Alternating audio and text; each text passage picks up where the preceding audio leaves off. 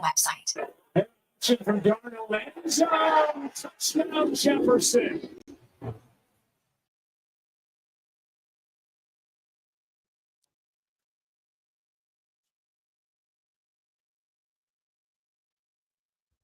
Well, a tremendous Tuesday afternoon. How are you? And welcome to the Jason Gregor Show, Sports 1440, Oilers Nation, YouTube, Facebook, and X, as always, presented by PlayAlberta.ca. We are coming to you live in the Ewell Studios in West Edmonton Mall as we are 8 days away from Christmas. For those of you who like last-minute shopping, you got a lot of time. Lots of time. For others, the stress maybe mounts. So plan ahead. Hopefully it's good for you to get ready and rolling here. For St. Nick arriving, well, I guess he arrives a week tonight with Rudolph and the gang. Should be fun. The Gregor Show is always presented by our title sponsor, PlayAlberta.ca, where you can get in the game. Also get into a Lotto Max, 15 million. Tonight, Lotto 649, 48 million tomorrow. And remember, in the month of December, use the promo code Gregor50 and you will get a free $50 play at playalberta.ca. We have lots and lots to discuss on the program today.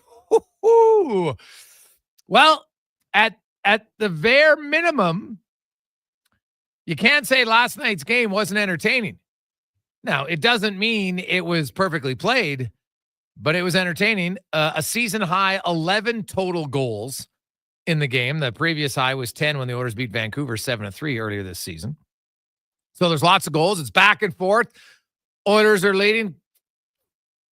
Panthers are leading. Oilers are leading. Panthers are leading. Then it's tied. Panthers are leading. It was back and forth. Obviously, there is some plays and some goals in that game on both sides that they would like back. No question about it.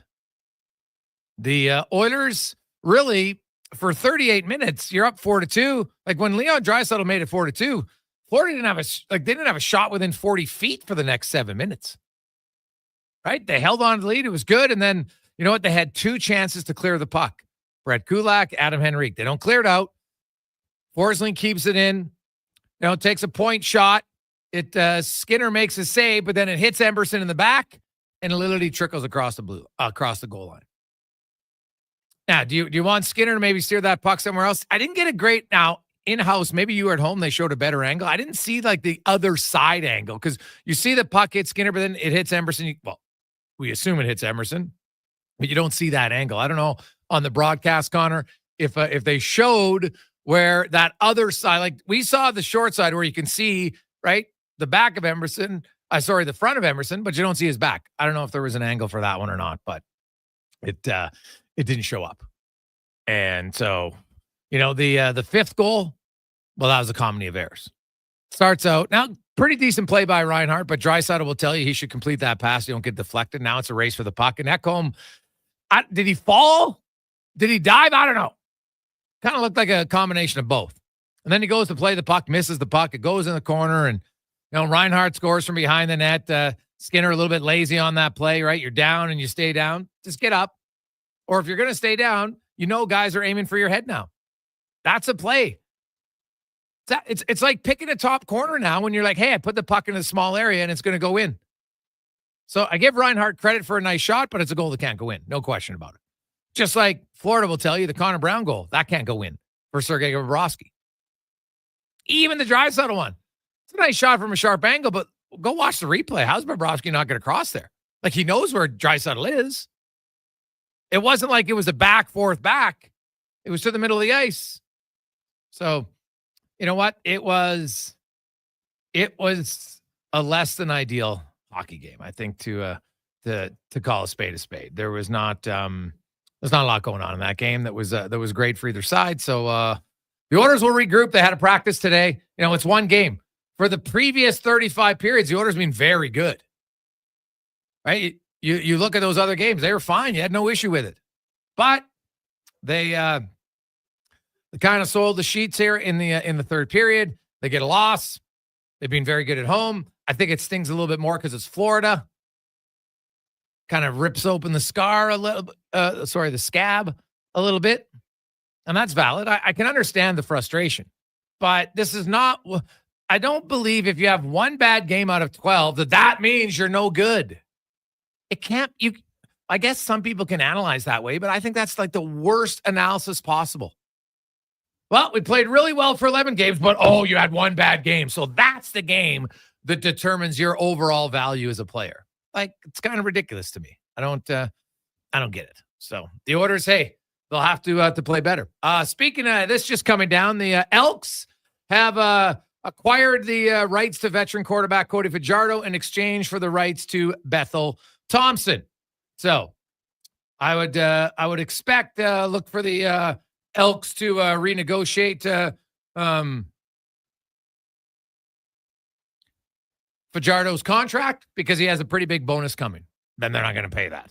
So look for him to renegotiate Fajardo's contract. So you know what?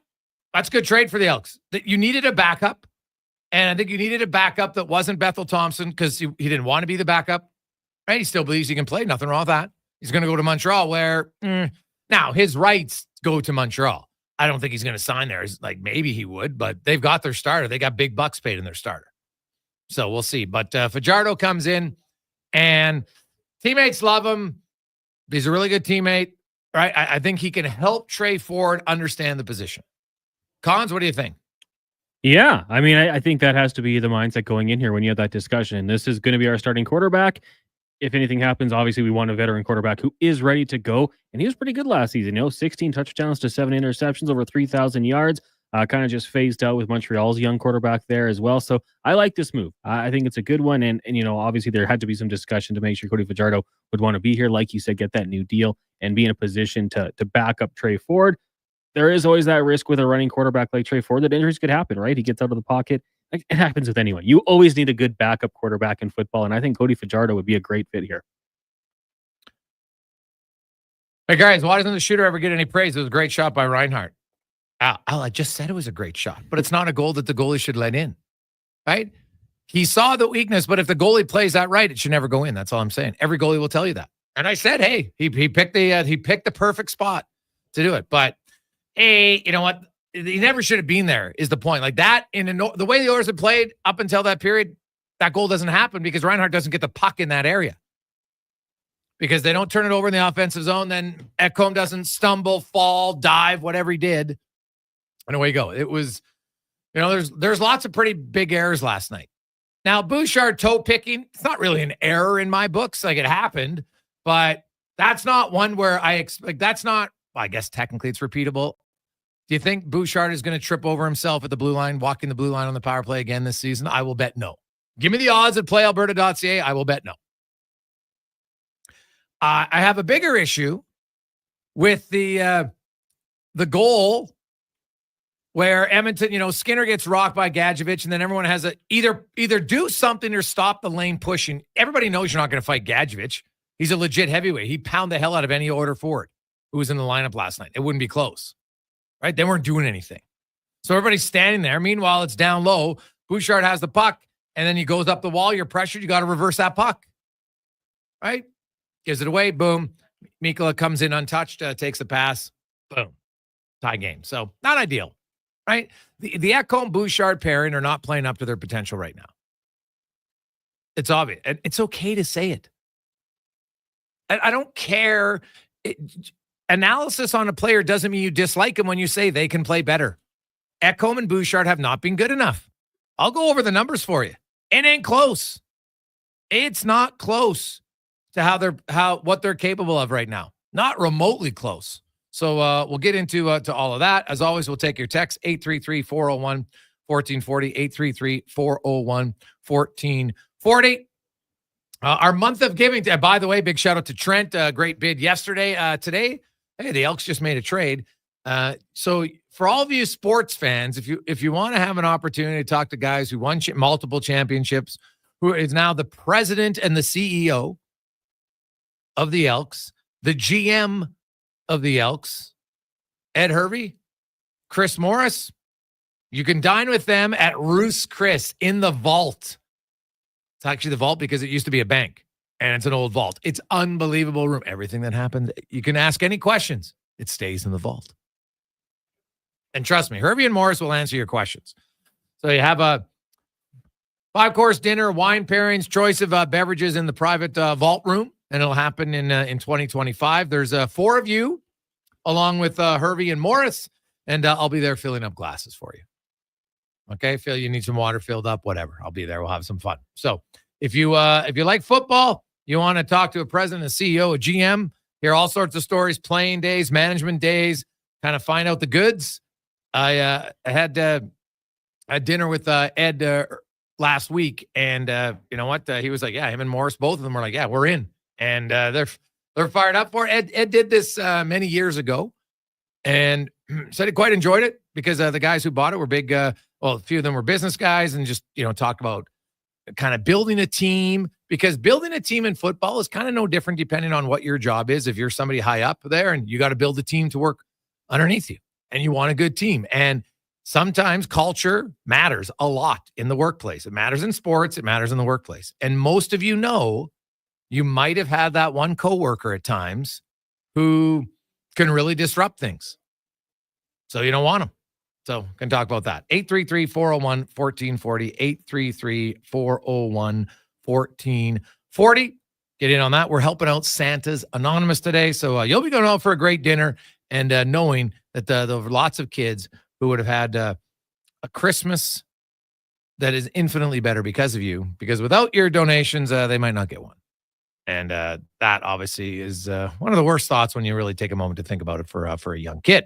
Coming up on the show today, we have a loaded lineup for you. Of course, it's Tuesday. TR will be by. Also, Dan Rosen, we'll talk some NHL. Lots going on. I was looking at the UFAs. And I guess technically you can go RFA because that would include Holloway, who's had a pretty good year so far, 10 goals, 19 points. But I was looking at guys and new teams this year, and who's giving you the best bang for their buck early on. Now it's early. But man, Kiefer Sherwood in Vancouver, 1.5 mil. He just scored his first ever hat trick, has a career high in goals now with 11. It's only 30 games in. But the other stat about Sherwood that's mind-blowing, he has 184 hits for Vancouver. The next closest is Dakota Joshua at 57, and he's missed some games. But even if he played all the games at the pace he would be on, he'd be at like 105. Like he's a physical machine. He's scoring goals. He's a bundle of energy. The NHL record for hits in a year is 383, set last year by Jeremy Lauzon. He beat Matt Martin by 1, who had 382 back in 2015. So far through 30 games, I mentioned Sherwood has 184 hits. He's on pace for 502. Like this guy he's hitting everything that moves, literally. So we'll talk about some of the best bang for your bucks on new teams so far this season. Also, we'll hear from Javon Leake, re-signing to stay in Edmonton. Going to use him more on special teams? I would hope so. We'll talk to him. The guy's a special teams player of the year. Get him out there, man. Like, no offense to Lucius Purifoy, but hey, they basically had a guy back there you knew would catch the ball, but that's it. It wasn't scaring anybody. He wasn't getting any returns. Dave McCarthy will be by, Struddy, Spec, DVD, so it's a loaded Tuesday edition. And we're often running. We got $1,000 in from Dan for the dinner, and we're often going here for the month of giving. Only one package today, so get in on it. We're getting down to the nitty-gritty. We only have a few days left of packages, so you can always go see what they are, jasongregor.com. It's right on the front page. Can't miss it. We will come back. Jason Gregor, Connor Halley with you on Sports 1440, Oilers Nation, YouTube, Facebook, and X, presented by PlayAlberta.ca. Day or night, tasting just so right. You can order oodle noodle at oodlenoodle.ca, delivering you the news almost right away. Remember, you can order oodle noodle at oodlenoodle.ca. So stay on your couch all day and order oodlenoodle.ca. Oodle noodle.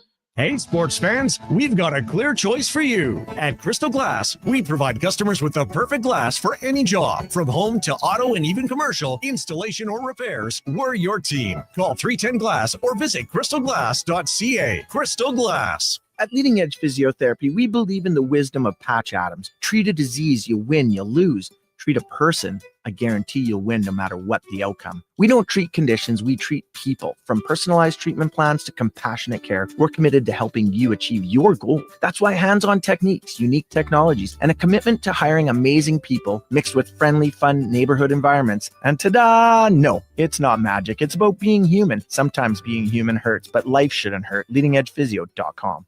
I'm making my list, checking it twice, and guess what? I'm giving Wilhock beef jerky to everyone, naughty and nice. Because honestly, everyone deserves a taste of Alberta's finest, no matter if they've been bad or good. So this holiday season, skip the chocolates and pass on the turkey. Make sure you're Wilhocking around the Christmas tree with Alberta's best beef jerky.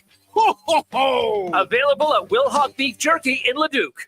At Fountain Tire, success is a team effort. They're committed to their team members and their customers. And that means treating your vehicle like it's their own and finding solutions that suit your needs. Because whatever the road brings ahead, they're on it with you. Visit fountaintire.com today. Silent Ice Sports and Entertainment is an innovative market leader across Western Canada. With sports and entertainment properties including the Spruce Grove Saints, the Junior Prospects Hockey League, Silent Rides Charter Company, the Hockey Super League, and the newly launched Female Super League. Silent Ice also owns the Western Hockey League Seattle Thunderbirds and operates the Morinville AAA Arena. The Silent Ice Center entertainment facility is open in Nisku, which features 2 sheets of ice, including a 1,600-seat arena and a restaurant with a viewing area.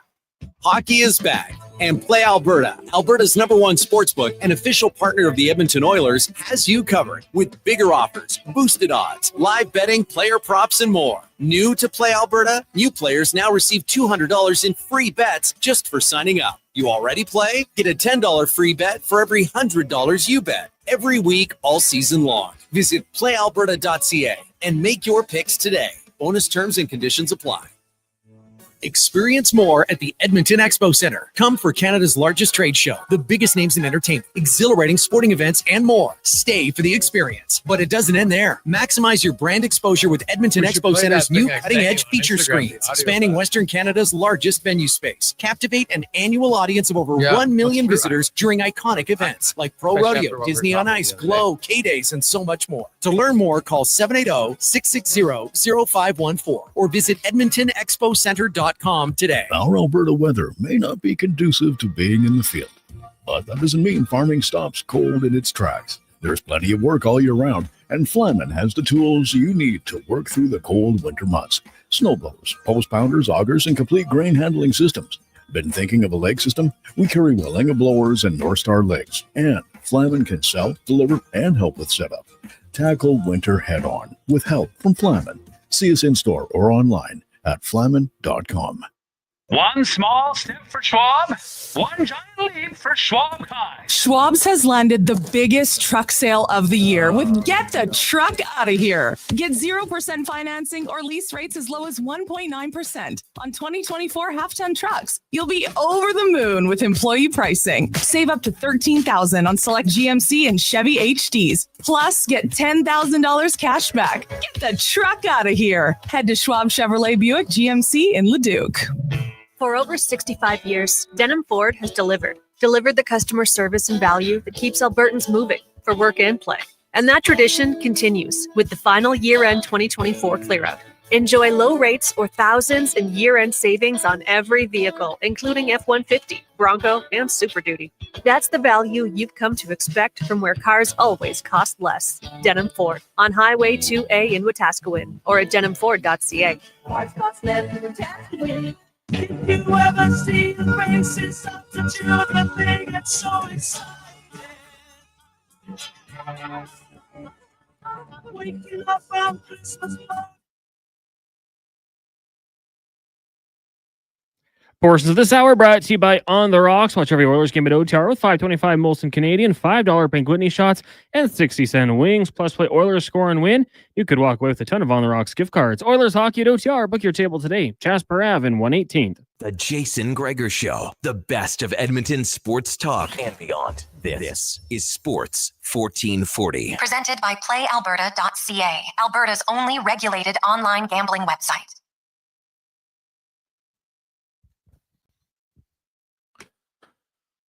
2:23 on a lovely Tuesday afternoon. Sports 1440, Oilers Nation, YouTube, Facebook, and X. You have a week left for all of you who love the last minute shopping. A week, that's a lot of time, depending on how you look at it. Lots of time. So, see where that goes. Greg, did you stay on pace for 200, 500 hits? Who's that statistician in Vancouver? Are they crediting a hit for skating by someone? Jesh. No, watch the games, my man. You can look at his hits on the road and at home, and it's pretty consistent. And I'll tell you right now, gone are the days. Every game now, you have somebody who monitors the stats. So no. It is legit. There's been a big change in accountability for the statisticians around the league, which is great. So I've talked to those guys, and they have it. They're getting evaluated on it. So it's not like the Cal Clutterbuck days when he would skate by someone in Minnesota, and if the crowd cheered, well, must be a hit. So yes, those days are long gone. Let's go around the NHL now, brought to you by McDonald's, where stop in at McD's. And it's Tuesday, so you can get a $4 Big Mac, $4 McChicken, or $4 filet of fish, but you can only do that if you order it through the McDonald's app. So download the app and save money right now at McDonald's. Senior writer from NHL.com, Dan Rosen, joins us. And Dan, I don't know, when you were a younger man, or maybe now, did you have a favorite soap opera? A guilty pleasure? No. Never in your life? Okay. I'm not a soap opera. The Saved by the Bell count? Well, yeah, it's kind of, maybe a little bit. Yeah, a little bit. It's not as much of a soap. There are some evening soaps, but you're right. Because no. That was Saturday morning for me. Yeah. That was even then, even as a child, I knew that was really bad, and it was a guilty pleasure. Oh, it's awesome. Because I asked because right now, the New York Rangers are the soap opera, and sports really can be, the sports fan. It's kind of like the soap. We love it sometimes. And you look at Capo Caco comes out now. He gets healthy scratch. He's like, I'm not even the worst guy out here. You know what? I'm not getting scored on. Like, and it's true if you look at his numbers, and it's very unlikely, but it kind of shows that things are not rosy in the Big Apple right now. So that was the biggest head scratcher for me with everything that's gone on with the Rangers.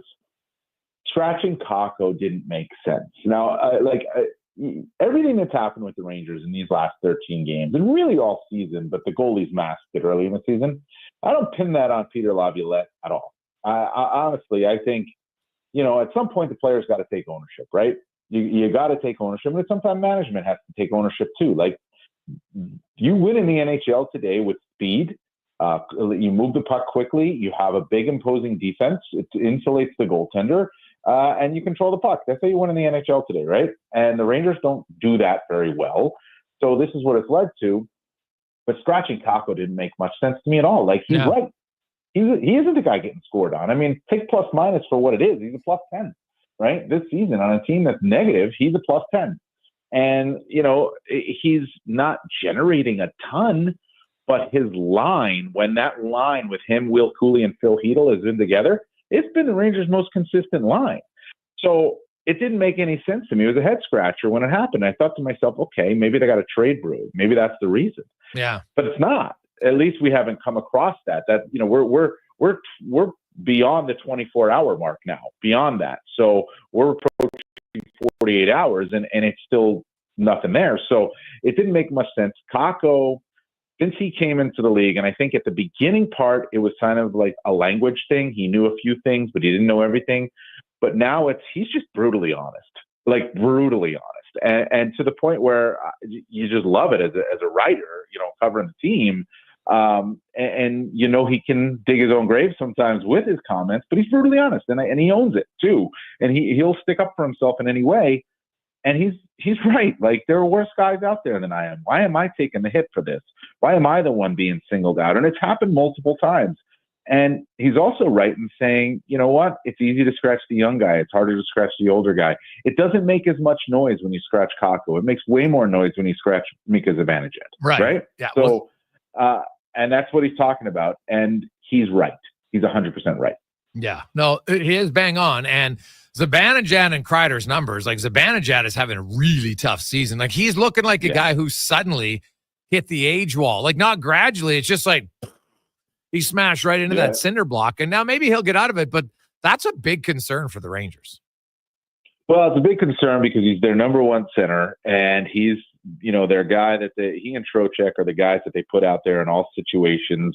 You want to see the development and continued development of a guy like Philip Hedl, but he's so injury prone.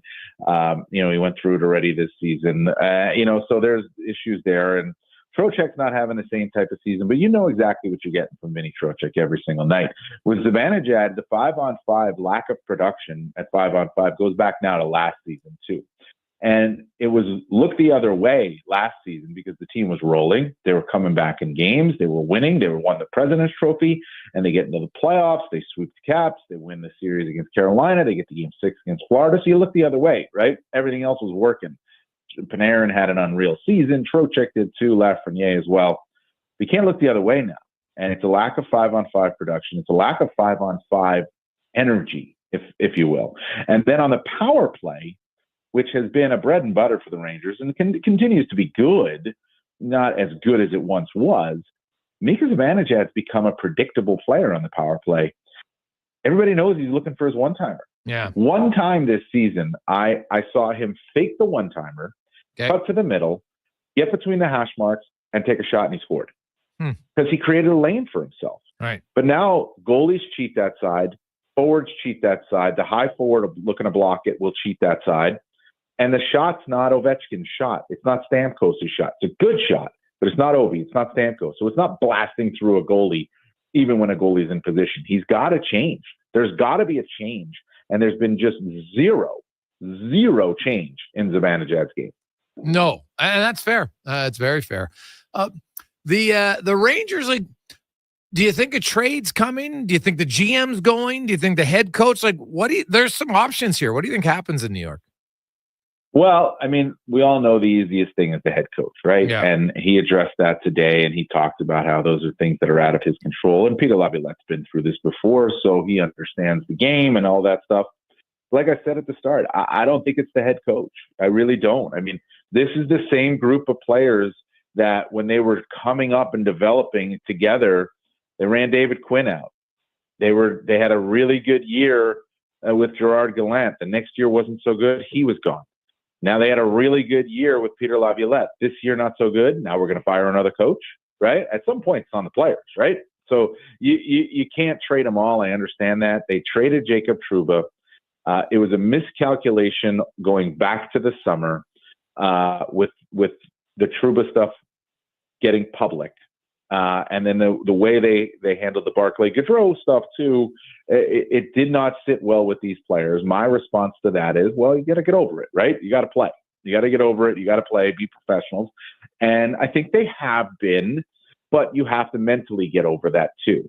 And now they traded Trouba, which we all knew was coming. The good thing about that is they get out from the $8 million cap hit. The bad thing about it is he wasn't the problem, right? I mean, it's obvious that he wasn't the problem. So another trade, possibly. We'll see where it goes. I mean, they have some guys that are underperforming right now, so their value isn't so high. I think the talent's in the room. I do. They're not fast. The defense is a bit in shambles right now. I think if you're going to build this Rangers team back up, you have to look at the defense and you have to start there.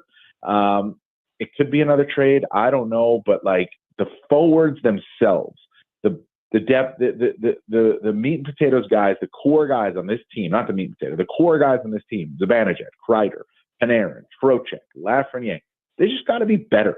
You have to play better. You have to change. When things aren't going your way, you have to find a way to change. These guys are continuing to go out and do the same thing over and over again. What's the definition of insanity, right? Just do the same thing over and over again when it doesn't work. Dan Rosen joins us. Dan, you look around the league to some other teams, and this is an interesting question for you because many people has said yes over the years and been like, oh, I was wrong again. Do you think the Senators have turned a corner, or do you need to see more? I need to see a lot more. Okay. A lot more. And it's the same three teams, in that division, in the Atlantic Division, Buffalo, Ottawa, Detroit, right? You got to see a lot more. What you like that out of Ottawa is as the season has gone on, they've gotten progressively better. So that's the good thing. Whereas Detroit and Buffalo, as the season's gone on, it's gotten worse, right? And that's a problem. And we're only 30 games into the season here, and you're getting worse, not good. Ottawa getting better, good. Is this the sign of a team that's ready to turn the corner? Listen, I think a lot of the numbers and the talent, the eye test and the number test would suggest to you that yes, it is. But we got to see it, right? I mean, you got to be able to see this. This isn't just you can't just go on a nice 10 or 11 game stretch and say, okay, we're good. They have the pieces in place. There is no excuse for them not to be a pretty good team when you look at the talent that they have and now the goaltending to back it up. So, but you got to see it. You got to see a lot more because I've been guilty with it, especially with the Buffalo Sabres on multiple occasions.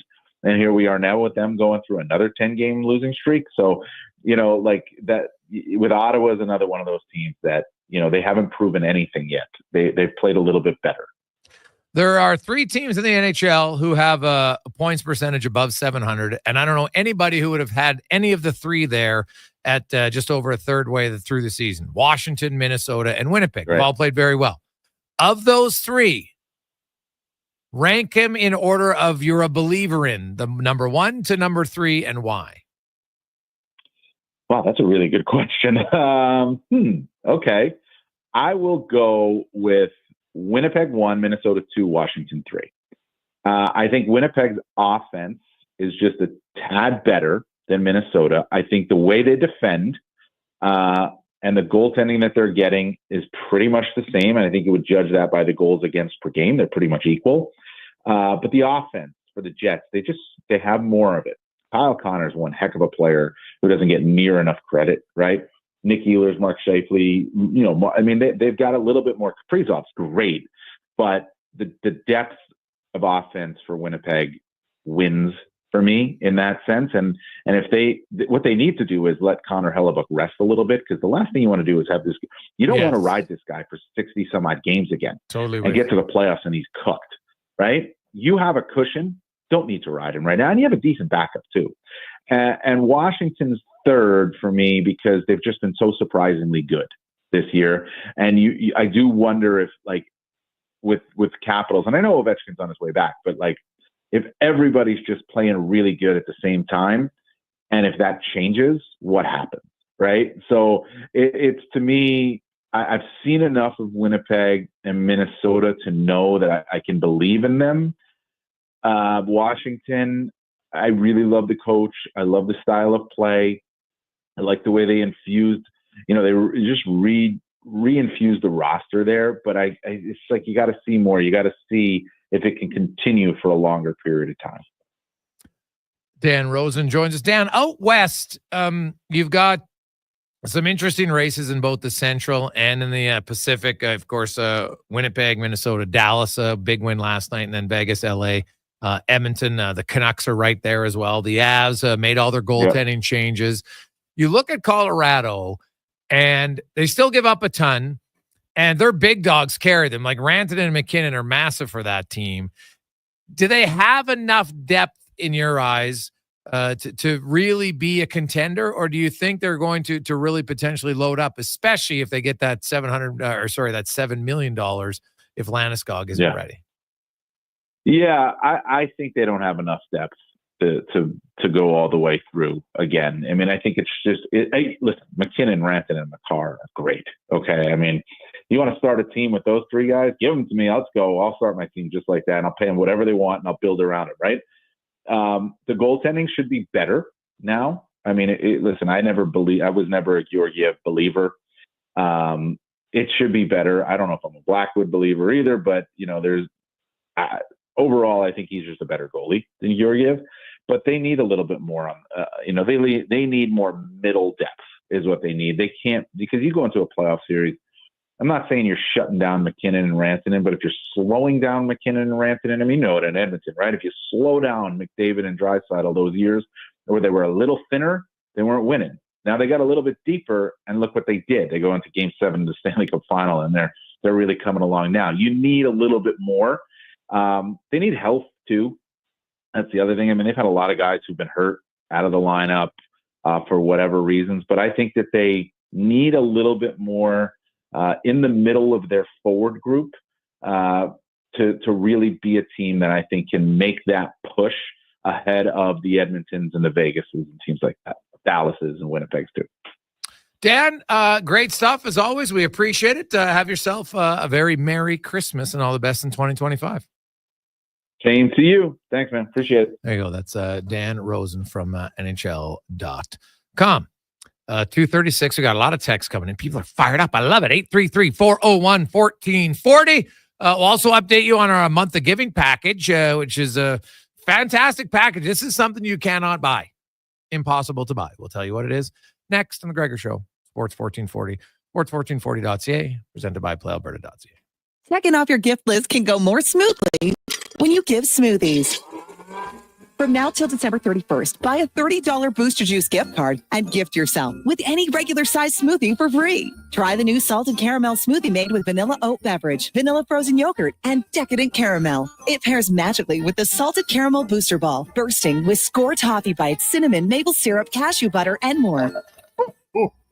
Happiest of holidays from Booster Juice. Download the Booster Rewards app today.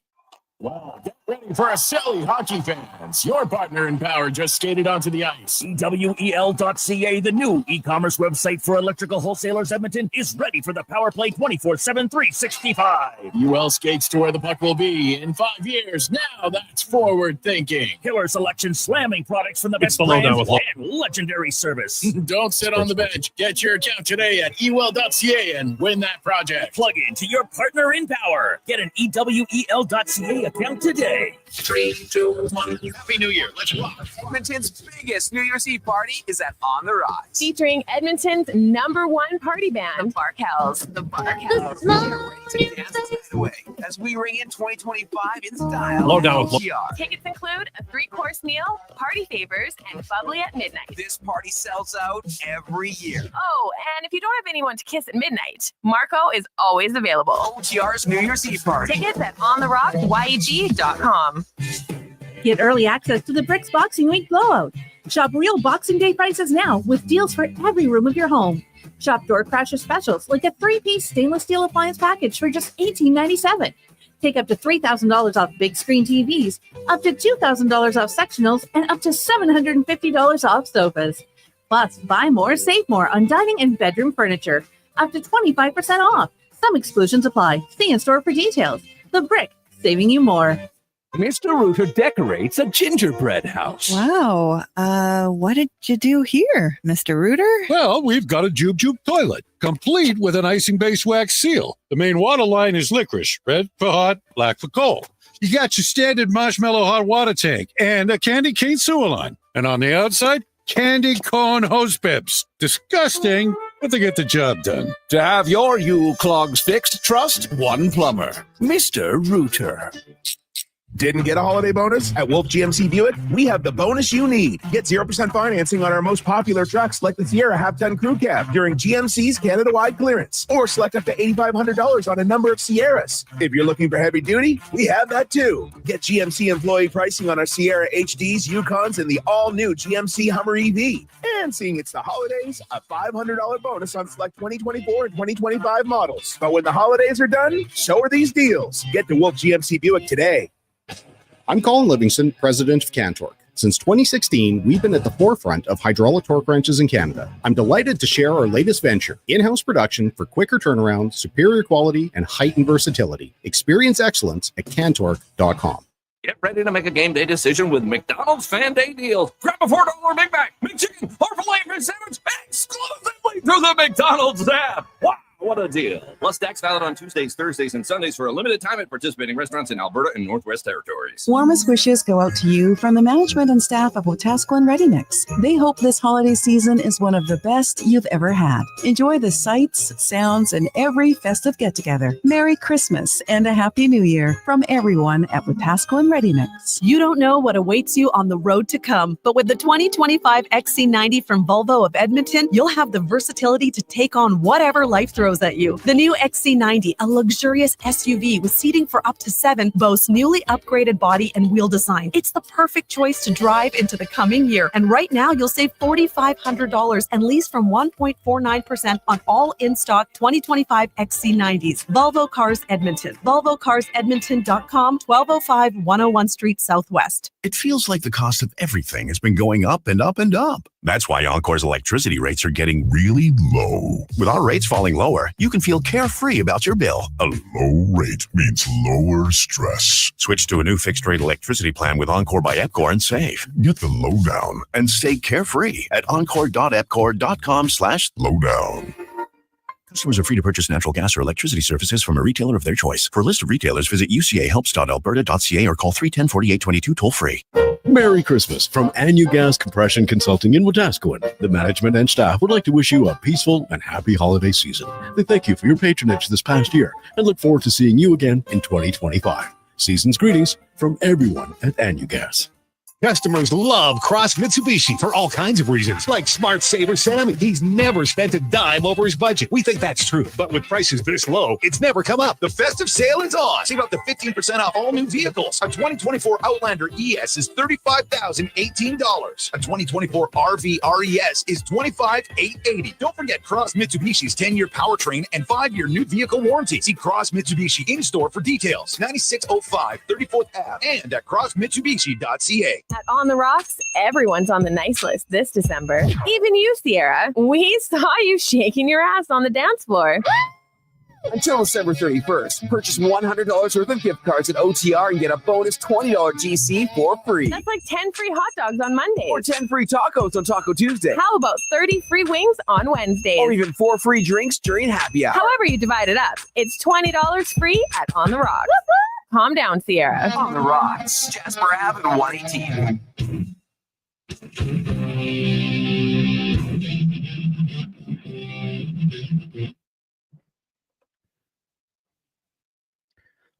Portions of this hour brought to you by Cantork. We offer sale, rental, repair, and calibration of pneumatic and battery-powered torque wrenches, stud tensioners, and flange maintenance equipment. Order today at cantork.com. The Jason Gregor Show, the best of Edmonton sports talk and beyond. This is Sports 1440. Presented by PlayAlberta.ca, Alberta's only regulated online gambling website.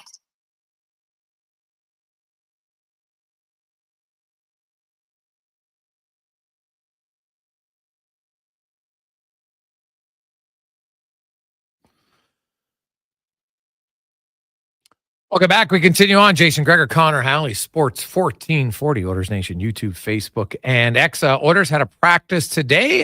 Tomorrow is going to be a day off for the Oilers, a scheduled day off, because then they have 3 games in 4 days. They play Thursday against the Bruins, and Saturday and Sunday versus San Jose and Ottawa, and then they are off for the Christmas break. Let's get to our football report, brought to you by Legacy Heating and Cooling Home. The no payments, no interest for 1 year on your furnace. Stay warm all winter at legacyheating.ca. And you look at this past season for the Edmonton Elks, they became, they're the most dangerous running team in the CFL, and we are joined by a gentleman who just signed a new 2-year contract extension. He averaged 6.5 yards per carry last season, rushed for 6 touchdowns. Javon Leake joins us. Javon, congrats on the new contract. How you doing? I appreciate it, man. I'm doing good. How y'all doing? Excellent. Javon, know, when you signed in Edmonton, of course, you came in, you were, the reigning special teams player of the year. Everyone's excited because Edmonton hasn't had a great punt returner in a while. And you started running the ball and you ran it with great success. And then they kind of took you off of special teams. Did you miss being a kick returner last year? Oh, yeah, definitely. I always love doing returns, so I'm going to miss it anytime I don't get to do it. But I'm going to definitely be back on it this year. Like, I'm excited about that, especially with my new head coach being a specialist guy. I'm going to definitely get back to the return. Okay, so have you already talked to Coach Killam about that? Was that something you brought up, or was it something he said, oh, FYI, you're going to be returning? Nah, it's just I had talked to Ed. Coach Killam, he didn't mention it yet, but I already know that's what's going to happen. I had talked to Ed about it, so just knowing how them guys, before they even came to Edmonton, knew about me. So we had talked about it just a little bit. It's definitely going to get in the works, though. Yeah, well, that's good. What makes a good returner in your eyes? One cut and go. Really don't waste no time trying to make people miss too much. Just get vertical as fast as you can for How do you get better at it, Jim? Because, it sounds like what you say is simple, but obviously there's got to be some courage involved there, because lots of times when you turn it up, there's a chance you can get popped pretty good. So how did you learn to become like timing space, know when to go, when to cut? How do you get better as a return guy? How do you practice it? I'm not gonna lie, it definitely has to do with the scheme. If you got a good coach with a good scheme and good guys on your return teams, that definitely plays a part. You guys all got to be on the same page, locked in. You got to know when they're gonna make the block. So just knowing your schemes really helps you get better at the return each week. And for me, the type of guy I am, I get comfortable as each week goes on. So with each return that I get, it's more and more deep into the season. I just feel more comfortable, feel where I know I'm supposed to be hitting it, where it's supposed to open up. So stuff like that, you just got to pay attention to as the season goes on. So you mentioned Killam, and I know he's going to have a heavy part in the special teams. He's a special teams coordinator for a long time. And you look at the schemes he's had. Is there one or two schemes that are better suited for your style of a returner? Yeah.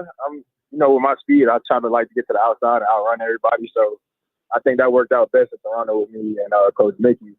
Most of my big returns were set up for outside returns. So I feel like with me and my speed, just getting to the outside and the edge, I think that's the best way it'll work for my type of play.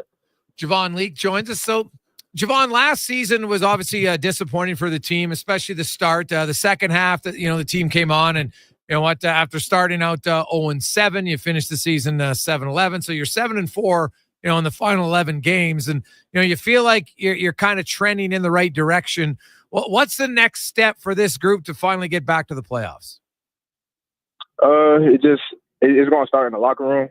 Definitely with the guys. We just got to find our main leaders, guys that want to win, guys that can lead by example, and just trust in the coaching staff.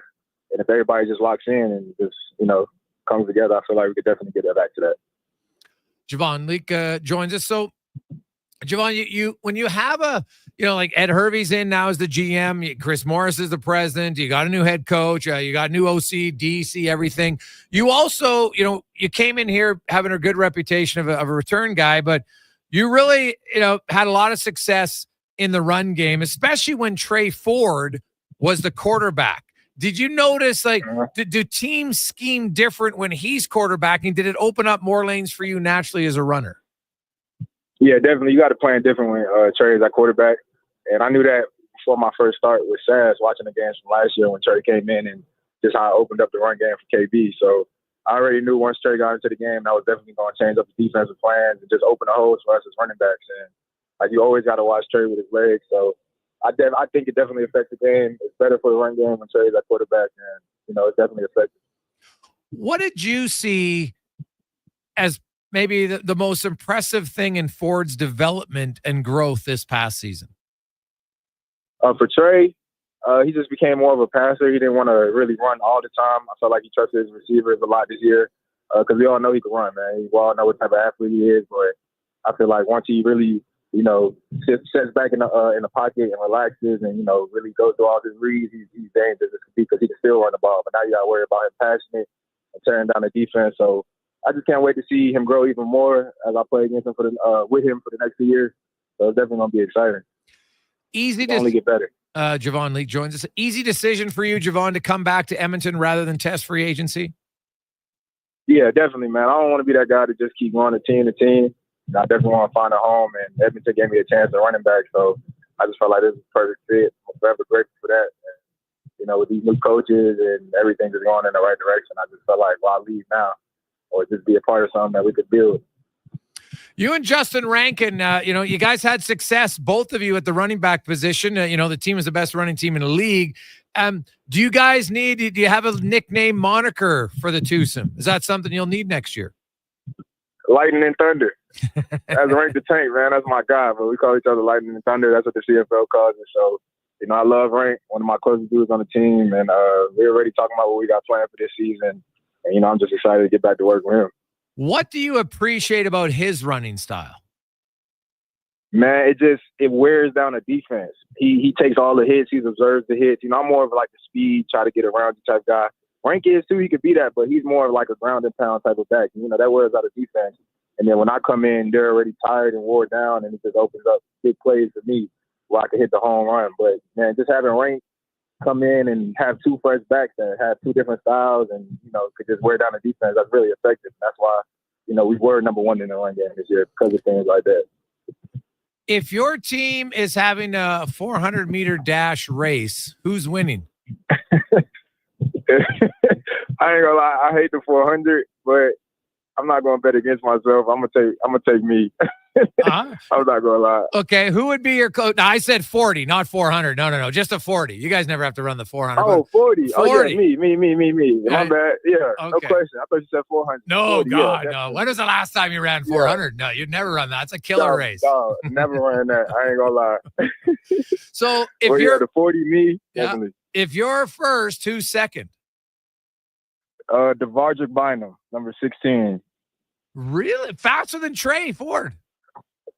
Dog, we had conversations all last season about who was the fastest. I was going to say Trey next, right after him. But if you guys really look into Devardrick Bynum, he's actually pretty fast, not going to lie. But it's like Trey is like right there. Like all three of us, I wouldn't say anybody's like super faster than the other one. We're all like right there neck and neck. But yeah, those are the top three for me for sure. Now, you've obviously ran a 40 before. Do you naturally run faster in the game? Yes, definitely. Yeah. I don't like doing 40s, man. They lie to you. In what sense? Because they don't show 40s. How fast you are? Yeah, man. Because when I was coming out of college, I went to the NFL Combine, and I ran a 4.65. And I ended up going undrafted because of my 40 time. And the second time I tried to run it, I ran a 4.7. I was like 215, in weight, but I really don't like 40s because I felt like it didn't justify my game speed, Well, yeah, because last year I think you had the fastest time in the CFL, if I'm not mistaken, in that Saskatchewan game. Yeah.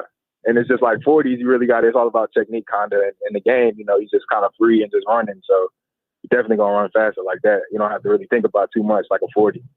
Now, this might be I don't want you to give away any secrets, but I'm always curious as a punt return guy. And this is somewhat of a Zoolander joke question, but can you cut better to the left or the right at full speed? To the right for sure. Okay. That's my dominant with. I definitely would say the right. Okay, and that's fair because so then a lot of times then you'll obviously want to get set up. Doesn't mean you can't go left, of course you can, but those small that's the difference sometimes in hitting the hole and then not hitting it completely, right? Yeah, definitely be way more quick and smooth with the right foot than the left foot out to the right. Javon Leake joins us. So Javon, take us through kind of what does your off-season training look like? What are you most focused on this year to be better next year? Just my patience, kind of reading the holes a little better, way more smoother cuts, one cuts and just go. But really just patience and kind of hitting the hole from start to finish, kind of going 0 to 100 quicker than what I did this year. Well, Javon, congratulations on the contract. Thanks so much for joining us, and best of luck next season. Hey, appreciate it, man. There you go. That's Javon Leake signs a 2-year contract extension with the Green and Gold. So you've got Leake, Bynum, and Ford. Ooh, that Bynum, I want to maybe kind of surprise some people. I got to watch that next year. UAB has an article from their pro day. Devardrick Bynum ran a 4.34 40. Ooh. So he's not lying. Okay. He's not lying. Well, we might have to get Bynum on the show here. Could be now. Javon doesn't like, and I get it. Right? Like running the 40 in a straight line, like if you're a sprinter, then you love it. But in like the 40 time, I get it because it shows you speed, but doesn't always show it exactly. It gives you a sense of what it's like. But how many guys in a season are running 40 yards untouched? Well, first of all, untouched hardly ever. You might be a receiver, run a deep slant pattern across the middle. You catch it in flight, you're gone. Okay. Right? Then the DB's trying to catch you. But, return guy, maybe even then a return guy, though, you're probably breaking a tackle at some point or bursting through an arm or something. So it's, but I know Bynum is you look at the Elks defense. We got a lot of texts coming in. Hey, Greg, love you're talking Elks. I'm curious. Do anything else about the coaching staff? Well, what's the delay? Well, we talked about, and thanks for that, Paul. We talked about the delay the other day. And so this has happened. I was told by a few agents that, so teams, let's say you have a coach, right? The contracts all end on December 31st, right? And so you get paid in your increments and whatever. Now, some guys might get their last check on like the 15th of that month for the end of the month. Some wait until the 31st, depending on the payroll, the team, all that stuff. And there's been some cases in the past where a guy who was under contract for, I'll just say in Calgary, I'm not saying, in Calgary, signs because his contract's up December. And you know what? There's a change in personnel, yada, yada, yada. He's not coming back. They're not going him. So he's going somewhere else anyway. And then he signs. And now the team that's supposed to pay him in Calgary is like, well, we're not paying. Well, what? I'm like, how can that be? It makes no sense. It's about a smart. Remember when the NHL had that great plan that if you fired your coach, and another team signed him, then you had to give them compensation. Still in the history of the NHL, the most idiotic rule I can ever think of.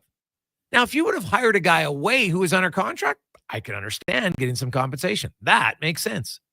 But firing a guy, we don't want him to coach our team anymore. Oh, by the way, we're still paying him. So now not only do we not have to pay him, you have to give us a draft pick to sign him. Like, what? God, that was a terrible rule. And the Oilers had to pay two of them because of it. Oh, was that stupid? Think about, if anybody was new to sports and I'm explaining, they're like, Gregor, you're an idiot. No league would ever have that rule. Is this a fantasy league you're talking about? No. It was the NHL, and they had that rule. It was a legit rule. It was mind-blowing to me. Mind-blowing. So that's the reason why. Now, here's, digging around here in some names for the Elks. I think Jason Tucker is going to be the receiver coach for the Green and Gold. Now, I do know that Sorrells is coming back as the O-line coach. That's for sure. He's the one guy who's carried over. He'll be back. So then you look at other positions. We know J.C. Sherritt's going to be the DC. We know that the offensive coordinator, of course, Jordan Maksimic, he'll be here. So then, you're probably going to have like a defensive assistant. You're going to have an offensive assistant. You need a special teams coordinator. Now, that's the one. And all I was told was it might be a name for the special teams coordinator role that you don't expect. Because, of course, I'm looking around the league. I'm like, okay, who are guys who have expertise in special teams? And I'm digging around, and I don't even try to went back farther and look to say, okay, well, were they special teams somewhere else, like maybe in college? So that's, the name for the special teams coordinator might surprise some people. But J.C. Tucker, I think, is coming in. The D-line coach, that'll be interesting to me. I know it's a position that Killam and Hervey feel is hugely important. Not only as the coach, but they really want to improve their D-line, specifically their interior D-line. I think if you had to tell me the number one position the Elks are shopping in free agency, I'm going to say the interior of the D-line. That would be position numero uno. Hey, Gregor, Calvin McCarty. Well, he would, he'd be a special teams guy for sure. That name wouldn't surprise me, but no, I don't, haven't heard that name at all. So I don't think it's going to be him. But, he's a longtime special teams guy, so that wouldn't surprise me. But, this person, somebody who has connections to special teams, but maybe hasn't been a coordinator in a while. So we'll see. 2:59. We'll update on our month of giving when we return. We got TR and more. It is, that's a fast moving hour. 1 hour done already. I love it. 833-401-1440, Texas in our UL inbox. So we get to Connor Halley. Sports 1440 update brought to you by your Alberta GMC dealers. And the Canada-wide clearance event is on now. You can get a $7,500 cash credit on a 2024 1500 crew cab elevation right now at gmcoffers.ca. This is a Sports 1440 update. Busy night on the ice night in the NHL. Starting at 5, you got the Sabres and the Canadians. Lightning host the Jackets, Kings, Battle of Penguins, Islanders in Carolina, Blues, Devils, Reds, Rangers, Caps in Chicago, Flames hosting the Bruins, Sens take on the Kraken, and the Jets down in San Jose. Just one game in the association, the NBA Cup Championship. Bucks meet the Thunder down in Vegas. This one gets going at 6:30. The Edmonton Elks have acquired the rights to veteran quarterback Cody Fajardo in exchange for the rights to McLeod Bethel Thompson. Fajardo appeared in 14 games last season with the Owls, throwing 16 touchdowns and 7 interceptions with just over 3,000 yards. He is under contract for the 2025 season. The Edmonton Oil Kings play their final home game before the Christmas break, taking on the PA Raiders. Puck drop 7 o'clock down at Rogers Place. In the AJ, you got Olds hosting Calgary, Whitecourt's head to Bonnyville, and Camrose, Kodiak's hosting Devon. All those games will get going at 7 o'clock. In the PWHL at 5 o'clock, the Boston Fleet hosting the Ottawa Charge. And some news from the majors. Cody Bellinger has been traded from the Chicago Cubs to the New York Yankees per reports. Bellinger, 29, is a former MVP and has 2 years remaining on his contract with an opt-out after the 2025 season. Coming up in hour 2 of the Jason Gregor Show, we'll be joined by our co-host and former NHLer, Terry Ryan. Plus, we'll look around the NHL with Sirius XM's Dave McCarthy. I'm Connor Halley. This has been a Sports 1440 update. Sports 1440, a Stingray radio station broadcasting on Treaty 6 territory. Download the free iHeartRadio app and listen to CKJR wherever you go. Bringing every project to life requires the right team. By joining the Japa Machinery Group service or sales teams, you can be part of setting a new industry standard. Celebrating a legacy of excellence with Japa. Learn more at japamachinery.com.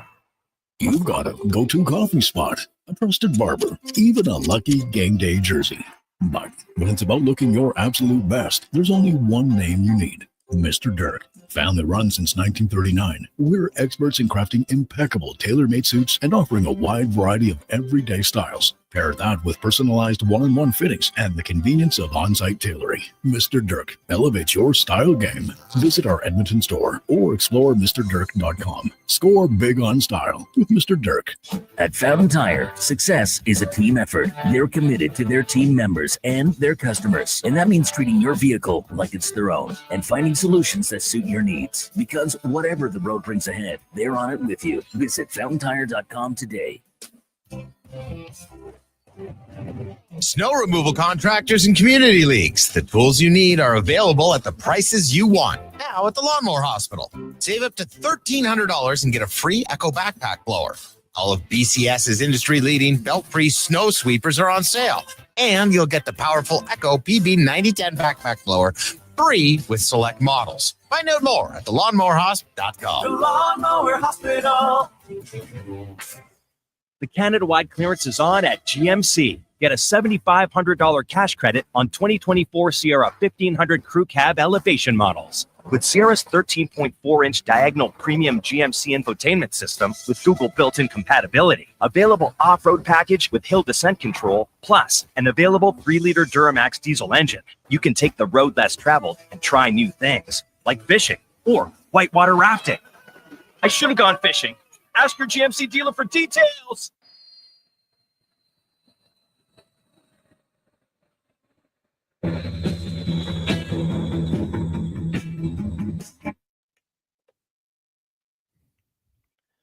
Portions of this hour brought to you by Culligan for all your residential water needs. Your local water treatment company. More than just big bottles. Culligan.com. From puck drop to kickoff, it's the Jason Gregor Show on Sports 1440. Presented by PlayAlberta.ca, Alberta's only regulated online gambling website.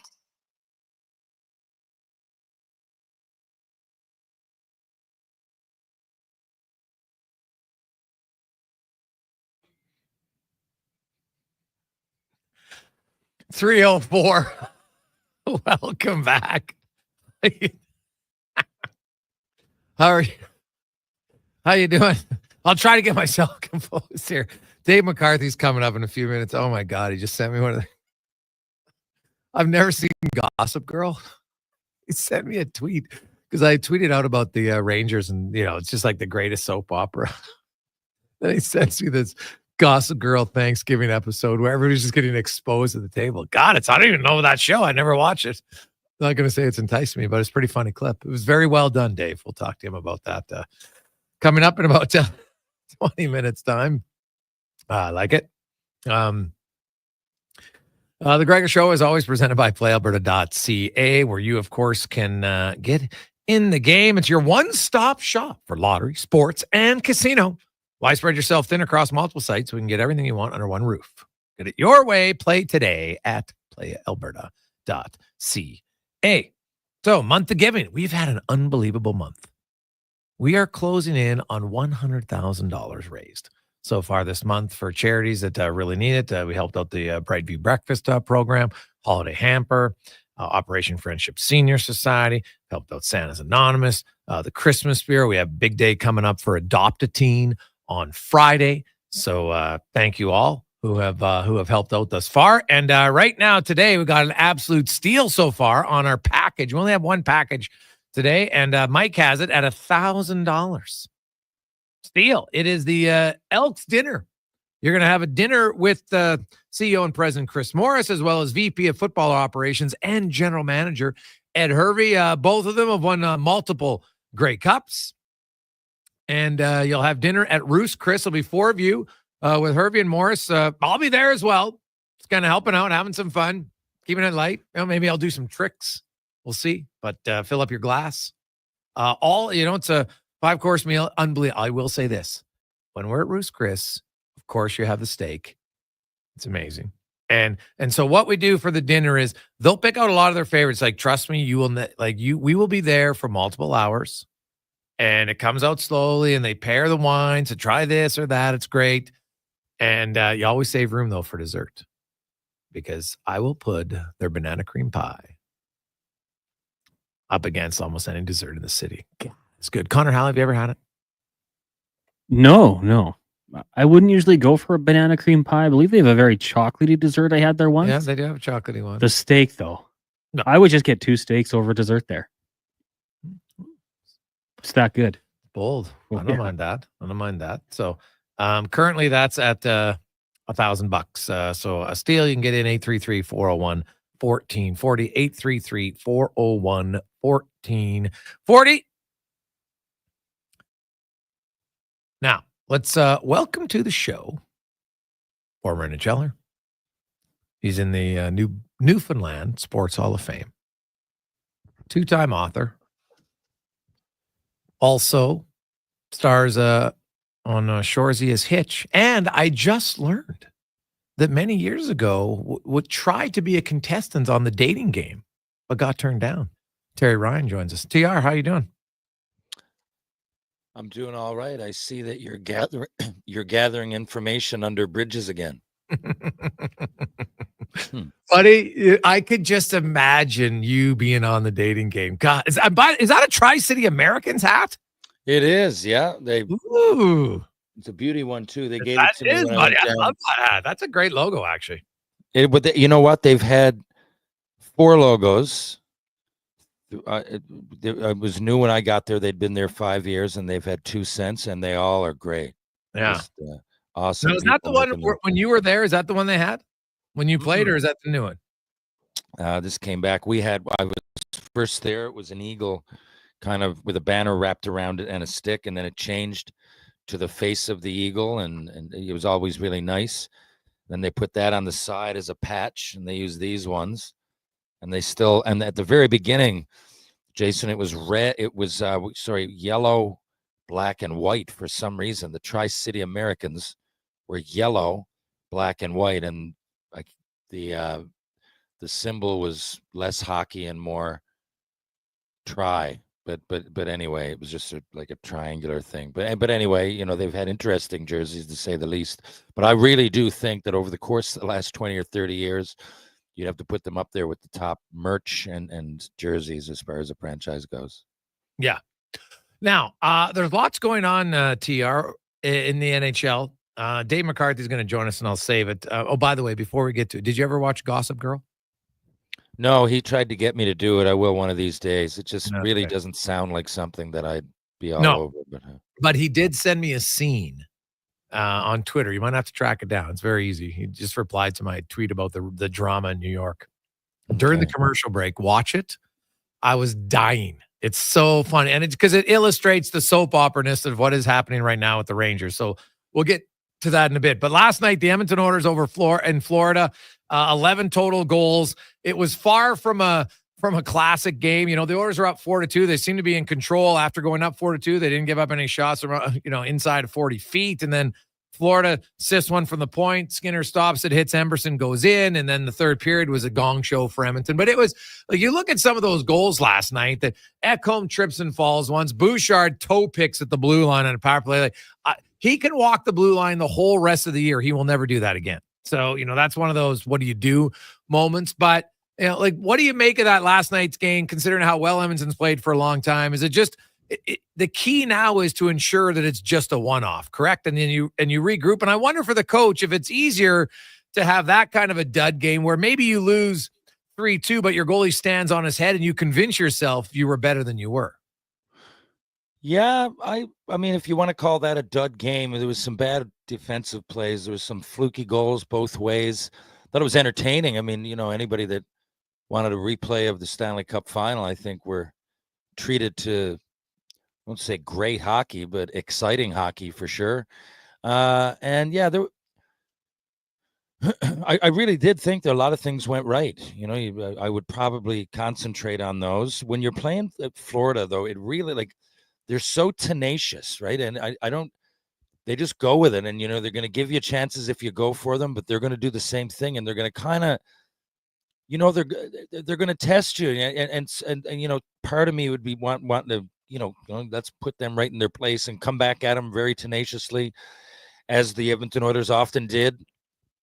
Part of me would want to say, you know what, just let them do their thing. Let's not wake up a sleeping bear. But there's a little bit of a middle ground there. I was at the third or fourth goal, and they were a little bit taken out. They were over by the bench. Something had happened. Yeah, that was the fourth goal. It was like, first of all, no one's fighting Gadjevich, right? So stop pushing and shoving him, and the yelling at the ref isn't going to help you because the play's over. And then Bouchard, you're being pressured. Just reverse the puck, right, back out of harm's way. Yeah. All right, didn't happen. So yeah, there's a lot of things that went wrong. They were on their mind. They were in their head. Yeah. Right, a little bit. Florida is going to do that. They didn't seem to dominate the mental game. The Oilers didn't really seem intimidated or anything, but at times you get roped into their game plan, right? And it's enough to break the game open. And the Flyers just seem to be confident. Hey, if you get 2, we'll get 3 or more, and if you get 5, we're going to get 6. Because there's a lot of things. If you were a fan of the Florida Panthers and you broke it down from their side, they did a lot of things Stanley Cup champion as well. They weren't good. No, that was it was overall both teams. Like that was not a crisp game. But you know what? It's in the middle of it's an 82 game season. It's those games are going to happen sometimes. Anybody who that's to me, I'm like, hey, was it a bad game? Yes, it was a bad game. It doesn't mean the Oilers are bad. It doesn't mean that the next game is going to be bad. Now they just have to ensure that they don't let it manifest. And it's just like a one-off odd night where both teams, like Paul Maurice isn't sitting there saying, whew, we played great. Far from it. Yeah, I would think I would think Florida got out of there happy that they got the win, knowing that they could have gotten the loss. Both teams, because it was such sloppy defense at times, did they really find out much more about each other? Probably not. But I would think that both coaches took a lot of positives from that game. And, the timing of it, the schedule lately hasn't exactly been fantastic. And we're in this dog days of winter type of thing on the schedule, so hey, it was kind of what I expected to see, to be honest with you. Terry Ryan joins us. Victor Arvidsson practiced today. He's getting close. Jeff Skinner found himself demoted to the fourth line. Do you think the Skinner Is this just, are we nearing the end and that, the Jeff Skinner experiment's not going to last very long in Edmonton?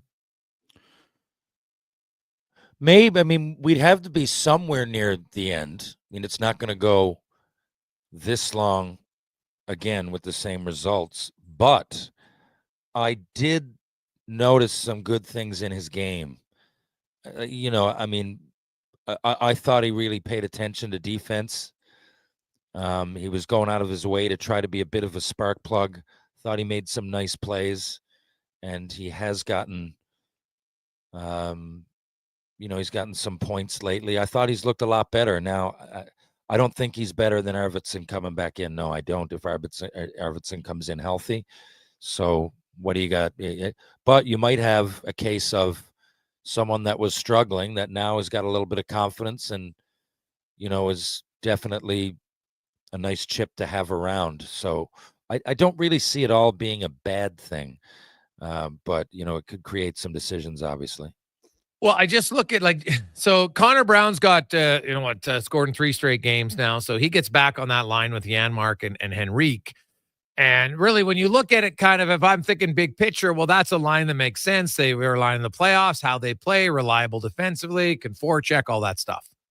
So then I'm like, okay, well, where's Jeff Skinner fit in? They love Podkolzin. He's a forechecker with Draisaitl. Skinner's not a forechecker. I don't see any chance he plays with Draisaitl.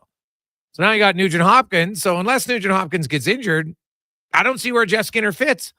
And maybe Evander Kane comes back in 2 months. So now he's another left winger.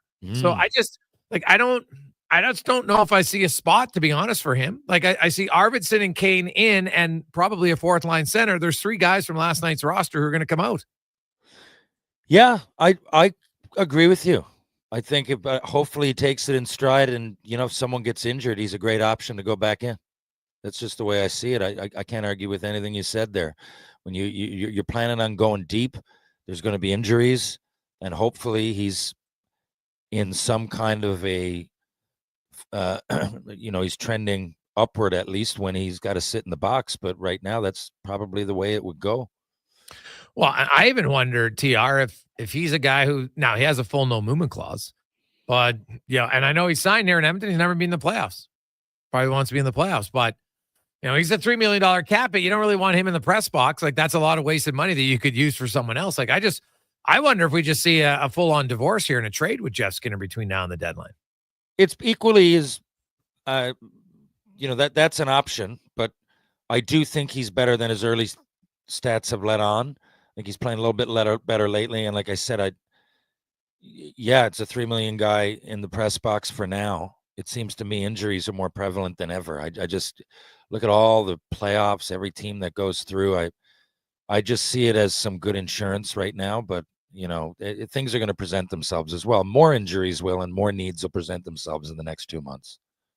And that's fair, right? I'm not saying they have to do it right away, but it will be, it's kind of interesting. So Arvidsson skated today, and if Skinner's now down on your 4th line with Perry and Ryan, when Arvidsson comes in, does he automatically go to Kapanen's spot, or the fact that he keeps scoring, does Arvidsson start on your 4th line just to get kind of get some conditioning back and work his way up, or do you put him right back with Draisaitl? It's a great question. That's what I like to do. I mean, it's a decision. I think, though, I think I'd probably put him right back with Draisaitl. Yeah. Sometimes you go with your gut. Thought he was playing fantastic, and I remember those things that Draisaitl said about him. I think he was pretty complimentary, so I don't think he would have a problem with it, even though he's rolling. Who was, by the way, it was late in the period. I think it might have been the winning goal last night. I'm not sure. But Ekholm kind of backhanded it up the boards. Yes. I didn't see, someone has to be there. Yeah. There was nobody there forever. And then I don't even think I ever saw them come into the screen first or last. The defenseman on that side had, if you're up there, you can just hit that. There was no tension whatsoever. I find that funny. You learn that in Adam hockey. Who was supposed to be the winger there? Well, I have to go back and look because it's totally valid. I'm trying to think who was on was that McDavid's line on the, I got to go back and look. I think it might have been. I couldn't see from the highlight. I tried to right before this because I wrote the goals down and I said, you know what, I didn't see anybody there.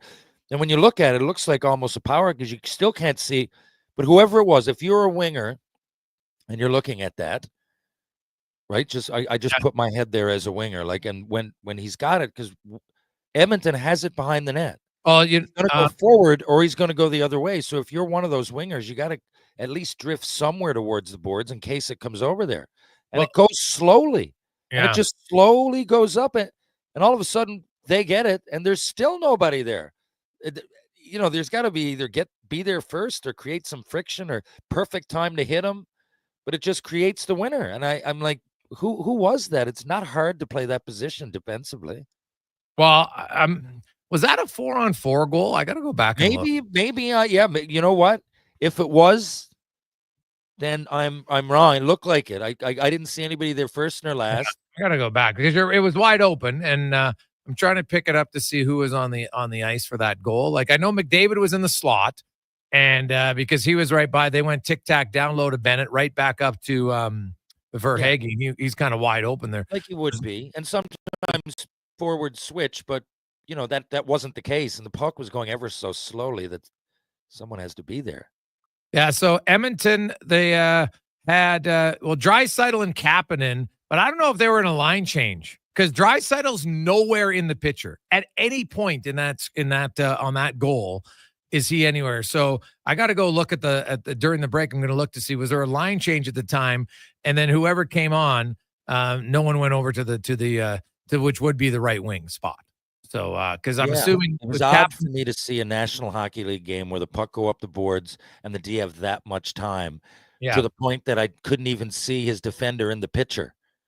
Whereas if you're a winger, to go there right away.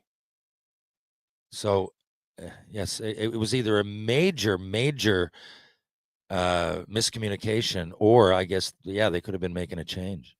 Yeah. Jeff Skinner wasn't on the ice for one shot attempt last night, offensively at 5-on-5. Wasn't he on the ice for the goalie that goal that went off the back? Oh, that was against. Yeah, that was against. Yeah, that was against. Of course. So, no, it was. You look up the game sheet from last night for Jeff Skinner, and it's, I just honestly it's an experiment so far, and now we're at 30 games, TR. And I haven't seen enough for me to think I think he's the guy who might come out of the lineup for a game. Honestly, yeah. I don't, Derek Ryan's a center. He played 7 minutes last night, but he's a fourth line center, right? So you're not, and Janmark is the only other guy who moved to center, but they're not going to do that. And he's a decent fourth line center. Derek, to me, Ryan's an obvious upgrade. Like to me, it's a no brainer. But so I'm looking. Here's Jeff Skinner's numbers last night. So overall shot attempts on the ice, 0-4, 14 against. Ouch. Unblocked shot attempts, so missed the net or on net, 0-9. Actual shots on goal, 0-7. 0-for-1 in goals for, goals against. And he had expected goal percentage of 0, which because he didn't do anything offensively. Like he had a 0 expected goal. So they didn't do. I'm like, I don't know if I've ever seen that number before. Like that is a terrible game. It's nothing. From Jeff Skinner. You could be in any league. You could get called up from the Southern Professional League and you'll have a game like that. Yeah, like, oh my goodness, that's awful. We'll come back. Dave McCarthy will join us. We'll update you on the month of giving. We got to get that up here. Let's get the bids in, boys and girls. 833. We're helping out Santa's Anonymous. 833-401-1440. We'll return to the Gregor Show presented by PlayAlberta.ca. Checking off your gift list can go more smoothly when you give smoothies.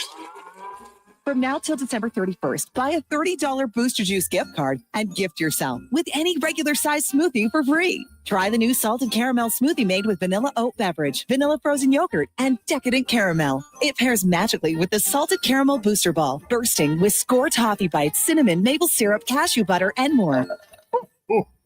Happiest of holidays from Booster Juice. Download the Booster Rewards app today. At On the Rocks, everyone's on the nice list this December. Even you, Sierra. We saw you shaking your ass on the dance floor. Until December 31st, purchase $100 worth of gift cards at OTR and get a bonus $20 GC for free. That's like 10 free hot dogs on Mondays. Or 10 free tacos on Taco Tuesday. How about 30 free wings on Wednesdays? Or even 4 free drinks during happy hour. However you divide it up, it's $20 free at On the Rocks. Calm down, Sierra. On the Rocks, Jasper Ave and 118.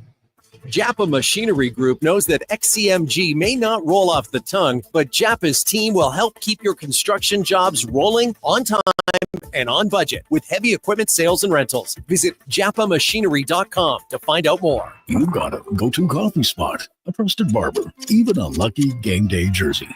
But when it's about looking your absolute best, there's only one name you need. Mr. Dirk. Family run since 1939. We're experts in crafting impeccable tailor-made suits and offering a wide variety of everyday styles. Pair that with personalized one-on-one fittings and the convenience of on-site tailoring. Mr. Dirk elevates your style game. Visit our Edmonton store or explore MrDirk.com. Score big on style with Mr. Dirk. Oodle Noodle Origins. In 1864, Francis Oodle took over his dying father's business as a leatherman. He was quite proficient, but his heart was never truly in the trade. After his father's death, Oodle met a cocksure young man named Vladimir Nudell, who was a trailblazer in the popular new art of food boxes. They formed a partnership and aimed to ply their trade in the new world. At Ellis Island, Nudell was renamed David Noodle, and henceforth, the franchise has been known as Oodle Noodle.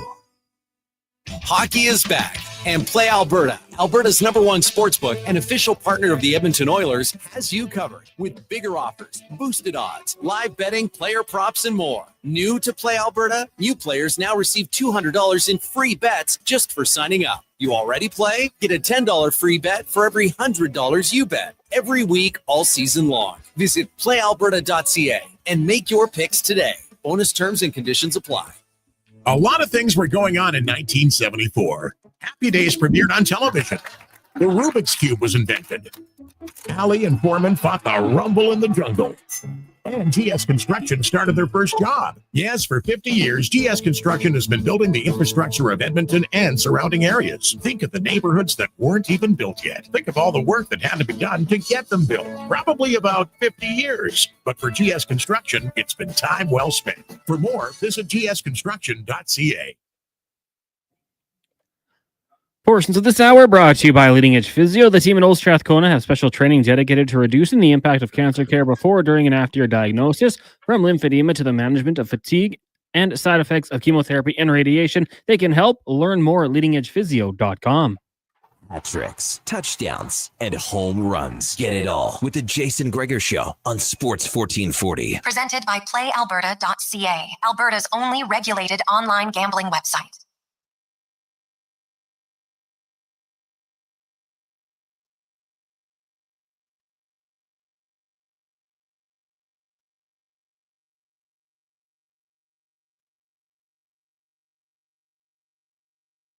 Continue on. Jason Gregor, Connor Halley, and Sports 1440, Oilers Nation, YouTube, Facebook, and X, as always, presented by PlayAlberta.ca, Alberta's only regulated online gambling website where 100% of the revenue will stay right here in the lovely province of Alberta. PlayAlberta.ca. Jason Gregor, Terry Ryan with you. We got a lot of text flying in, 833-401-1440.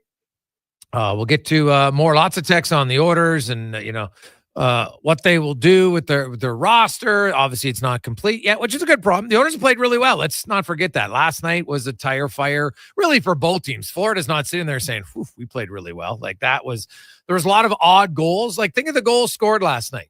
Look at Kapanen's goal.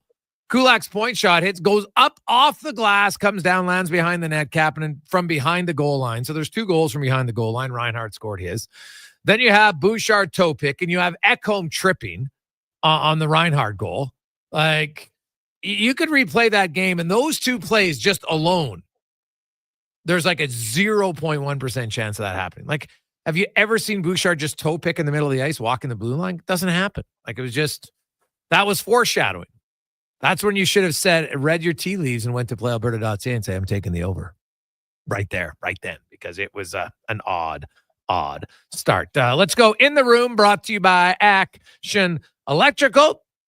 Action Electrical's Action Service Division is an independent division with full-time management, estimating, and dispatch team. They just have the new bucket truck that has a working height of 45 feet. Can use all exterior lighting and electrical repairs. Go to actionelectrical.net. As Dave McCarthy from Sirius XM, I learned something new about Dave today. Big fan of the Gossip Girl. Or is it Gossip Girl? I don't even know, Dave. What's the proper term? Is it Gossip Girl? Is it the Gossip Girl? How is it? We talked about this in the summertime. Terry's going to check into the show, if not already, right? Yeah, he hasn't done it yet, though. Well, he's missing out. Yet, but I remember we spoke about it a month ago. Yeah, the show is called Gossip Girl, but the reason I bring it up is because not since that scene that I tweeted you, Jason, where they're all sitting at a table on Thanksgiving. I will have to say, Dave, very compelling. I watched it at the wrong time because I watched the commercial break and I was laughing so hard when I came out of the break I couldn't stop laughing. I know. It was golden because it epitomized. It was very good use of a scene to put on Twitter to match my comment about the soap opera that is the New York Rangers. Right, exactly, because they were just sitting at a table calling each other out on their BS at Thanksgiving, which is in Manhattan, the Upper East Side, which is essentially what's happening right now with the Rangers. Like Capo Caco coming out today and been like, I don't know. Last time I checked, I haven't been on the ice very often for goals, but I get sat out. So I don't know what to tell you. I guess it's easy to sit out young guys.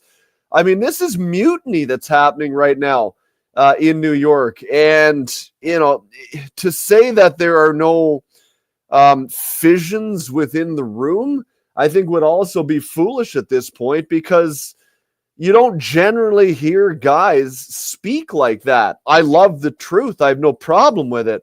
I wish there was more of it. You don't hear that very often, especially from, and I know he's not like a super young guy. He's been around for 5-6 years, though it feels like he just came in the league for whatever reason. But he's a younger guy on the team. I mean, he was essentially saying, well, some of the guys play above me in the lineup. Yeah, you should probably sit them out before you sit me out, which is wild stuff. Oh, I go, hey, I haven't been the worst. I haven't been on the, and he's true. He hasn't been on, like, for a team that's a minus team, he's a plus 10. So yeah, he hasn't been on it, but he basically said the truth out loud, and now everybody gets upset. So I don't know if those conversations have gone on beforehand, but I don't know. Like, I'll ask both of you, don't you want a guy to be PO'd when he gets benched?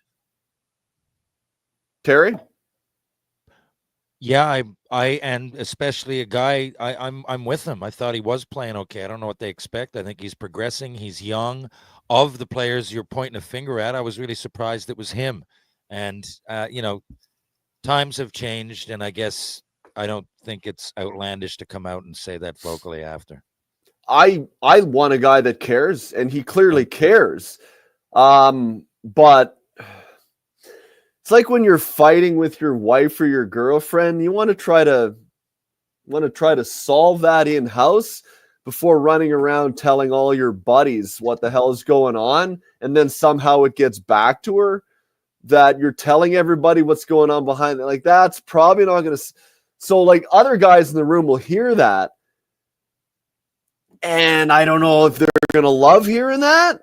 So, look, it's one element of a soap opera after another right now in New York, and you're starting to get to the point now where you wonder if this is going to get solved, because you look at the standings right now, they're out of a playoff position right now, and not just in the Metro Division, but it's looking distinctly possible that we could end up with 5 teams from the Atlantic getting into the playoffs and only 3 from the Metro. So they don't have to just fend off Philadelphia, but they got to fend off teams like Ottawa as well. And it's been a long time since the Rangers have looked like any semblance of a competitive team. And holy cow, if they lose tonight against Nashville, like, more mutiny is going to be on our hands.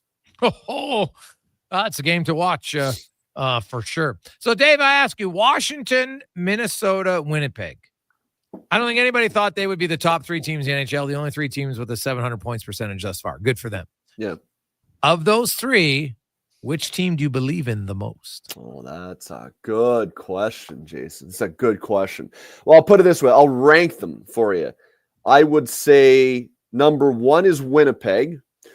simply because they've been there before. They've done that. It's a very similar team to a team that we've seen have success during the regular season and at times during the playoffs. Not lately, but in the past, they won a round and looked like a team that kind of reminds me of San Jose from like 10 or 15 years ago, where every year you come into the year thinking, okay, maybe this is the year they're going to be able to push through. Because I think you look at their roster and they've got so many ingredients. They've got quality players up front like Mark Scheifele, like Nick Ehlers, like Kyle Connor. They've got some pretty good depth down that lineup. Adam Lowry is a really underrated like third line center, right? Who can move up when need be. He can take on difficult matchups. So, do they have the best forwards in the Western Conference? No. But 1 through 12, do they? Like they're up there depth-wise, right? They've got a guy in Josh Morrissey who's capable of winning the Norris Trophy. I think he's a really good defenseman, doesn't get enough claim because he plays in a small market. The rest of their D is pretty solid. They've got some mean, nasty characters that we talk about all the time that are really important. Guys like Brendan Dillon. So I like the look of their back end, and they got a goalie that can win the Vezina Trophy every year. So all the pieces are there, but just for whatever reason, come playoff time lately, and we talked about this earlier, I think, in the season, the three of us together. I talked to Cole Perfetti the summertime. He told me that the guys are really embarrassed how the last 2 years went. And they certainly played like at the beginning of the year, hit the skids a little bit, coming out of it. They, to me, are the team that if they were to break through, I would be least shocked. Then Washington, because I like the changes that they've made to their team. They've got some guys that can shoot it in the net. They brought in some role players like Andrew Mangiapane, who I think is a really quality player. Ovi's playing great. They haven't missed a beat without him. They're going to get him back soon. It's like making a trade. Their D is pretty strong as well. And their goaltending's been quite good. Minnesota, only because I just don't see them being able to score enough right now outside of Kirill Kaprizov. I don't know if they have enough game breakers. That's, to me, what holds them back. I think structurally they're good. Goaltending, they're good. But I just, at times the playoffs push comes to shove as you go deeper on. Game 6, 7, you need a guy that's going to hop over the boards, change the game. Outside of Kirill Kaprizov, I don't know if they have that in Minnesota right now. Davey, Drew Doughty's, I don't think, too far from coming back. The Kings are a contender, looking to make a trade, and I hear with Philly. So I'm wondering, are Philly in or out? They seemed to be out a year ago, but had a decent year, surprise. So this year's kind of the same. They're right there on the bubble. Now, would they be trading to get better, or are they trading to rebuild? And is there anything to it at all? I think Philadelphia right now is a team where one, they've come into the year, they've been fine. Like they're in the mix, as you say. It's not devastation like Buffalo or Nashville or anything like that. They're in the mix.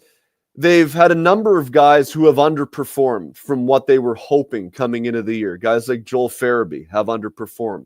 Tyson Forrester have underperformed.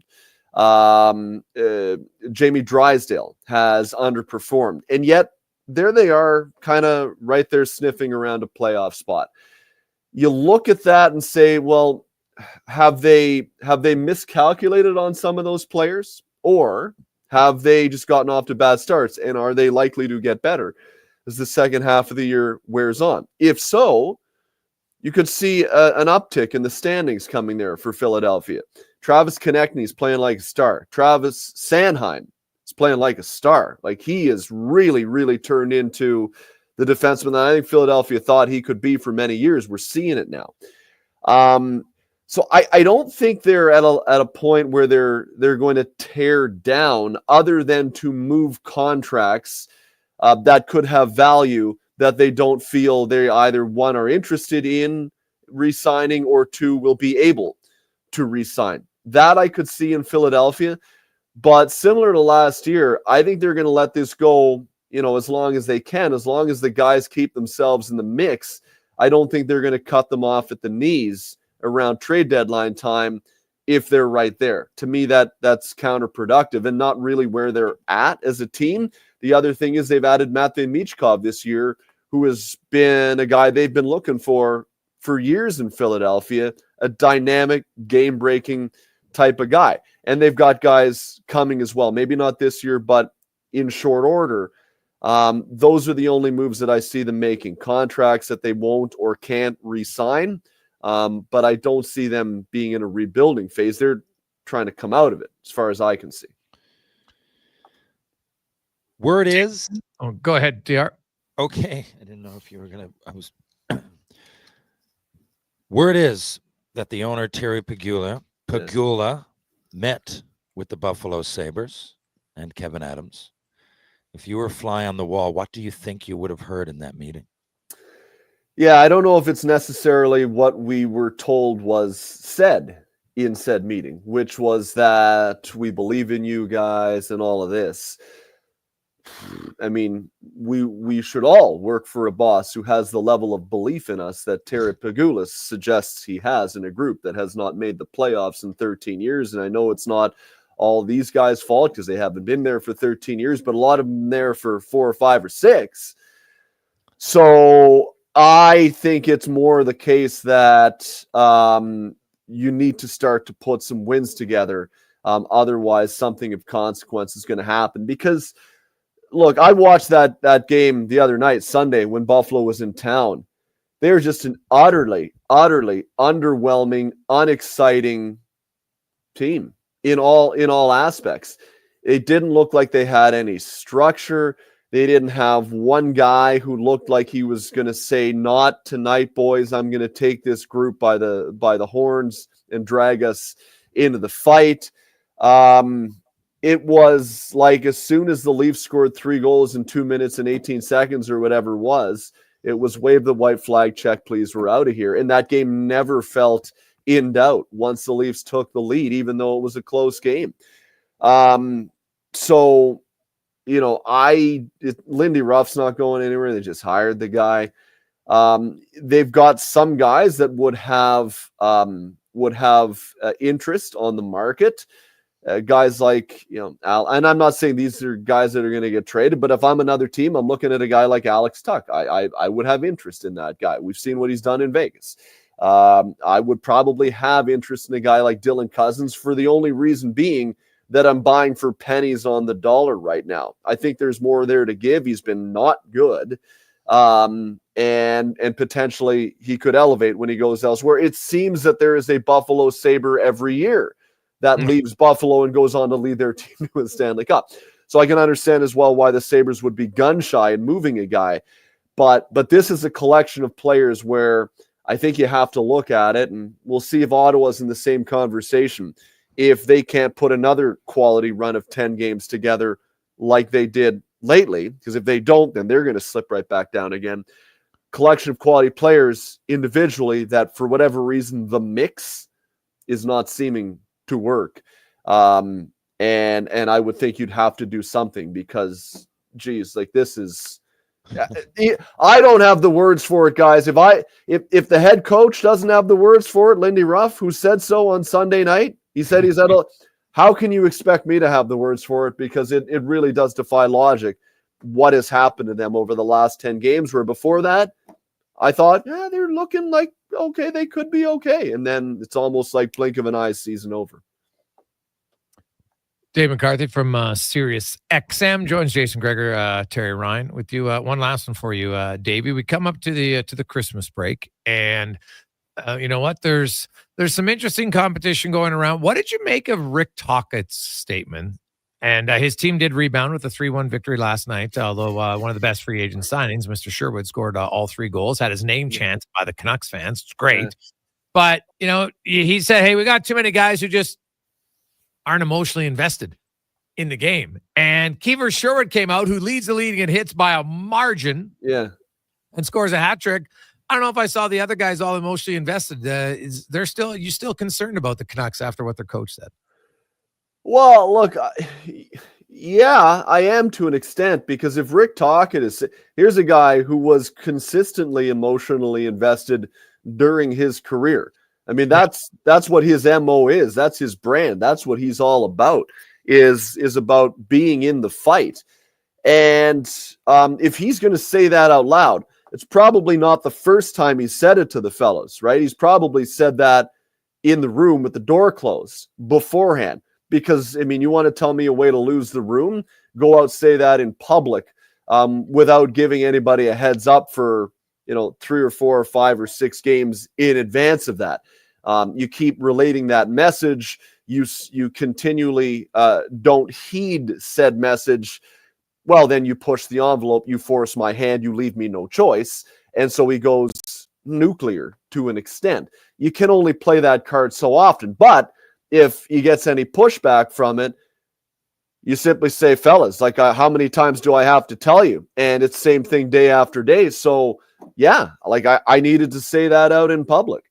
So, I am concerned to an extent, just because the one thing you can control as a player is how invested in the game you are, how hard you try, for lack of a better word. And I saw Kiefer Sherwood on After Hours on the weekend, and I really liked what he was all about. Like, he kind of sounded bashful because they were really bigging him up about how much he likes to go play physically. And, he kind of had that tone of, well, like, that's just my game. That's what I have to do in order to have success if I want to stay in the league. And I'm not going to play like that. And then he goes and gets a hat trick. He said, he certainly can't rely on himself getting a hat trick every night. So that's the way he can impact the game. And that's hard to impact the game that way. But he's doing it. He shows a willingness to do so. That's what they're looking for out of their top guys in the lineup, to impact the game in the same way that they can at their best. Not necessarily Elias Pettersson running around the ice, hitting everything that moves, but, looking like you're engaged in the game, making the right play with the puck, all that type of stuff. And if Rick Tockett's saying that out in public, it must mean that he has a level of concern. And as a result, I would as well. Davey, have yourself a great week. We will chat with you in the, I guess on New Year's Eve is when we will chat next. So have yourself a very Merry Christmas. Yeah, you off next week? Well, we're not on. Our show is off on. We're off in the afternoon on New Year, on Christmas Eve. Yes. So, it's Christmas Eve next Tuesday, is it? Yeah, that's right, buddy. Today's the 17th. Holy cow, you're right. Get your shopping done. Get your shopping done. Okay. Well, Merry Christmas, boys. That's good. I can now make plans for next Tuesday at 5:20 p.m. Eastern. Yeah, find a mistletoe. You too, brother. Merry Christmas. See you, boys. Merry Christmas. There you go. That's Dave McCarthy from Sirius XM. Jason Gregor, Terry Ryan with you, Sports 1440. Take a quick break. We'll come back. We got to get some action here. Let's get the month of giving going. It's for Santa's Anonymous. Lots of kids who need some gifts. We'll tell you what it is next on the Gregor Show, presented by PlayAlberta.ca. Scott McGilvery here, HGTV host and renovation expert. The one upgrade I know homeowners will love: better, fresher Culligan water straight from the tap. Culligan's Aquasential reverse osmosis filtration system takes your water to the next level. With up to 7 stages of filtration and 14 filter options, they're certified to reduce over 90 contaminants. Your tap water is about to get a major upgrade. Safer water that tastes great. Get started with a free in-home water test at Culligan.com. Culligan, water you love. Get ready to make a game day decision with McDonald's Fan Day deals. Grab a $4 Big Mac, McChicken, or filet fish sandwich exclusively through the McDonald's app. Wow, what a deal. Plus, stacks valid on Tuesdays, Thursdays, and Sundays for a limited time at participating restaurants in Alberta and Northwest Territories. When interest rates are low, that's a good time to buy a vehicle. And 0% means it's a great time to buy. Right now, St. Albert Dodge can set you up with 0% financing on hundreds of vehicles. Virtually all new 2024 models. Jeep Compass, Wrangler, Grand Cherokee, and Wagoneer. 0%. Dodge Durango and Hornet. 0%. Ram 1500, 2500, and 3500 trucks, all as low as 0%. Why pay interest? Head up the trail and see how easy it is to do business at St. Albert Dodge. Adventure just doesn't stumble into your life. It roars to life with Riverside Motorsports. Tearing up trails or cruising the open road. Yamaha ATVs, side-by-sides, motorcycles, and dirt bikes deliver the performance you crave. Built for thrills, ready for your next adventure. Yamaha's legendary performance and reliability take you there. Make Mother Nature Yamaha from Riverside Motorsports. Located on St. Albert Trail. RideRiverside.com. Riverside Motorsports. What you do for fun is our business. For years now, we've been warning Edmontonians on the hazards of our stormwater facilities. While they may appear to look like still ponds, there is moving water beneath the surface, which makes the ice dangerously.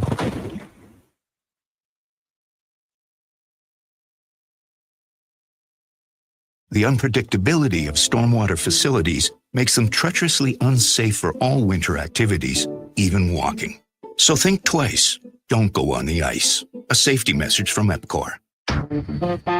The job isn't done until the last load is hauled, and having a semi-trailer out of commission is not an option.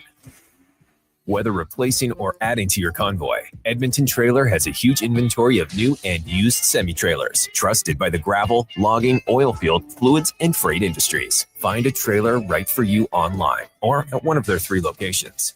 For sales, service, parts, rental, and finance, when you're in it for the long haul, Edmonton Trailer. For over 65 years, Denham Ford has delivered the customer service and value that keeps Albertans moving for work and play. And that tradition continues with the final year-end 2024 clear-out. Enjoy low rates or thousands in year-end savings on every vehicle, including F-150, Bronco, and Super Duty. That's the value you've come to expect from where cars always cost less. Denham Ford on Highway 2A in Wetaskiwin or at denhamford.ca. It's Canadian Tire's Christmas Rush Sale. Save on top products like the Rock Cookware, Tinko Vacuums, and Ninja Appliances. Ho, ho, hurry! Sale ends December 12th. Conditions and exclusions apply.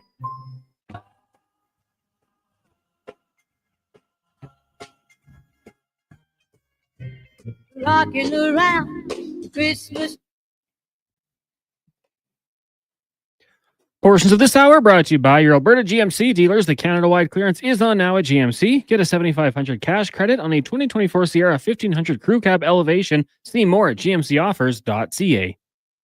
Tricks, touchdowns, and home runs. Get it all with the Jason Gregor Show on Sports 1440. Presented by PlayAlberta.ca, Alberta's only regulated online gambling website.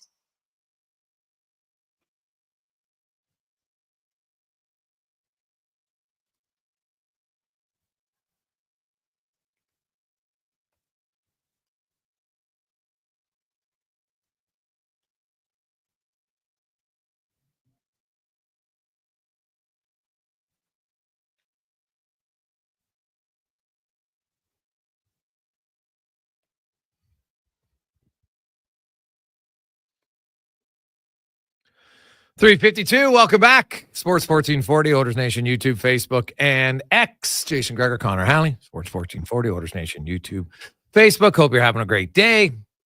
Gregor Show presented by PlayAlberta.ca.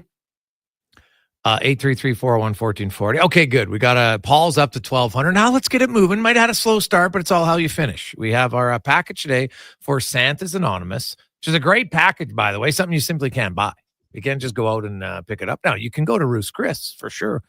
Hard to get it in the vault where you have the private room. But also, you'll be dining with 4 of you, with Ed Hervey, as well as Chris Morris. All food, beverage, everything's included, all the meals. Myself, I'll be there as well. So be a total of 7 people. And it'll be loads of fun. Lots of great stories from Hervey and Morris. Team building, different things. Anything is on the table, according to both of them, because guess what? The dinner's in the vault. So what happens in the vault stays in the vault. So feel free to ask whatever you like. So Paul's up to 1,200.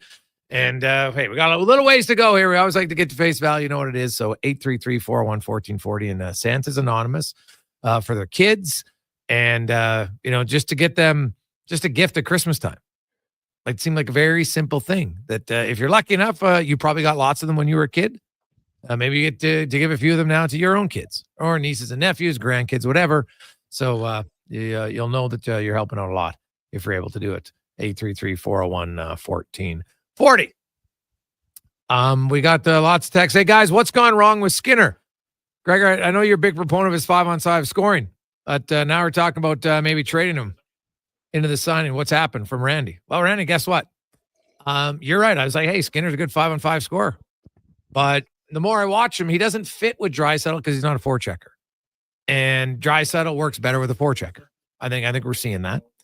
And so unless they're going to move Nugent Hopkins, because I thought, hey, they'd try Nugent, but Skinner's defensive weaknesses are too much, I think, for the coach to overlook. And I just, at this point, with Podkolzin playing as well as he has and the style of everything, I just don't see it being a fit. So you can be stubborn and hope and wait and hope, or maybe you just say, you know what? Hey, the signing has not worked out. Now, keep in mind, the other thing that's very important in all of this, the GM who is currently the GM was not the GM who signed him. And as TR can admit and agree with, I'm thinking it changes, right? Like, yes, the previous guys are still here in Jackson, but now it's Stan Bowman's team as far as the GM goes, and he didn't sign him. And so it's easier for Stan Bowman to say, okay, you know what? Hey, didn't work out. It's only a 1-year deal. We move on, and away you go. So that I just, unless I see a different path, like, can anybody outline a path that you think makes sense for Skinner to be a contributing player to the team down the stretch? I just don't see how. I like your point of Draisaitl playing well with a forechecker. I didn't even think about that from the beginning. It should have been one of the first things on my mind. And just think of all the times that people have that have played with him and had a decent forecheck, and he comes up with. And I'm including Podkolzin. Is that how you say it? Yeah. He's pretty strong on the puck, and he often gets there first. Yep. And that's something when you're going to cycle the puck a lot, and you got with someone so dangerous is a third of that cycle and loves doing it. Draisaitl loves getting the puck in the zone when it's already in there. He's good at everything else, but that's just something that's massive. And if you can get him that biscuit, from down low already, and that's a big thing that Podkolzin does, better than a lot of people. Yeah, he's like Podkolzin. I've always said this though. Like, if you play, eventually you got to score a few more points. That's just the reality of it. I think you can do it. You can hold your own, but eventually you got to be a point producer long term to stay in there. Otherwise, someone else will get an opportunity. Because when you play with the Draisaitl, you do get chances. That's just a fact. And this year, like Draisaitl, this is as good as other years he's had.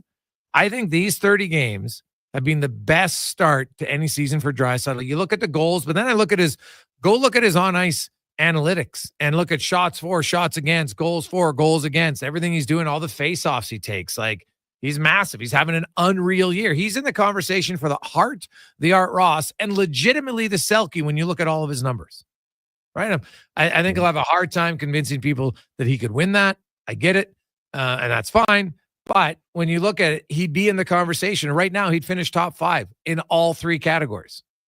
Yeah, I can't argue with that. And, to watch him, they're a little bit different, watching McDavid and Draisaitl, but it reminds me of watching Lemieux back in, I played one game against him, but I watched him thoroughly. I just couldn't believe how Mario, you could see him thinking, and he often slowed it down in the zone, and people were so timid to go at, not timid might be the wrong, but yeah, scared, not of his elbows, but just of what he might embarrass me here, to go at him, and Draisaitl gets so much respect. So does McDavid, but McDavid, always a big part of he's doing it so fast that, people can't catch up. But Draisaitl, you can almost see him thinking, and well, you can. And then, he rarely makes a bad play, and often makes a play that no one expects, and it'll lead to another thing after that. It might not, a lot of times that happens. Like, you make a play that kind of is not conventional, and then 3 plays later it goes in because you did something that created space. He does a lot of that too. Yeah, very much so. Jason Gregor, Terry Ryan with you, Sports 1440, Oilers Nation, YouTube, and Facebook. Hey, guys, what about a line of Kane, Skinner, and Henrique when they're all healthy? Well, how long until Kane plays? But you're asking then one of Skinner or Kane to play the right wing. Neither one of them is great defensively on the left side. I don't think you're going to see them on their off wing just because of the D zone. So I'd be surprised by that. And the other thing is, doesn't he have a no movement clause? He does, but guys have been traded with no movement clauses before, right? Like, it happens. Look at Cam Fowler. St. Louis wasn't on his list. He had a limited no movement trade clause. He still got traded. So it can happen. Now, Skinner signed here because he probably wanted to make the playoffs. Thought he was going to make the playoffs. And I get that there'll be frustration. I understand all that. But it's just, to me, I'm not saying it happens now because maybe there's an injury and then it all changes. But if you look right now today, based on everything I know today and everything that I see in the tea leaves, I don't like Jeff Skinner's on their fourth line in practice today. So unless there's an injury, I'm not sure I see him going into the top 6. Do you, TR? No, and the more I think about it, we're speaking of this. We're like trying to find somewhere for him to go, try to find something for him to do. That's why guys like Corey Perry are so important. When I looked at Perry yesterday, like he does a great job in front of the net. He'll screen the goalie, but then he'll go off to the side. He'll like disappear, so he's open on the side of the net. And wherever the puck goes, like he's just, and for the first part of his career, he wasn't that guy. He was out on the side taking the shot. It's just like, I just see a lot of hockey sense. And, that also includes when you're not mad, going and acting like you are, and going, there's a lot going on in certain people's games. And I just don't think Skinner has enough of those extra intangibles. Sometimes it's just outsmarting somebody in a melee, it's just little things. But I watched Perry's game with a magnifying glass the last couple, and like he does things that like legit, like that really keep him there. A couple of those goals were not, he didn't get an assist, but he was responsible. Yeah. Like Corey Perry in his limited minutes, I'm not sure you can ask for much more. Like, just look at all of his numbers. Like he's been fine. Now I get that speed and a straight line, all that fine. I totally understand it, but I haven't seen a lot of cases where, oh geez, look at Corey Perry, lost a puck race and that led to a goal against. Right? Like there's times where it's limited. You know what? There's not going to be a ton of dumping and chasing unless you put some fast guys on the as a centerman and as another winger.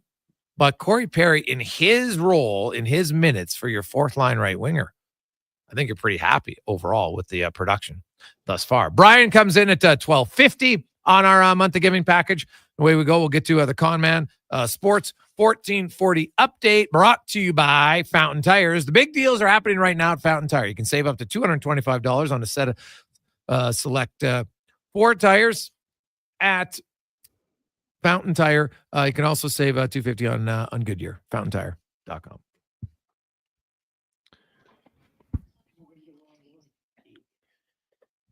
Busy night in the NHL. You got the Jets, Sharks, Kraken, Sens, Flames hosting the Bruins, Caps on the Blackhawks, Rangers meet the Preds, Blues host the Devils, Islanders, Canes, Penguins, Kings, Blue Jackets in Tampa, and the Canadians hosting the Buffalo Sabres. In the association, one game tonight, Bucks taking on the Thunder in the NBA Cup Championship. That one goes from Vegas, tip-off at 6:30.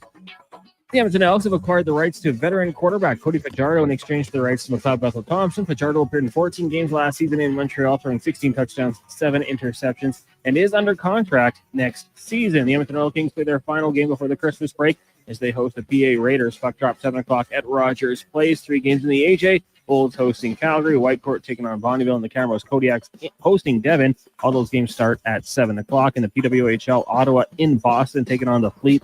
That'll start just after 5 o'clock. And from the majors, Cody Bellinger has been traded from the Chicago Cubs to the New York Yankees.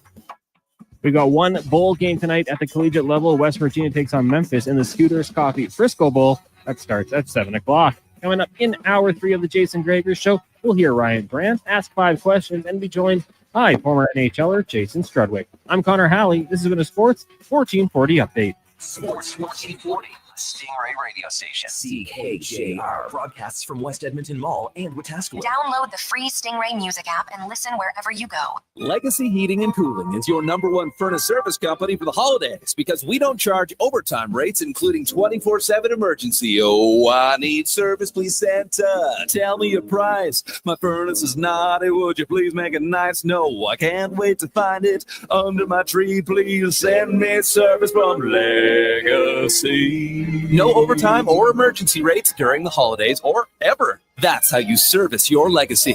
Legacy Heating and Cooling. Employee pricing is on now at GMC. Get up to $10,104 off select 2024 Sierra 2500 AT4 models. Make loading easier than ever with the world's first 6-function multi-pro tailgate. Make hauling easier than ever with up to 14 available camera views, including transparent trailer view. And make finding tunes easier than ever with a class-leading 13.4-inch diagonal center touchscreen. Yeah, let's get to work. Ask your GMC dealer for details. An accident. And it wasn't your fault. How do I get the compensation and support I need? Can someone please help me with all these forms? Why are the adjusters calling me? What kind of work will I be able to do now? Is anyone listening? It feels like no one has my back. Robinson LLP does.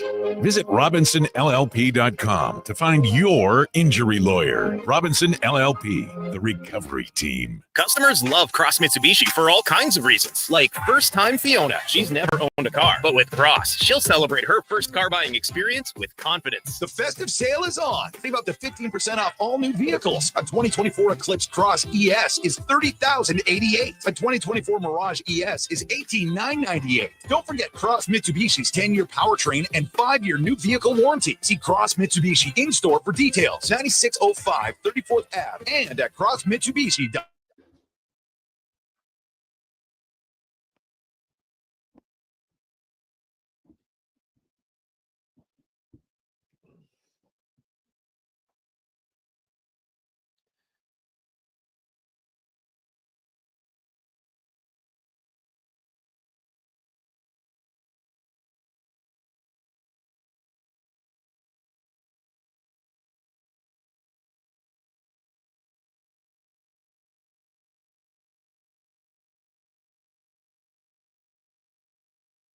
Jason Gregor, Terry Ryan, Connor Halley with you. Sports 1440, Oilers Nation, YouTube and Facebook. Yeah, Christmas. You know what? It's December 17th. It's a week away from Christmas Eve. I can totally get into the Christmas tree because I don't even mind Christmas trees in December. To me, when the people play it like on November 15th, I don't love it. I do like it in December, no problem. But November, for me, maybe a little bit too early. PlayAlberta.ca, though, never too early if you want to use the promo code Gregor50 and get a free $50 play at PlayAlberta.ca.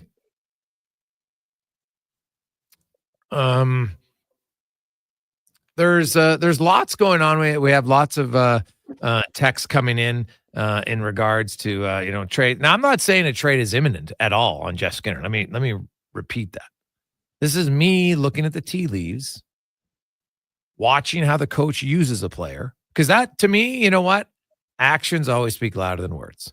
Then if you look at some of the numbers, like Jeff Skinner's game last night, it can't possibly be worse. When he was on the ice, the Oilers didn't have one shot on goal.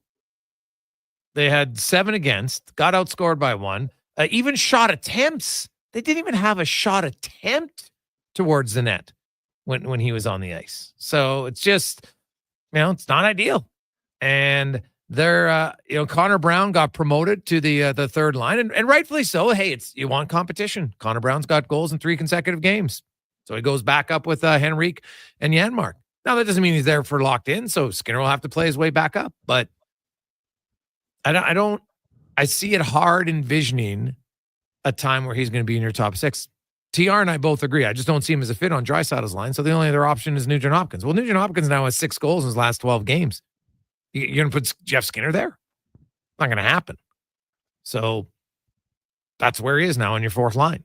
And Jeff Skinner, when I look at constructing a lineup, he's not a 4th line player, right? You're not going to accentuate his skills. He's not going to help you. It's not going to work. And so I just, unless an injury occurs, I'm not sure I necessarily see that changing in the coming weeks. So that's the challenge for sure. I find Connor Brown, the puck is going in the net for him now, which is great. The start he had last year, but he just looks enthused, man. He looks like he got shot out of a cannon every shift he plays. Like, to me, he's in the zone.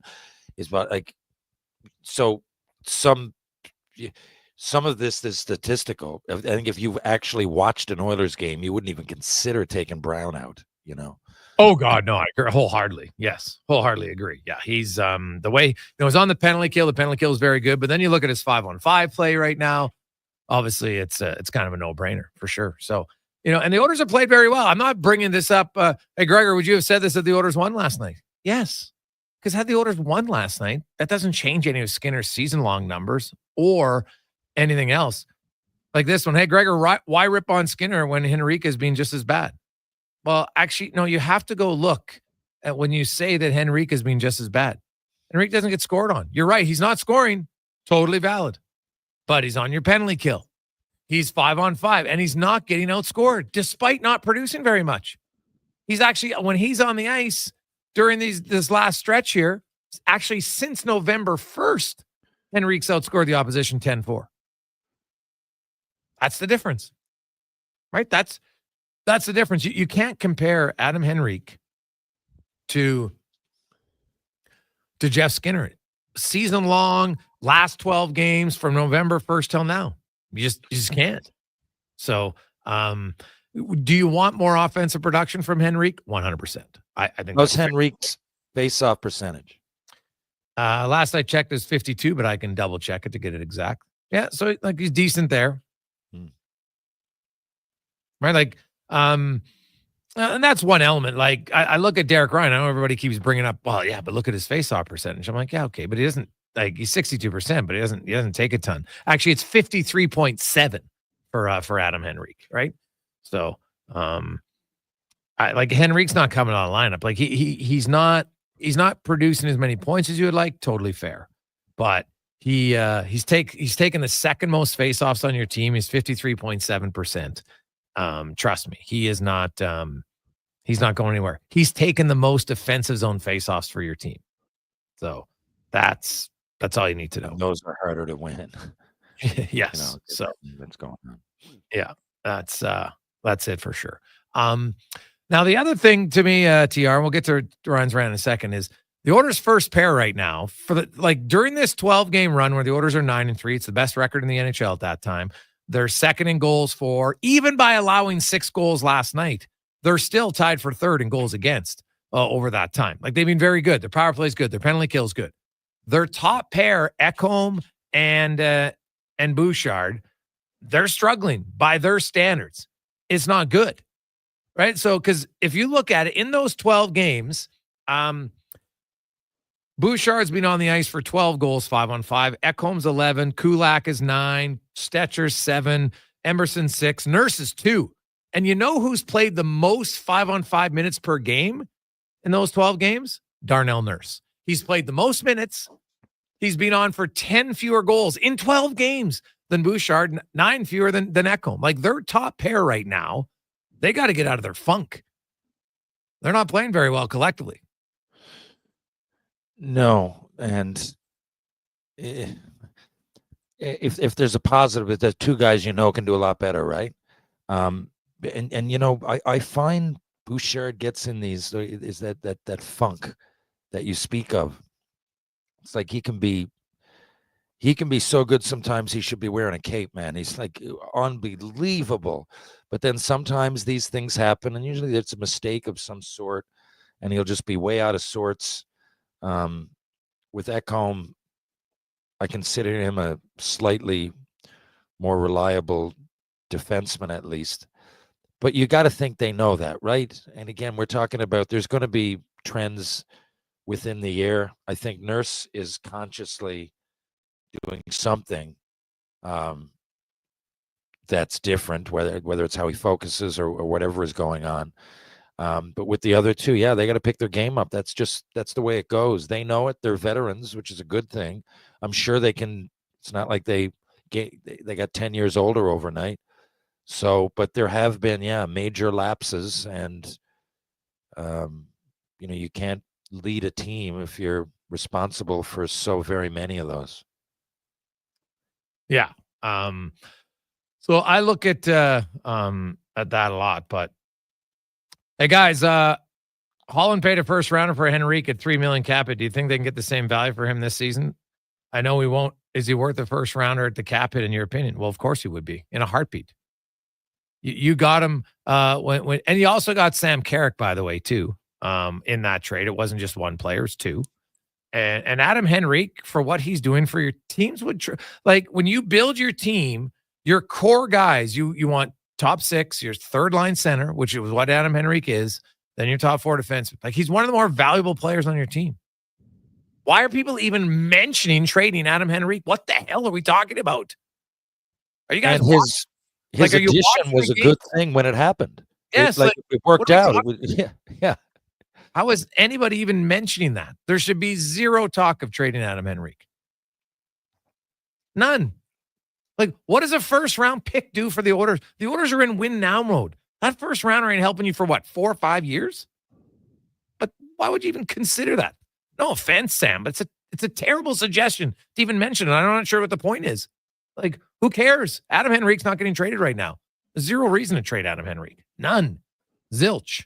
And I look at the Oilers. The Oilers are playing very well. But last night's game, because even when they were playing well, the thing that didn't get talked about was how below average their top pair has been. It's just a fact. Now, I know there's people that, oh my God, you can never say, oh, that means you hate Bouchard. No, it doesn't. I'm the guy who tells you stop freaking out and say trade him. He's not the worst player. He's playing poorly right now. Full stop. He's capable of playing much better. We've seen it. The last 2 playoffs, he's been great. Excellent. He competes. He produced tons of points. He didn't get scored on a ton. He was great. I had no issues with Bouchard in the playoffs. None. But this regular season is why I said you don't sign him in the offseason. Because you were signing him at the peak of peaks if you would have signed him last summer. Look at his season now. It sounds odd. This is the best thing for the Oilers because his AAV is going to be lower the way he's going. Right? Unless he has a massive run here, he's probably not going to be a point-a-game player, which is fine. But the lower the number is in the regular season for Bouchard, then you throw in his goals for, all those things that they look at. And I'm talking arbitration more than anything, because if you're worried about, well, if you file for arbitration, because then he's going to get this because he has the massive numbers. But now he doesn't have the massive numbers. So that can actually help him. But he had an unreal year. It's hard to be unreal. Terry would know. Heck, it's hard to be unreal 2 years in a row in the WHL. Never mind be unreal 2 years in a row in the NHL. And Bouchard was unreal last year. Like, he had a record-breaking playoff. Record-breaking for defenseman. Most assists ever. Like, oh, yeah. It's hard to he was match lights that. out. I mean, he does... See, there's a lot of eyes on him, and when you're in a market that really just had a real taste and wants to win, and is traditionally, win now, and doesn't like losing, I can see how maybe some people would overreact, but any team would be just absolutely blessed. I mean, you wait for picks like that, I mean, and again, there's going to be mistakes. I'm not saying you don't work on those things, and sometimes you don't get frustrated, but he is an absolute fantastic player to watch, to lead your team. I think there's way, way, way more good than bad associated with this guy. And, even though some of these mistakes might go viral here and there, I think it goes without saying, but, by the end of most games, certainly by the end of most weekends and most every year, you've gotten way more good out of this guy than bad. And each year he's showed more and more potential. And it's not early, but his numbers aren't way off. And we're building towards something. He was a guy that played how much? Right up to Game 7, the end of June. He played a lot. He played some of the most hockey of anybody in the planet last year. Sometimes you get a little bit complacent, but he's got his eyes on the prize, and I'm sure when the playoffs start again, he'll be just like he was last year. I have no reason not to think that. Jason Gregor, Terry Ryan, through Sports 1440, Oilers Nation, YouTube, and Facebook. We'll get to Ryan's rant a little bit later. We got Struds coming up, also 5 questions, and let's get this month of giving going. It's been a quiet day. We haven't had a quiet day yet, so I know it can always change. Hey, you know what? How about we make the final hour and 42 minutes kind of like the final 22 minutes for the Oilers? Chaotic, crazy, because it can change. So Brian currently has it at 12:50. Let's ratchet it up. It's dinner with Morris and Hervey for 4 of you with Chris Morris, Ed Hervey, myself at Roos Chris, unbelievable restaurant. Great food, all wine pairings and beverages that you like. We'll be in the vault downstairs in the private room. Be there for many hours. You can, anything is on the table according to Morris and Hervey. So feel free to ask away. And all the money is going towards Santa's Anonymous. So 833-401-1440, 833-401-1440. Now for today's holiday special, Legacy Heating and Cooling saves Christmas. Santa's furnace broke down in the shop last night, and the elves couldn't make any toys. That's right, because the HR lady said it's in humane conditions. But ho, ho, ho, golly gee, Santa got a 1-year guarantee, and the elves are working merrily with a brand new furnace from Legacy. Happy holidays from Legacy Heating and Cooling.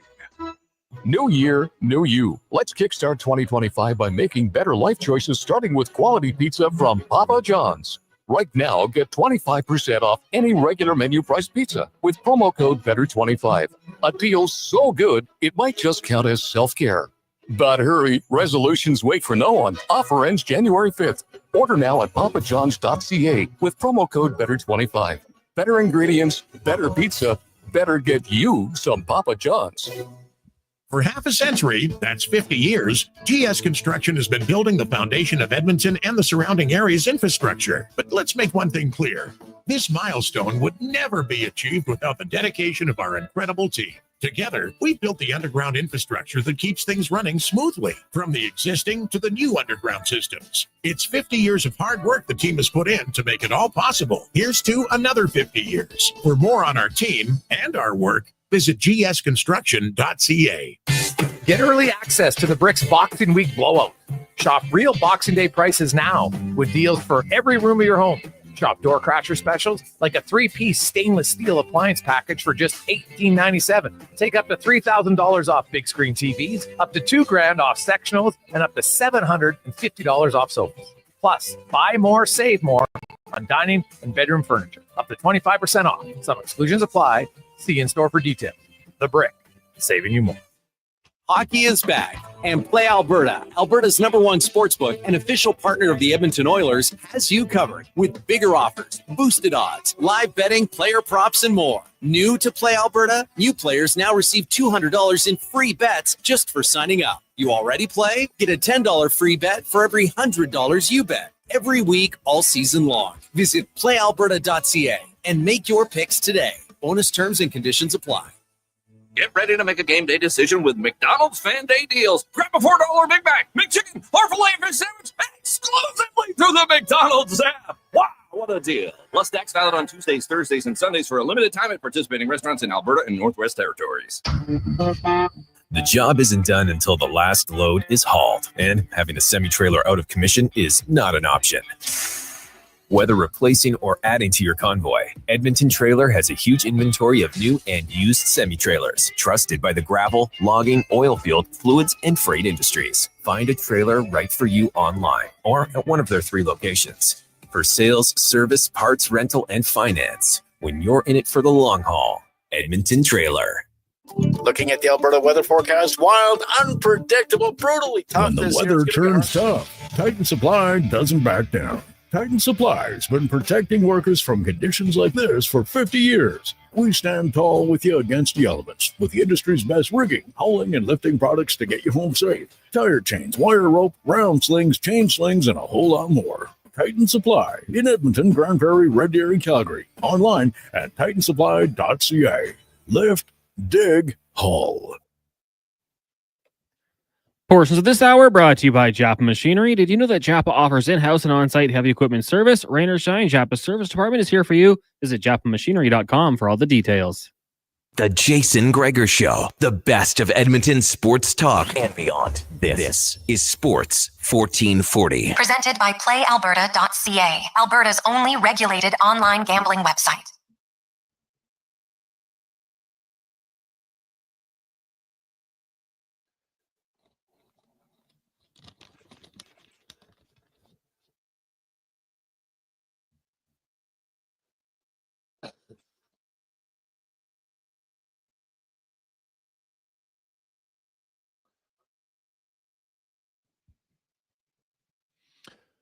.423. Jason Gregor, Connor Halley, Sports 1440, Oilers Nation, YouTube, Facebook, and X. Hope you're having a wonderful day. It is month of giving. Santa's Anonymous today. We're up to $1,500 now from Nick, 833-401-1440. Still an absolute bar. Dinner with Carius went higher than dinner with Herbie and Morris right now. What's going on? Anyway, Roos Chris, babe. It's going to be great. So 833-401-1440. Let's get to Struds On, brought to you by Ek and Electrical. Take action on your savings. Right now, if you're looking for solar for your home or your residence, Action Electrical can help you out. actionelectrical.net. The Jason Gregor Show presents Struds On. I don't believe in tea bags. I use loose leaf tea. It is so much better than the tea bags. I'll eat tea bags. I'll Struds On. I'm not a huge DJ guy. I mean, I guess if you had me a couple glow sticks and a tight white t-shirt that I can get wet, maybe I'd be into it. Struds On. There's a lone steakhouse I used to go to down in Kentucky, and they had bowls of peanuts. I wasn't sucking on those ones. You need to have clean nut. I'm talking about the kind you get in a bag at an Elks game. You know what I mean? It's time for Struds On.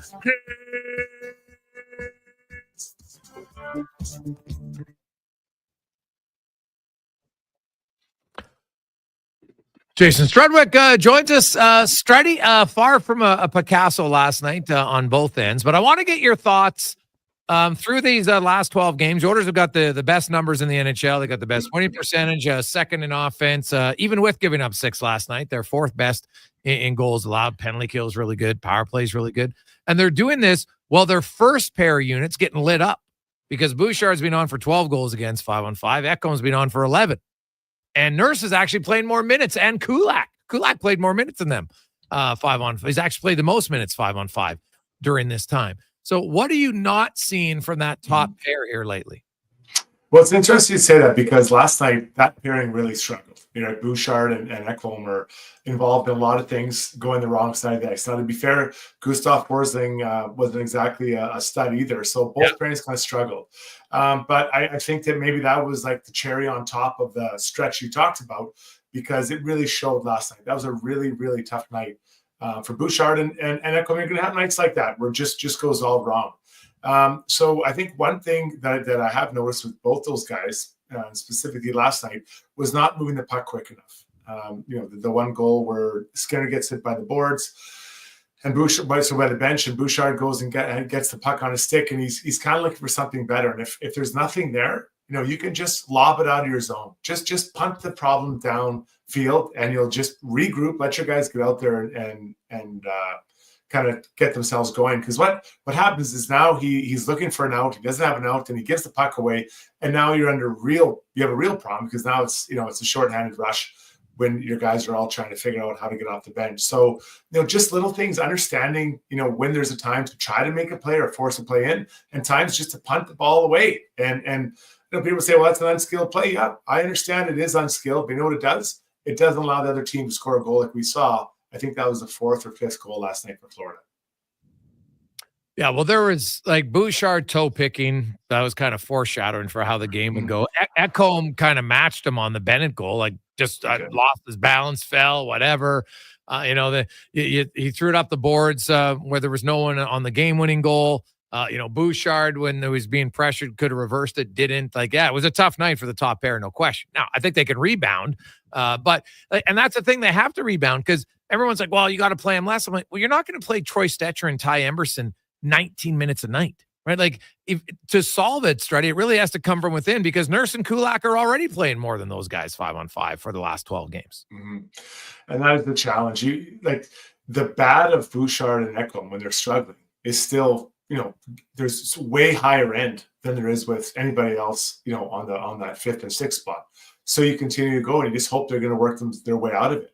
How do you work your way out of it? Well, there's going to be video presented. You can, there's not a lot of practice time, but you can practice a bit and work on it. But then talk to them. Let's just focus on 3 things they're really good at. And we've talked about forwards that are struggling and, it's getting back to your core basics. And if you look at a guy like Darnell Nurse, he's gone back to being physical, moving the puck quickly, and, not trying to do everyone's job in his own zone. Those are the 3 things I think he's really improved on. And that the rest of your game flows. So if I'm in Bouchard, don't stand still with the puck, move it quick. That's one. And that goes as much for his own as it does when he's on the blue line. Oftentimes he's getting it and he's not sliding side to side. He's just standing there and shooting the puck right into the pads. And he's way more skilled than that. I mean, geez, I could have done that for, the power play. So he's got to get moving side to side. And then, another thing would be, really be accountable defensively. So take pride. I'm not getting scored on tonight. I'm going to be very good defensively tonight. Move the puck quickly and with intention. And just those two things alone, just those two will probably help him get back to where he expects himself to be night in, night out. Now, Struddy, do you think them not having that mindset, and they did look to make a few panic plays, did that have as much to do with Florida's forecheck? And have they been forechecked relentlessly like that a lot this season? I love the way you say it, because in the third period, it for sure was a forecheck. I mean, we talked about the one where Bouchard's up against the wall and Skinner gets hit. That's for sure, pressure. And then Ekholm going back to get the puck, and Reinhardt, pressures them the whole way. Those are pressure moments, and it's really hard for any D-man, even the most elite, when you pressure them constantly. Eventually, you're going to make a mistake. It might not be multiple mistakes, but you're going to make a mistake. And this pairing did make those mistakes. And if you compare them to the other four guys, like Bouchard and Ekholm aren't as good as skaters as Kulak and Nurse. Those two cover a lot more ground. They're a lot faster. They cover a lot more space quickly. So they can get away or skate ahead of to stay up, away from that puck. And even Emerson and Stetcher are pretty decent skaters. So, pressuring is very hard. It puts a lot of pressure on the D-men. It makes it hard for them. And we saw it against, Florida as well. You think about, in the neutral zone, the Forsling comes over and Connor just pokes the puck forward and Hyman gets a breakaway. Those are situations where you're making Ds make choices before they're ready to or are able to. And that's when, usually get a pretty good result from that. Go ahead, Jace. So moving forward, Struddy, today we see Jeff Skinner. And I don't know if you look at his stat line. It's not pretty. And it really hasn't been pretty a lot. And it just doesn't seem to be a fit. When you look at him, it doesn't mean that Jeff Skinner can't play in the league anymore. But when I look at the Oilers' makeup of their team, I just don't see where there's a fit. And I thought he would be a fit, but it hasn't fit. And I don't think it's going to fit just based on how he plays. And when you look at, okay, Draisaitl needs a forechecker, he's not a forechecker. Nugent Hopkins plays with McDavid. He's more responsible defensively than Skinner. And lately he's got 6 goals in 12 games. He's not coming off there anytime soon. Matthias Janmark's been great as your third line guy. He's a penalty killer. He's not coming on the line for Janmark. So now he's your fourth line left winger. But he does nothing that you want from your fourth line. He's not an energy guy. He's not a physical guy. He's not going to play a lot of minutes. So, do you see this coming to an end before the trade deadline? So, the time for him to have worked his way into one of those spots has been, the last 6 weeks, 7 weeks, when you had Hyman, missing some time. You have Kane out. Arvidsson was out. Instead, he wasn't given that. He was given a spot beside Henrique and, whoever on the other side, Brown or whatever. And instead, a guy picked up on waivers has been playing beside Leon Draisaitl and Paul Colton, who didn't come into the same fanfare, that's for sure. So it feels like the window is closing or has closed on him assuming one of those spots. I think we talked about it previously, Greg. I honestly think that much like we're kind of hearing with Vinny Darnay out of Vancouver, alongside now with Skinner, I liked the contract when they signed him. I liked the player. I liked the number. I liked everything about it. Not a prove me contract, but hey, give me a chance to win here. And it hasn't been a fit. So I would have to believe that both parties will get together and say, okay, listen, this isn't working. Let's find somewhere for you to go where you can still make the playoffs, but it'll be a better fit for you. And there's an opportunity for you to play there because Kane isn't back yet, and Arvidsson's not back. And Kapanen is that a guy you want to give up? I know you picked him up on waivers, but he's proven he can skate, he can hit. He's chipped in with some goals. Will he be as effective when Arvidsson comes back and he maybe drops down to the fourth line? Well, I'm probably willing to take that chance for $1 million, or no, what is he? Yeah, $1 million something. So I just think that both groups might just come to this understanding that there's a better place for Jeff somewhere else. And not that anyone didn't fail anyone, it just didn't work. And sometimes relationships just don't work out. 100%, right? Like it doesn't. And that's too bad, but I look like, to me, I think that's an imperative one. It's $3 million on your cap hit that you can move. And so Stan Bowman, and I think the other thing that's easier to make that trade, Struddy, is Stan Bowman never signed him. Yeah, that's fair. And, Skinner, this isn't a 22-year-old player that has a lot of emotion wrapped up, right? Skinner's been on a few teams now. And I think he'd understand the league. And I'm disappointed that the last 6 weeks wasn't his opportunity to play with either McDavid or Leon and for extended periods of time. Not a flash in the pan, but trying to find his way because I think there is a player in there. But, Skinner's got to meet halfway as well.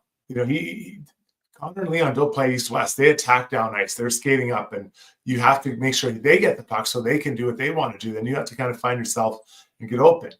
But it seems like more Skinner wants to have on this puck and to share something from my buddy Rob Brown. He wants to create his own scoring opportunities while you have two of the best players in the world just standing there watching. And it doesn't seem to fit. So there is a fit for him somewhere in the NHL, but this would not be the fit for him in this group. Like I look down in Calgary, with some of their centers that probably need guys who create for them, right? Not so much Kadri, but Backlund. Backlund's a good defensive player. He's happy for you to get the puck and create your own. But this is different with Leon and Connor. They also want the puck, and they are better than you, so you need to get it to them. Then you get open, so they create their chance for themselves and or for you. Looking at this bounce back, because, hey, the Oilers have played really well, right? Last night was, for a variety of reasons, it was an off night for both teams. Like, I don't think Florida played very well either, to be honest. It was entertaining to watch. It was a mistake-filled game, right? It was, I was joking. I'm like, man, that's, I'm watching guys fall over when no one's around, errant passes, missing coverage. I'm like, am I coaching my U13 team right now? Because it happens sometimes, all right? And that's what it looked like for NHL guys. But now, Struddy, they had a practice today. Then they have a day off, and then they'll play Boston.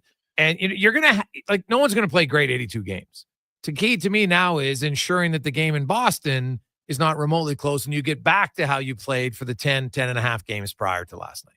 Yeah, I like that. And, you look at the Winnipeg Jets off to an incredible start, and then they hit the bounce, right? Like whatever comes up must come down, and you hope just whatever goes down must come up, but maybe not in the case of Buffalo Sabres. So,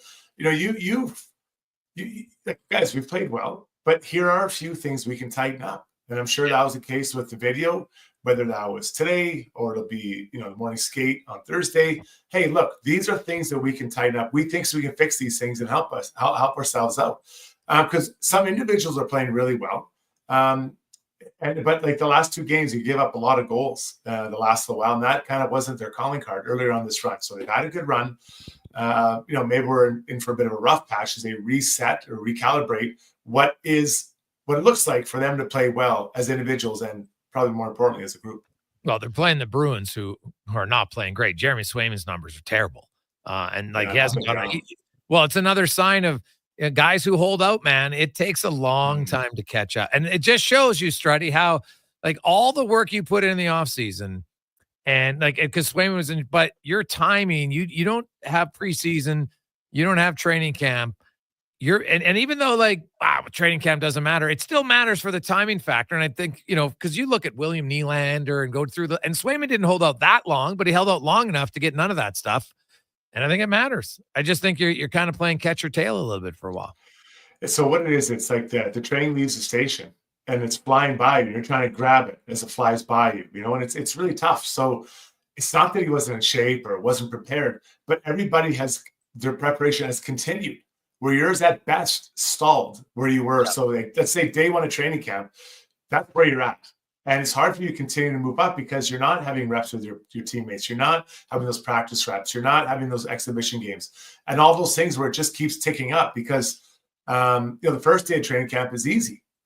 Compared to the last day of training camp. Then the last day of training camp is easy compared to the 20th game, compared to the 60th game. It just keeps getting harder and harder. So, you just wanted to keep going. And I wasn't worried about getting injured, but I never wanted to have an injury in training camp or early in the season. I wanted to launch my season.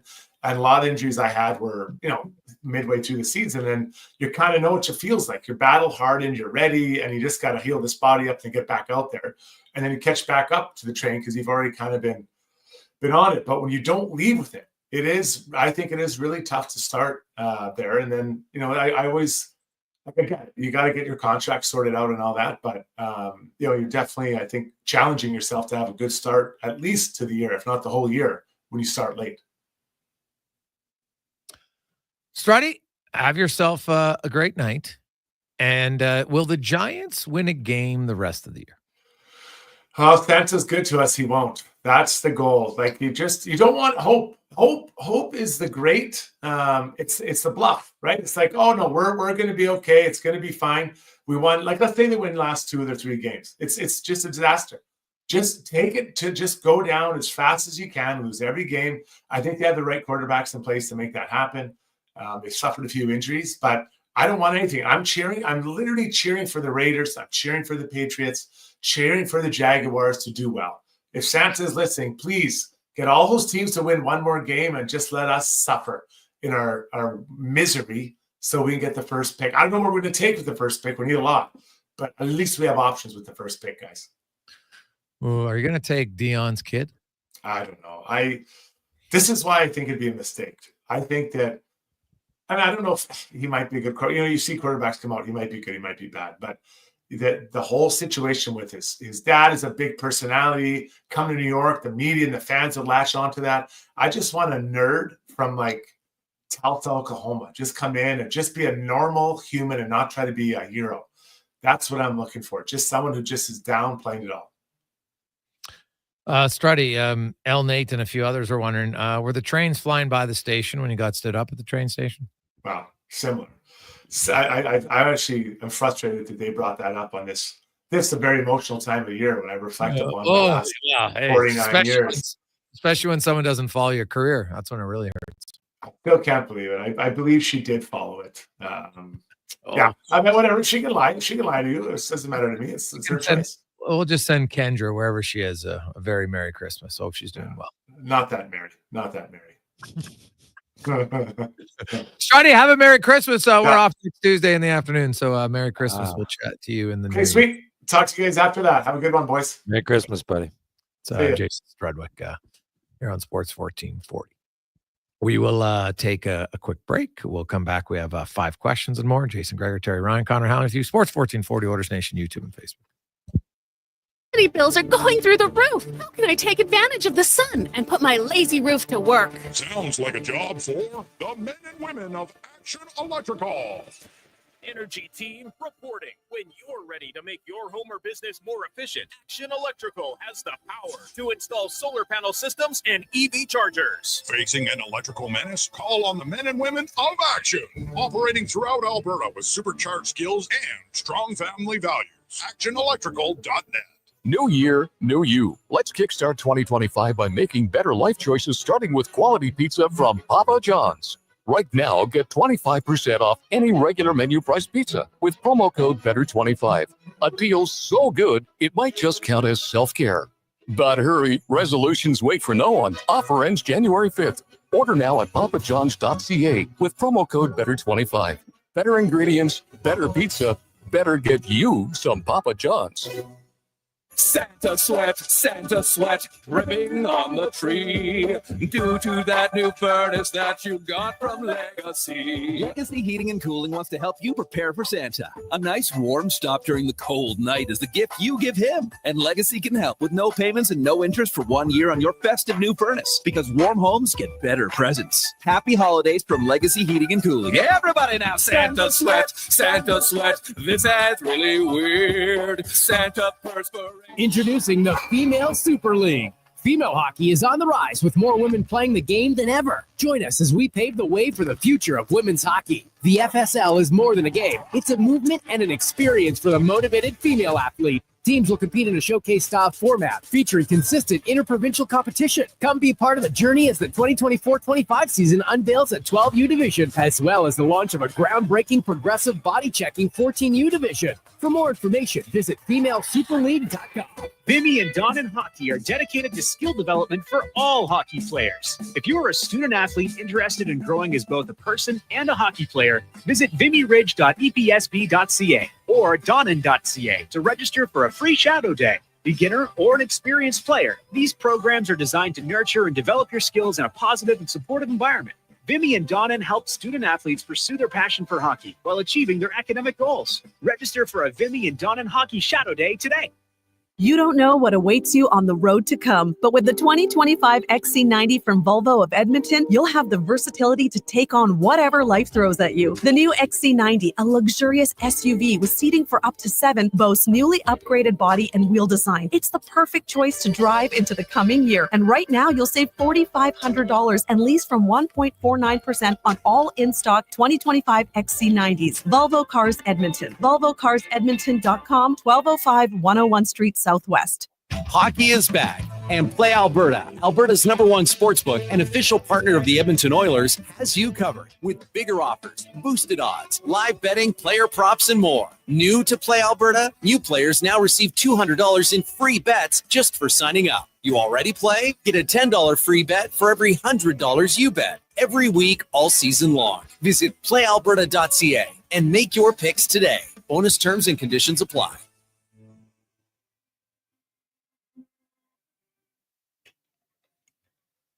Portions of this hour brought to you by Ewell. Get your power play amped up with Ewell, supplying the city of champions and Alberta with quality electrical gear since 1975. Ewell.ca is your partner in power. The Jason Gregor Show, the best of Edmonton sports talk and beyond. This is Sports 1440. Presented by PlayAlberta.ca, Alberta's only regulated online gambling website.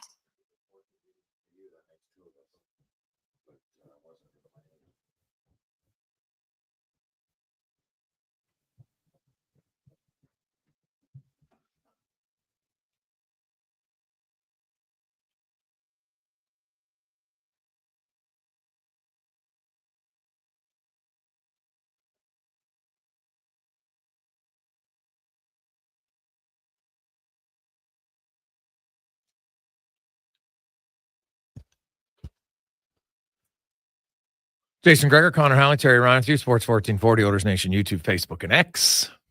How are you on a lovely Tuesday? Chilly, though. Woo. Hits you pretty quick. Well, this is good. You know, the ODRs, well, once it's warming up, it's going to be by the weekend, like -3, -6. I looked, and there's no days where it's in the plus, which is great, because once you get the ODR, you don't want to have the slush. It's brutal. But, man, if you have some family time, the ODRs are going to be money around Christmas and New Year's and everything leading up to it. So it's great. Love some time on the ODR, man. Like, it's like such a fun way to spend time during the holidays. I love it. Get out there, you know, maybe you get to skate with your buddies, your kids are old enough now, they can wheel around with you. It's awesome. So enjoy it. Let's get to 5 questions brought to you by The Brick. The Boxing Week early access is on now, but only until Monday. You can save up to $3,000 off of big screen TVs, $2,000 off sectionals, and 25% off home entertainment, furniture, and fireplaces at The Brick and thebrick.com. It's time for 5 questions on the Jason Gregor Show. All right, guys, question number 1. Entertaining game last night, Oilers and Panthers. What would you say was your biggest takeaway from the game? Could be for either team. My biggest takeaway was that I think it's a good chance it's a preview of the final again. Ooh, spicy.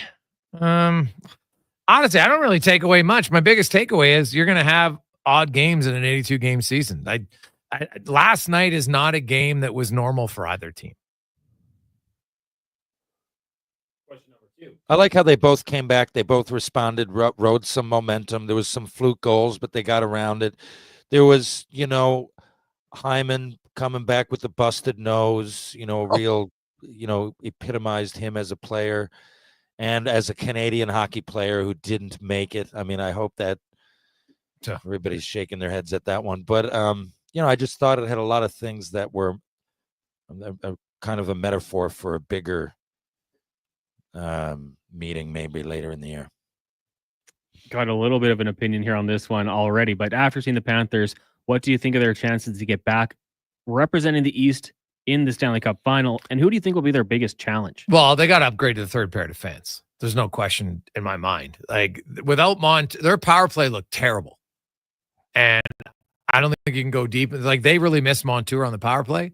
So I think they got to improve their defense. And then I think they got a really good chance to go back. But they're without they lost 2 of their top 4 defensemen in Montour and Ekholm Larson. And I think that's going to be their one biggest challenge to get back. Their biggest challenge to get there. It's a good question. Man, right now I might say Washington, the Devils. The Capitals. Like they got no weakness on that team. I'd say the way the year's rolling.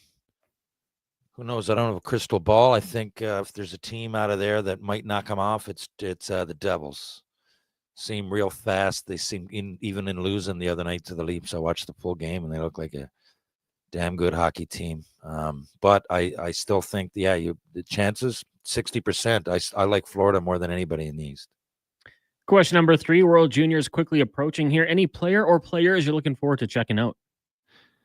I'm looking forward to checking out Oliver or Olivia Bonk, Radek Bonk's kid. Yeah. That should be. He's a year older than me, but really looked up to him growing up. He came over. He's one of the guys played in the IHL, I think, because there was a rule there that you could do that, and ended up, making the NHL. I went to Brainerd 3 years with him, and went to a camp in the summer, so I know him a little bit. But that equally as much as the goalies. I really want to see now every year, like, do we have any knockout, lights out goalies that are coming up that can kind of put us right back? I don't want to.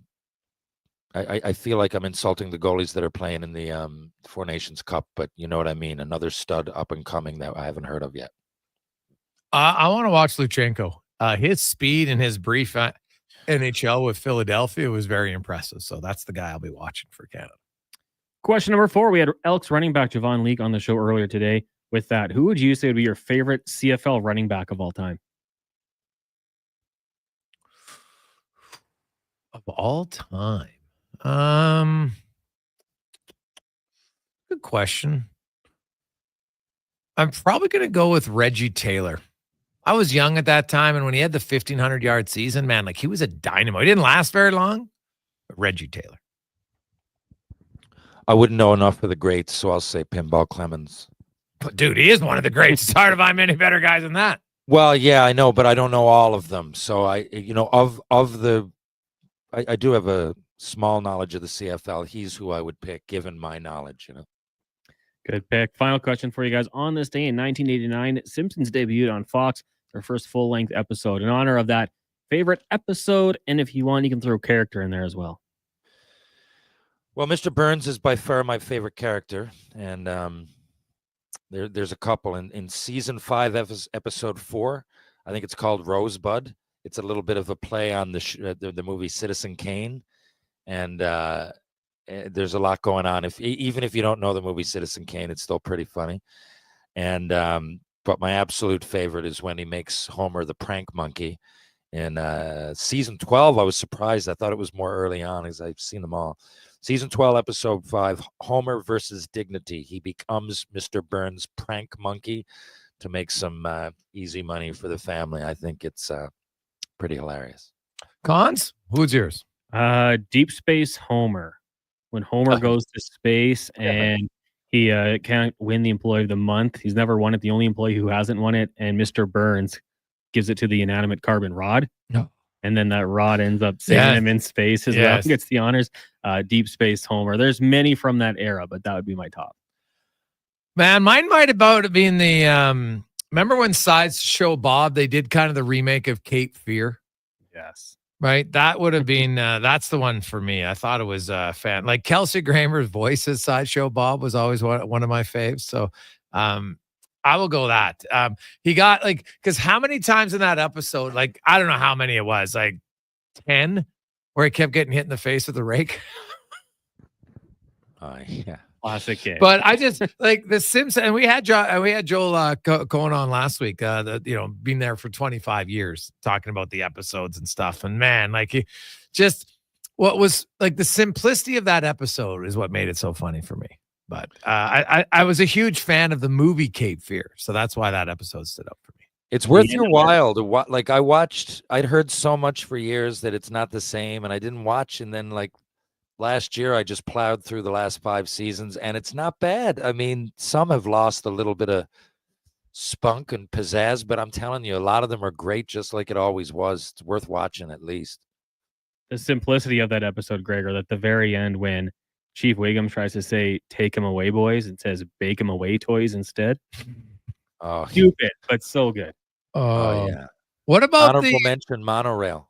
The monorail one? Yeah, that was. What about the when was it Thelma? Or sorry, Selma? All right, when they because they did, you know how they did another one on Fish Called Wanda, but I think it was a fish called Selma. I have to look it up. Called Selma. It was something. Was it something called Selma? Okay, that one was pretty funny too. So Troy, that was the old Troy McClure. Remember you may remember Troy McClure from such films. Oh yeah, God, that was funny. It was funny every time. Yeah, it's always a different film. Oh yeah, so hilarious. So but actually another one of my, I don't even know what episode, it's just the scene when Kramer has when Homer has his pet crab, Pinchy, and then he's eating him and he's crying, "Oh, Pinchy, I love you," but he's eating it because it tastes so good. Oh, so funny. There's a lot of them, man. Oh, it's some classic. Lots of people love the hockey one, of course. Remember when Bart and Lisa are going toe to toe at it, right? The baseball one's a good one too. Oh well, the baseball one, yeah, it's pretty funny. Cut those sideburns. What did I tell you about those sideburns, Mattingly? How about the tennis one where they sub in and it ends up being, I think, Agassi and Sampras against the Williams sisters, I think.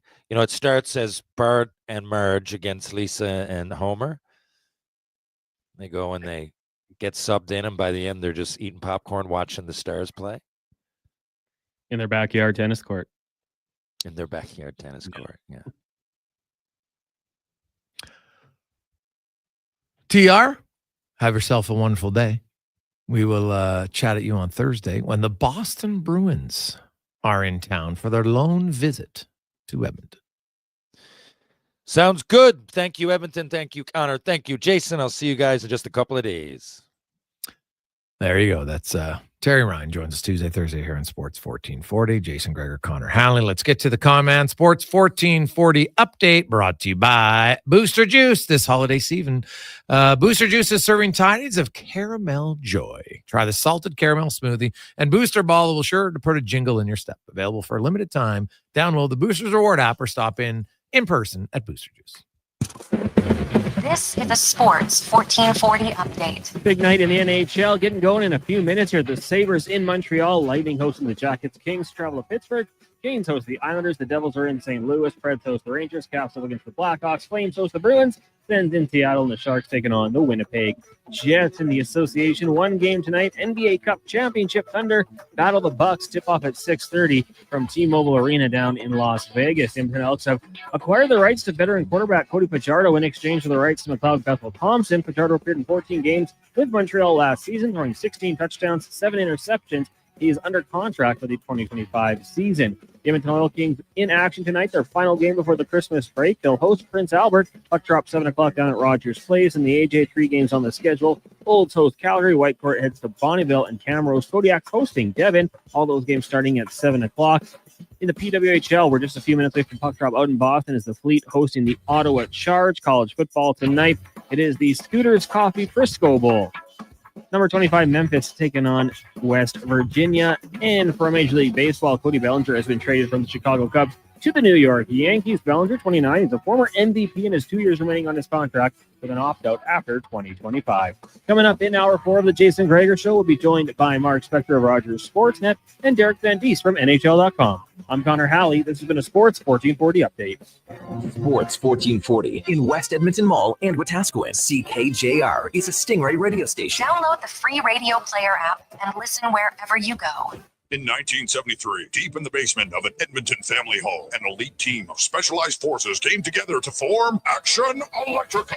Action Electrical Divisions, assemble! Projects team reporting. Service team reporting. Testing team reporting. Energy team, reporting. Supercharged with skills in their electrical fields and grounded by strong family values. Facing an electrical menace? Call on the men and women of Action. Operating throughout Alberta at actionelectrical.net. Legacy Heating and Cooling is your #1 furnace service company for the holidays because we don't charge overtime rates, including 24/7 emergency. Oh, I need service, please, Santa. Tell me your price. My furnace is naughty. Would you please make it nice? No, I can't wait to find it under my tree. Please send me service from Legacy. No overtime or emergency rates during the holidays or ever. That's how you service your legacy. Legacy Heating and Cooling. Get early access to the Bricks Boxing Week blowout.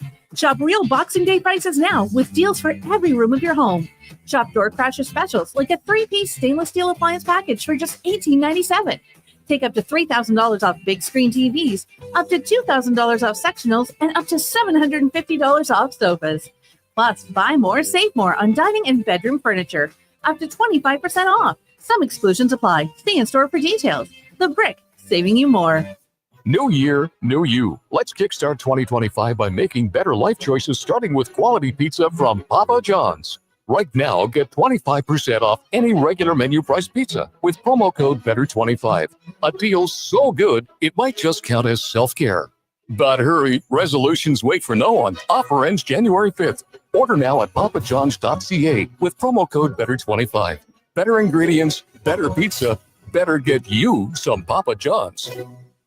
The Canada-wide clearance is on at GMC. Get a $7,500 cash credit on 2024 Sierra 1500 Crew Cab elevation models. With Sierra's 13.4-inch diagonal premium GMC infotainment system with Google built-in compatibility, available off-road package with hill descent control, plus an available 3-liter Duramax diesel engine, you can take the road less traveled and try new things, like fishing or whitewater rafting. I should have gone fishing.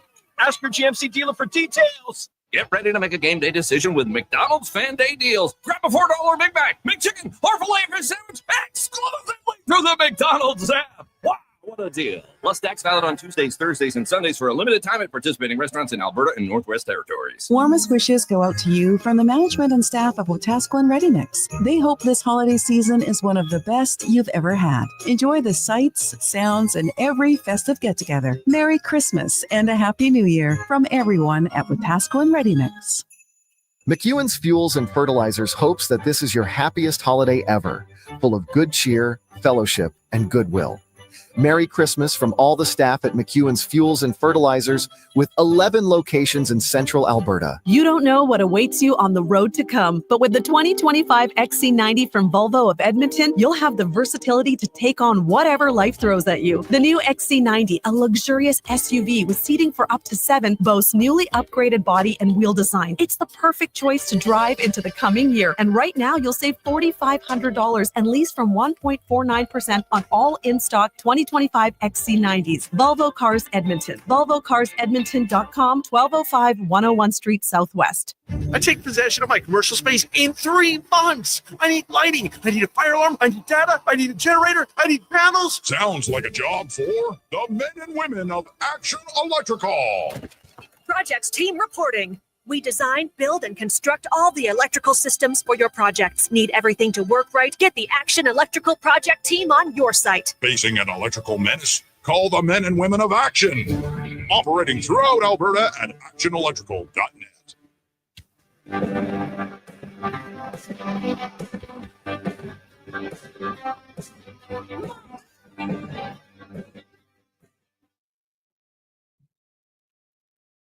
Portions of this hour brought to you by Papa John's. It's Terrific Tuesday. Get 40% off any regular price pizza when you use the code word 40 Tuesday at the start of each order at papajohns.ca. From puck drop to kickoff, it's the Jason Gregor Show on Sports 1440. Presented by PlayAlberta.ca, Alberta's only regulated online gambling website.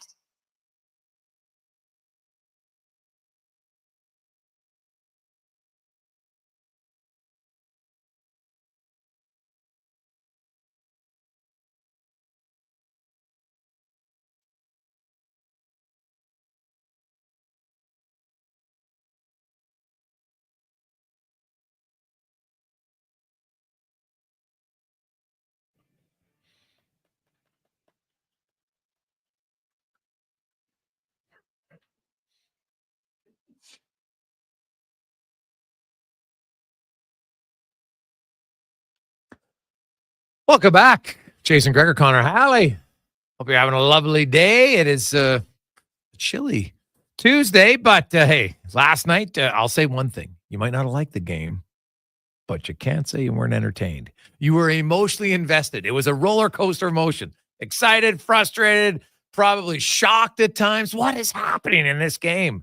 Because there was definitely some non-NHL-like plays that you normally don't see in the NHL, but it happened last night. And for the Oilers, unfortunately, did not end the way they wanted as they lose 6-5 to Florida. They had a practice today. Some line juggling. Brown and Skinner swap spots. Jeff Skinner's now on the fourth line left wing. Connor Brown will go back to the third line right wing. And you will have Matthias Janmark go back to the left side. Although, maybe they should just keep Connor Brown on the left wing. He's been scoring. And in that offense, I'm kidding, of course. Like, he'll stay there. But they'll be back together. Connor Brown's on a little bit of a heater, so away they go. And we'll see. The Boston Bruins come to town. It's not like the Bruins have been lighting it up by any stretch of the imagination right now. Jeremy Swayman's got an .888 save percentage, a 3.16 goals against average. He's kind of been unable to really find his groove since starting late. And the Flames are in Calgary if you want to do a little advanced scouting tonight to watch that game on television. You can. Now, we're into the final hour. We're currently at $1,500 only. This is lowest one. We got to get this up here. It's our we only got a few days left of packages, and we'll have the pyramid of giving on Friday. So tomorrow and Thursday. So if you want in, if you've been sitting around waiting, well, here's a good one to get because you just can't go out and buy it. It's dinner with Chris Morris, Ed Hervey from the Elks. Of course, they got 6 Grey Cup rings between the two of them. It's not bad. 5 as players. Hervey, of course, won 1 as a GM. And you can learn all about the business side football. You can talk any trades you want, players, different things. You'll have fun with those two at dinner time. It's 4 of you at Roos Chris in the vault. All the fixings. I'll tell you, the great part about it is Roos Chris come out and they just prepare kind of a few special dishes for the appetizers that maybe you don't have, which are great. And then, of course, I'm assuming you're going to order steak when you're there. You don't have to, but probably should. And always save a little bit for dessert and the aperitifs and everything else. And so it's in the vault. And it's for Santa's Anonymous. So you'll have a great night. And more importantly, you're going to help a lot of kids. So let's get this up a little bit. 833-401-1440 in the final hour of the show in our EUL inbox. Now let's get to the spec report brought to you by GS Construction, where they are the underground infrastructure specialists, whether it's in residential, whether it's on the freeways, the highways, they get it all done. That is GS Construction, as Mark Spector joins us. And spec, I think it's a game where the term they'll burn the video. Obviously, there's a few things that coaches will say, hey, let's learn from this, and you move on. But it was entertaining. It wasn't the crispest game played, but it was definitely entertaining, filled with ups and downs and pitfalls and guys blowing tires and ref going over the top with the misconduct celebration. It had it all last night. It did. Even the Kapanen goal took such a wicked, weird bounce off the stanchion and came back to the wrong side of the net. No one knew it was there. There was some bad play, some bad bounces. Just one of those nights, man. It all piled up. Everything strange happened. And fun to watch. I won't complain about a 6-5 game salted into a season. I love a 6-5 game. Of course, Oiler fans wish their team won, but exciting game. Your team was never out of it. You know what? And that'll end now. It'll take, they played 6-3 game. They played a 6-5 game. I'm here to guarantee that on Thursday night when Boston comes into town, I don't know how many the Oilers will get, but their mission here is to hold Boston to 2 or less. That will be a huge focal point for the Oilers on Thursday night. Yeah. Safe to say Boston's going to try to slow it down, but they've been struggling. They're not scoring or they're giving up too much. They've definitely been rather inconsistent so far this year for the Bruins. And Edmonton's been playing great up until this game. The last month, you look at their previous 11 games, maybe there's the odd wobble in Vegas a little bit, but you still won 6-3. So, it wasn't a major one, but last night obviously was. Connor Brown, Jeff Skinner, I've been talking about it, Spec. the Jeff Skinner experiment, I was one who thought it'd work out. It ain't working out. And when I look big picture now, I'm not sure I see a path unless there's a key injury that he'll get a chance to make this work. Well, what's his no move status? Yeah, he's got a no movement clause. Yeah. Full. That's what I thought. But guy, you know what? Fowler had the Blues on his no move list. He went to St. Louis. Like, you know what? No movement clause is there to help you control it. But at the end of the day, if a team really wants to move you, they can move you, right? Or just be like, you want to sit in the press box and do nothing? Yeah, I don't know. It's a good question. I mean, here's a guy that's never made the playoffs. He's finally on a team that's going to make the playoffs. And you're telling me that there's a good, and I'm not disagreeing with you, that we may come to the point where before the playoffs start, they want to trade him. Where are you going to trade him? The chances are not to a playoff team. So, let's face it, there's not a playoff team that doesn't have a ton of cap space, and none of the playoff teams do. Are they going to want to bring on a $3 million Jeff Skinner who, flamed out in Edmonton and in Buffalo? I'm not sure they will. It's a tough spot for him to be in. But everything I heard your segment and everything you say is true, that when they needed a top 6 player, when Arvidsson and Hyman went down, they didn't use him. He's sitting on the 3rd line, 4th line, whatever he is, bottom 6 right now. And he's just not a bottom 6 player. Never has been. So he's a duck out of water right now, man. There's no doubt about it. Yeah. I'm sure if you'd find a playoff team that would take him, but the season he's having makes it hard for sure. Well, why? Do you think they want him? If the Oilers, it's kind of like in Vancouver with Pettersson. They got this guy they just signed to an 8-year, $92 million deal, whatever it is. And now there's the talk in Vancouver is, well, if we trade him, we got to get all these great players back. Well, wait a second. If you just signed this guy to an 8-year deal and you're talking about trading him already, why the hell do I want him? Yeah. And why do you think I'm going to give up a boatload? Now, you'll probably get something for him, but I see why they say that, because the chance of Pettersson, becoming closer to what he was last year than what he is this year, I'd say is pretty high. Right. It is on the minute he signed his contract. I don't know if it's between his ears where he's like, oh my God, I have to be an $11 million player now. And maybe he's overthinking it. I don't know. But right now, if you trade him, Spec, you're probably trading him at like the lowest value point that he has as a player. Oh, for sure you are. I mean, you're really doing it to get a do-over. You're giving up, he is. There's a pretty good player there somewhere, but you got him at 11.5 and it's killing you right now. So listen, I don't know what's going to happen in Vancouver. This is a very small microcosm of that with Jeff Skinner. He's only making $3 million in Edmonton. He's still that's a 1-year deal. Yeah, and it's a 1-year deal, and he's on a buyout from Buffalo. So yes, listen, if we get near the trade deadline and you could free up most of that $3 million, that would sure be that would be awesome for for cap space, because frankly, if Jeff Skinner is going to be in my bottom 6 in the playoffs, I could think of 50 guys I'd rather have in my bottom 6. He's not a bottom 6 player, right? No.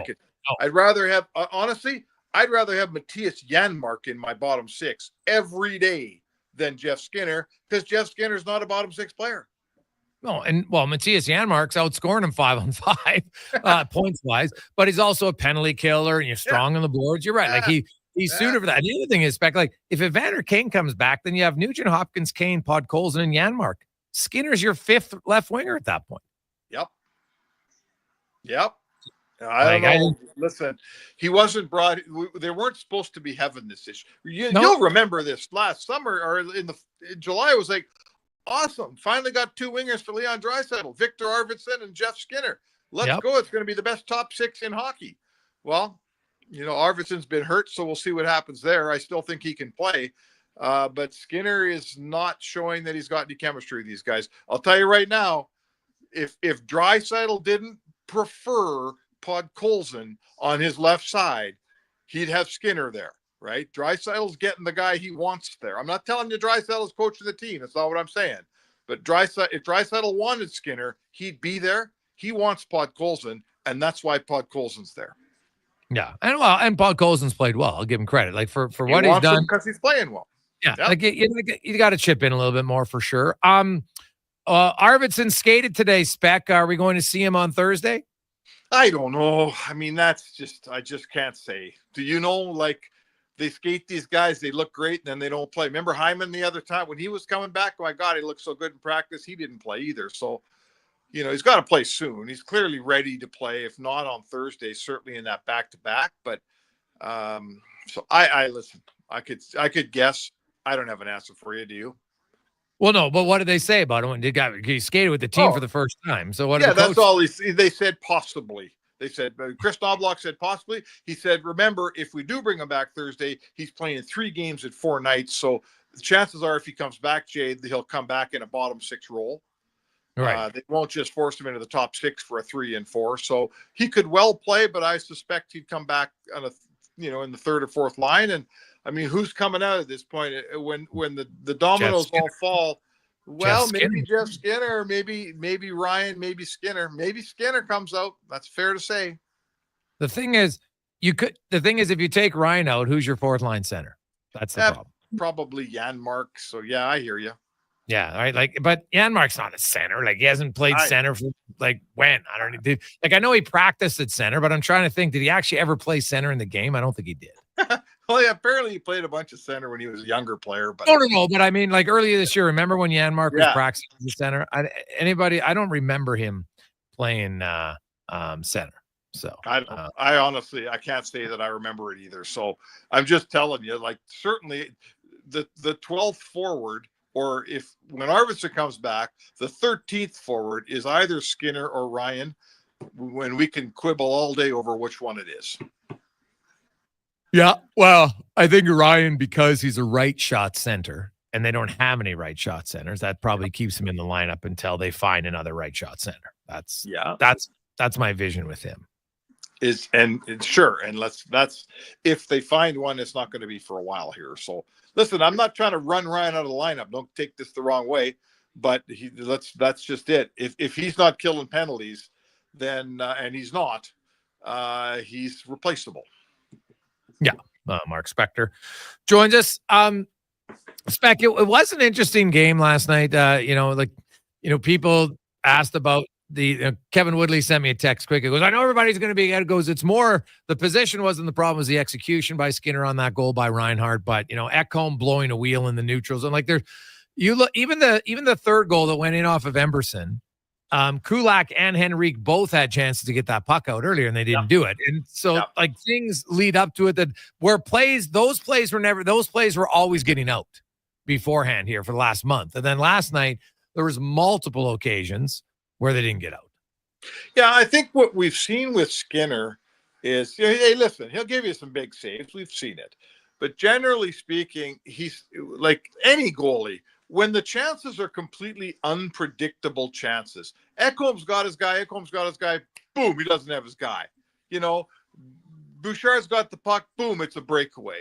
Kulak's got the puck, it doesn't get out, all of a sudden it's coming at Skinner. When the chances are unpredictable, today's goalie, his save percentage is a heck of a lot lower. When they're playing well, and you can give up chances, but when the goalie can see them coming, when they're predictable chances, we've seen Skinner. He's very good in that situation. So, you want your goalie to save your bacon when you don't play well, but the team didn't play well. There was too many free goals. And in terms of the Reinhart one, I mean, he's ringing it in off the back of your head. That's a style goal, right?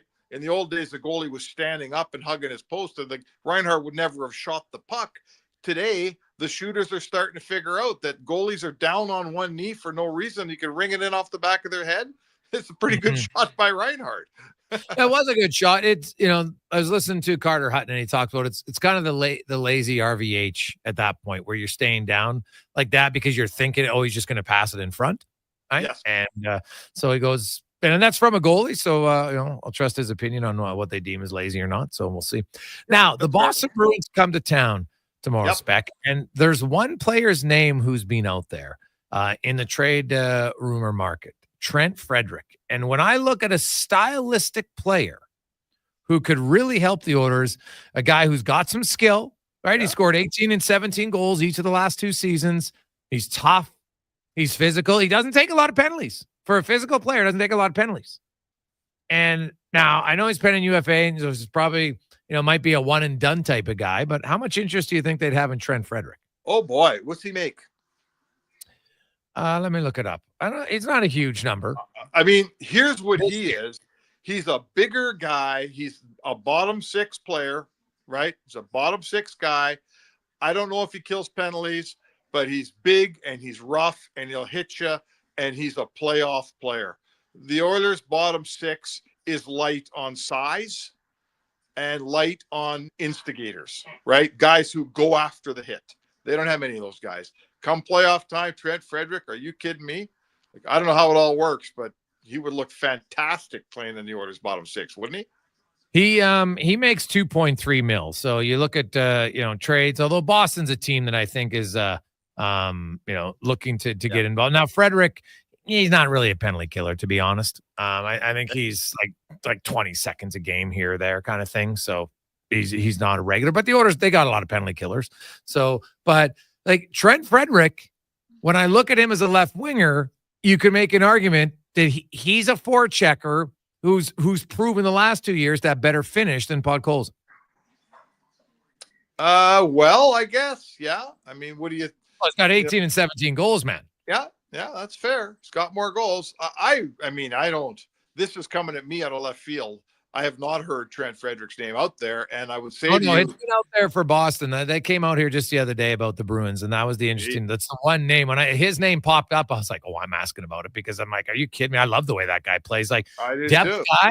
I'm not overpaying him. Don't get me wrong, right? So that's why I think in Boston, right? He's a pen and UFA, right? He's 20. He's going to be the guy, Spec, who wants to hit the home run now. I totally understand it, right? I'm not paying Trent Frederick the big money that he might get as a free agent, but I would acquire him for a playoff run is what I would do. So he's basically, you're looking at a rental. I think that this guy is a Bruin all day long. Like, this is the kind of player that sells tickets in Boston. He's a big bad Bruin. He'll hit you, he'll fight you. I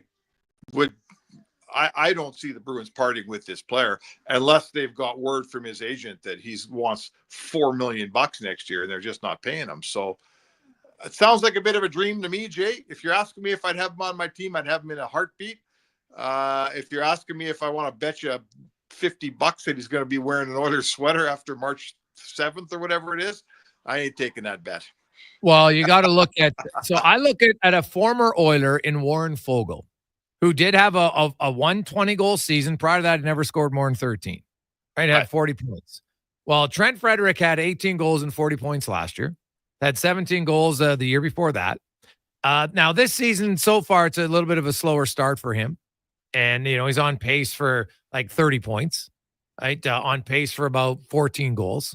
And so timing's everything. Foegele became a free agent after his career year, but he got 3.5 mil. And Frederick's a much tougher player, good skater, physical, so adds a different dimension than Foegele. And I'm sure he looks and says, if Foegele gets 3.5, we could probably get 3.5 with the cap going up, right? Yeah. And because players like Frederick, there's just not a lot of them in the NHL, just as a fact, right? And so when you bring a different element, there's value to it. Listen, everything you say is true. I want to know how much you're giving up for a bottom six guy that is a pure rental, a bottom six rental. Like how much you giving up for this guy? Because it sounds 100%. You're right. You're not bringing in a total sniper who's going to score a bunch of goals for you in the playoffs. You're bringing in a grinder. You're bringing in a depth guy who doesn't kill penalties. How much are you giving up for him? Sounds like a lot more than I think I want to. Yeah. Okay. That's fair. But I love the guy too. The Oilers are too small and too timid. They need some size. They need some heft. They need some aggression. This guy's gone. Yes. Very bad. I think that's for sure what they need. The other guy, Spec, that I would take, who I don't think it might cost you nearly as much. Big McCarron, the fourth line center of Nashville. I've been saying it for a month and a half. Ever since I put the the stake in Nashville that they were done. I think Michael McCarron checks a lot of boxes for what you're looking for on your fourth line center. Right, big, can skate, right, can kill penalties. There's, he makes like $900K. He makes exact same amount as Derek Ryan, and he's got another year on his deal. So you're not just a 1-year guy. That's why, to me, McCarron makes a lot of. When I know the Oilers want to upgrade their fourth line center, that's that makes sense for sure. That makes sense for sure. He's a left shot, right? McCarron? No, he's a right shot. Oh, it's a right shot. Oh, excuse me. Yeah. Okay, that's even better. It's even better. Yeah, I mean, listen, at least you're talking to me now about a team probably not going to make the playoffs here. So, and looking to shake things up and looking to do some things. So, Nashville, getting a guy off of Nashville is a whole different story than getting a good player off of Boston. I'm not sure I see Boston parting with a prototypical playoff player like Frederick when they're going in the playoffs. Nashville, totally different ballgame. Spec, we will chat with you tomorrow. Have yourself a great day. All right, Jay. There you go. That's Mark Spector, the Spec Report brought to you by GS Construction. Jeff is up to 1,600. Hey, you know what? Now's the time it's going to go. The final half hour auction time today. We got to get it up a little bit more here. You guys paid more to go for dinner with Carrie. It's good for him, but hey, you got Hervey and Morris. It's at Roos Chris down in the vault, 833-401-1440. 833-401-1440. Jeff has the bid at 1,600. We're helping out Santa's Anonymous. You'll have a great meal with the four of you, with Hervey, Morris, and myself. We'll have a lot of fun and raise some money for Santa's Anonymous. So 833-401-1440 in our email inbox. DVD will join us next. And lots of texts. People wondering, would you do Frederick for Skinner straight up? Well, I'd do that in a heartbeat, but I don't think Boston would. Right? But, you know, it's an interesting one. We'll see. Take a quick break. We'll return. Hockey is back, and Play Alberta, Alberta's #1 sportsbook and official partner of the Edmonton Oilers, has you covered with bigger offers, boosted odds, live betting, player props, and more. New to Play Alberta? New players now receive $200 in free bets just for signing up. You already play? Get a $10 free bet for every $100 you bet every week all season long. Visit playalberta.ca and make your picks today. Bonus terms and conditions apply. Are you watching the interest rates these days? Of course you are. Paying less interest leaves money in your pocket. That's why St. Albert Dodge is happy to tell you that right now they have 0% financing on virtually all new 2024 models.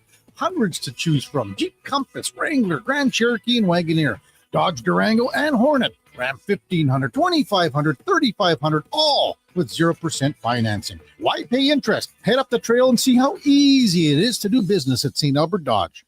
Now for today's holiday special, Legacy Heating and Cooling saves Christmas. Santa's furnace broke down in the shop last night, and the elves couldn't make any toys. That's right, because the HR lady said it's in humane conditions. But ho, ho, ho, golly gee, Santa got a 1-year guarantee, and the elves are working merrily with a brand new furnace from Legacy. Happy holidays from Legacy Heating and Cooling. Get ready to make a game day decision with McDonald's Fan Day deals. Grab a $4 Big Mac, McChicken, or filet fish sandwich exclusively through the McDonald's app. Wow, what a deal. Plus, tax valid on Tuesdays, Thursdays, and Sundays for a limited time at participating restaurants in Alberta and Northwest Territories. McEwen's Fuels and Fertilizers hopes that this is your happiest holiday ever, full of good cheer, fellowship, and goodwill. Merry Christmas from all the staff at McEwen's Fuels and Fertilizers with 11 locations in Central Alberta. The James Insurance Group, serving East Central Alberta, would like to wish you a happy and safe holiday. Enjoy your time with friends and family and take in all the season has to offer. Merry Christmas and a very happy New Year from the entire team at the James Insurance Group.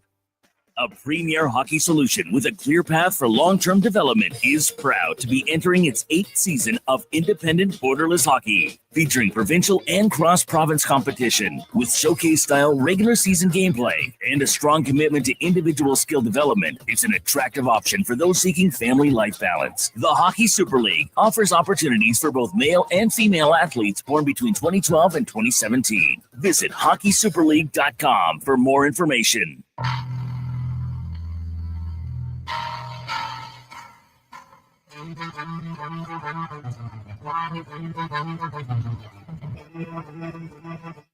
Portions of this hour brought to you by Cantork. We offer sale, rental, repair, and calibration of hydraulic, pneumatic, and battery-powered torque wrenches, stud tensioners, and flange maintenance equipment. Order today at cantork.com. From puck drop to kickoff, it's the Jason Gregor Show on Sports 1440. Presented by PlayAlberta.ca, Alberta's only regulated online gambling website.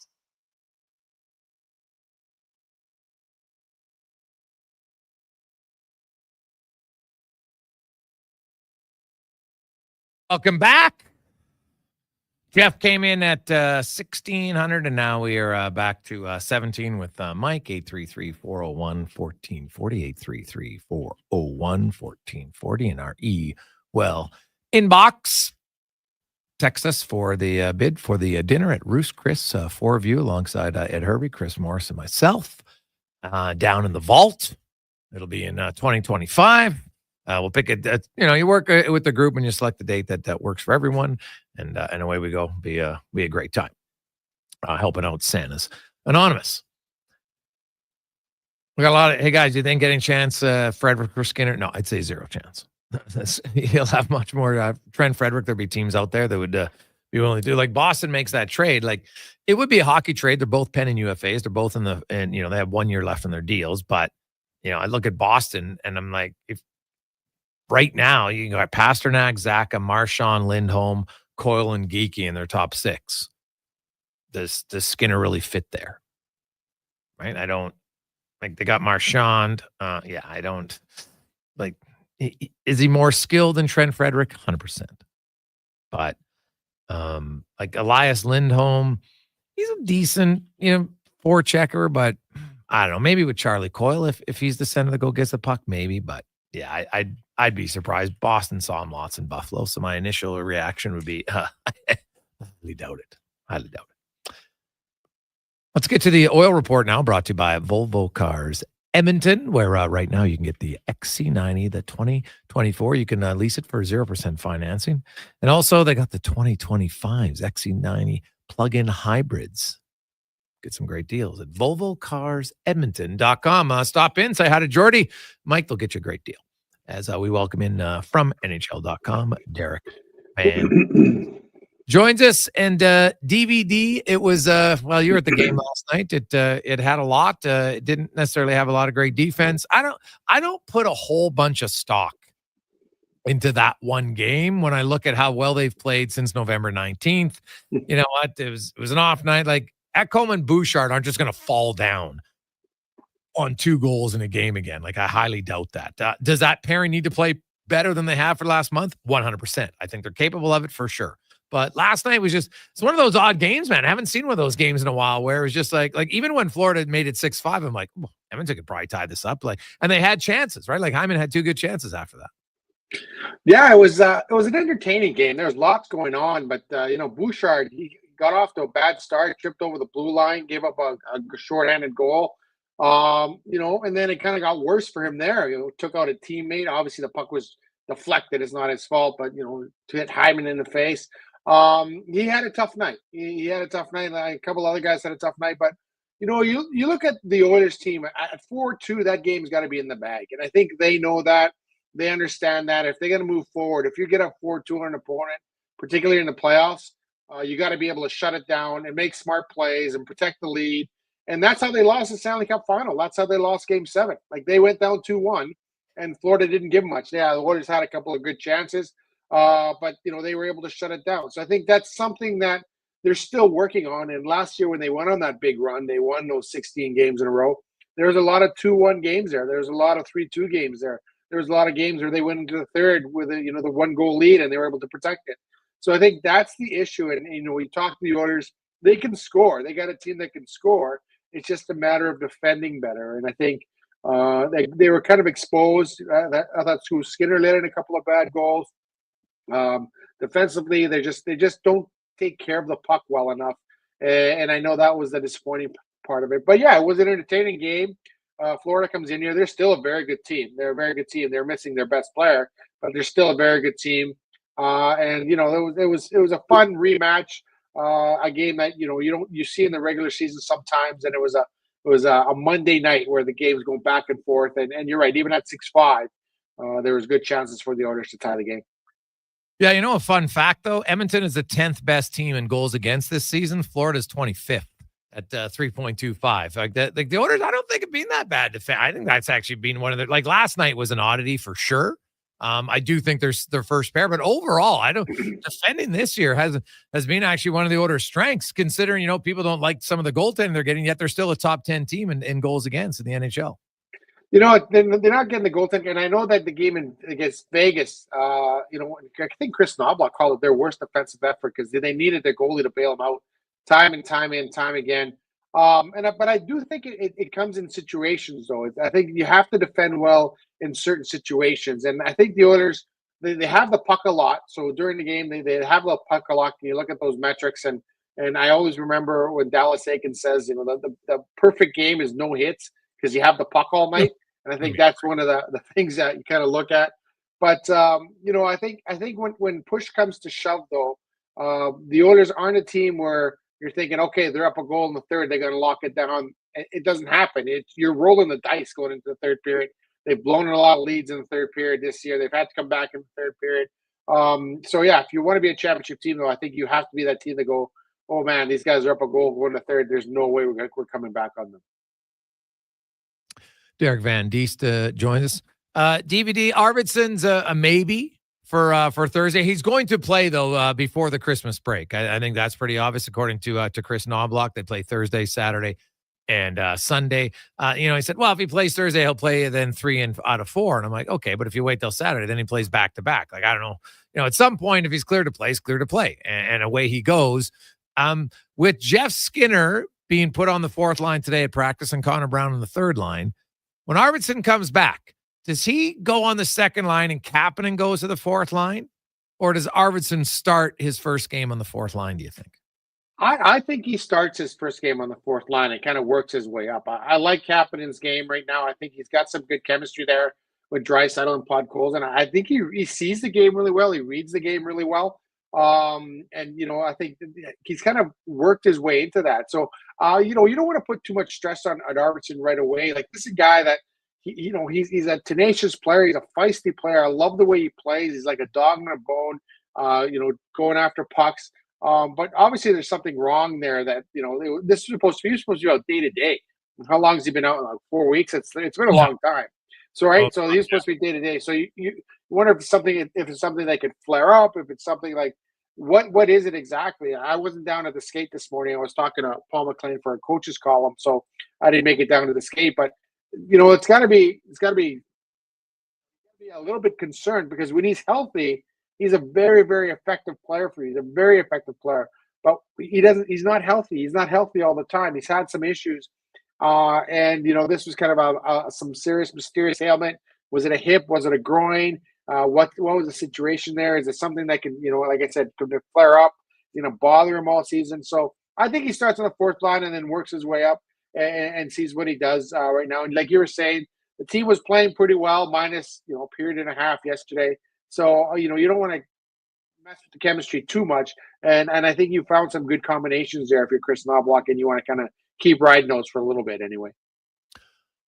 Looking to some other storylines, when you write for Calgary and Vancouver and Winnipeg, and that I know you've covered some of the Flame stuff. You look at Vancouver right now and what Rick Tocchet said, and then Kiefer Sherwood comes out last night and has a hat trick, great, and the crowd's chanting his name. It's a great story. I love it. I love guys like that. He's got a career year going already, 11 goals after only 30 games. In Vancouver, an organization that has not been afraid to make trades. Like, look how many trades they made last year. They weren't afraid at all. Do you see the Canucks making a few splashes here soon? I do if things are going this way. And I think, I saw that rant, by Tocchet. He was not happy with some of these guys. And it's actually one of the topics that I discussed with Paul McLean in the coaches column that we have up on the site right now. You're getting to a point in the season where everyone's looking at the calendar and going, okay, I can't wait for that Christmas break. I can't wait for that Christmas break. And then maybe you lack a little intensity. Maybe you take the break a little early. And I think that's really important to not take the break early. And I think that's what Tocchet was trying to get at is, hey, these guys aren't bringing the intensity every day. You need to play with a certain amount of intensity. And if you're not a Rick Tocchet type player, you're not going to be there very long, I don't think. And it's going to be interesting to see what happens because I think Rick Tocchet has a little longer leash than maybe some other coaches just because of what he's done there and the expectations weren't as high going into last season and what he did last season. They're a little higher going into this season and they kind of been up and down. They look like world beaters on one night. The other night, they can't do anything. But I do think that they're a team that feels that their window is just opening. Their championship window is just opening and they have some room there. And then when you get in that feeling, when you think, okay, we're a contending team now, we have the solid pieces in play, then you're not afraid to go make moves and try to, supplement your roster. You saw the Oilers do that. You've seen some contending teams do that. So, yeah, I wouldn't be surprised if Vancouver starts shipping guys out, shipping guys in, and shipping more guys in that are in line with the way Rick Tocchet played the game, the way he wants the game played. And if he's calling you out for not bringing intensity every night, I don't think you're going to be in Vancouver very long. Yeah, no, I think that's a very fair statement. No question about it. DVD, have yourself a good one. We will, you have yourself a Merry Christmas, of course, and we will chat with you on New Year's Eve. Sounds good. Thanks for everybody. Derek Van Dies from NHL.com. We'll come back, answer your phones. For those of you involved in the bidding, we always like to get everybody on the phone so we know that you get your bids in 833-401-1440, 833-401-1440 in our inbox. We'll return, update you on the bids. Also, talk about some early NHL action. A few fun statistics. Well, fun, I guess, is depends on what you deem as fun. Was last night fun? I think it was. The ending you didn't like, but man, it was back and forth. You were excited, then you're frustrated, then you're probably gobsmacked. It had it all. Discuss it next in the Gregor Show, presented by PlayAlberta.ca. Get ready to make a game day decision with McDonald's Fan Day deals. Grab a $4 Big Mac, McChicken, or filet fish sandwich exclusively through the McDonald's app. Wow, what a deal. Plus, tax valid on Tuesdays, Thursdays, and Sundays for a limited time at participating restaurants in Alberta and Northwest Territories. The job isn't done until the last load is hauled, and having a semi-trailer out of commission is not an option. Whether replacing or adding to your convoy, Edmonton Trailer has a huge inventory of new and used semi-trailers, trusted by the gravel, logging, oil field, fluids, and freight industries. Find a trailer right for you online or at one of their 3 locations. For sales, service, parts, rental, and finance, when you're in it for the long haul, Edmonton Trailer. Get early access to the Bricks Boxing Week blowout. Shop real Boxing Day prices now with deals for every room of your home. Shop door crasher specials like a 3-piece stainless steel appliance package for just $18.97. Take up to $3,000 off big screen TVs, up to $2,000 off sectionals, and up to $750 off sofas. Plus, buy more, save more on dining and bedroom furniture. Up to 25% off. Some exclusions apply. See in-store for details. The Brick, saving you more. The Canada-wide clearance is on at GMC. Get a $7,500 cash credit on 2024 Sierra 1500 Crew Cab elevation models. With Sierra's 13.4-inch diagonal premium GMC infotainment system with Google built-in compatibility, available off-road package with hill descent control, plus an available 3-liter Duramax diesel engine, you can take the road less traveled and try new things, like fishing or whitewater rafting. I should have gone fishing. Ask your GMC dealer for details. The wrapping paper is coming off, the gift box is opening, and the crowd goes wild. When they want sports in their stocking, you'll find gifts that score big at St. Albert's Source for Sports. From jerseys and accessories to all kinds of skates and everything hockey, it's here alongside expert advice from pros who know sports. Put the best sports brands under the tree for less with St. Albert's Source for Sports, your source for hockey and the best sports gifts for over 35 years. Everyone at Bridge Ford of the Wetaskiwin Auto Mile would like to wish you all the best during this festive season. Enjoy good food, good friends, and time spent with family. Merry Christmas and Happy New Year from Richard Leslie and all the staff at Brent Ridge Ford.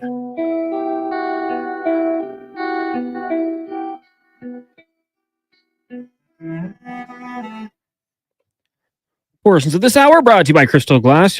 Your clear choice for residential windows, locally manufactured and installed. Crystal Glass provides a beautiful product and incredible customer services for all of your residential needs. Call 310 Glass or visit crystalglass.ca for a quote. The Jason Gregor Show, the best of Edmonton sports talk and beyond. This is Sports 1440. Presented by PlayAlberta.ca, Alberta's only regulated online gambling website.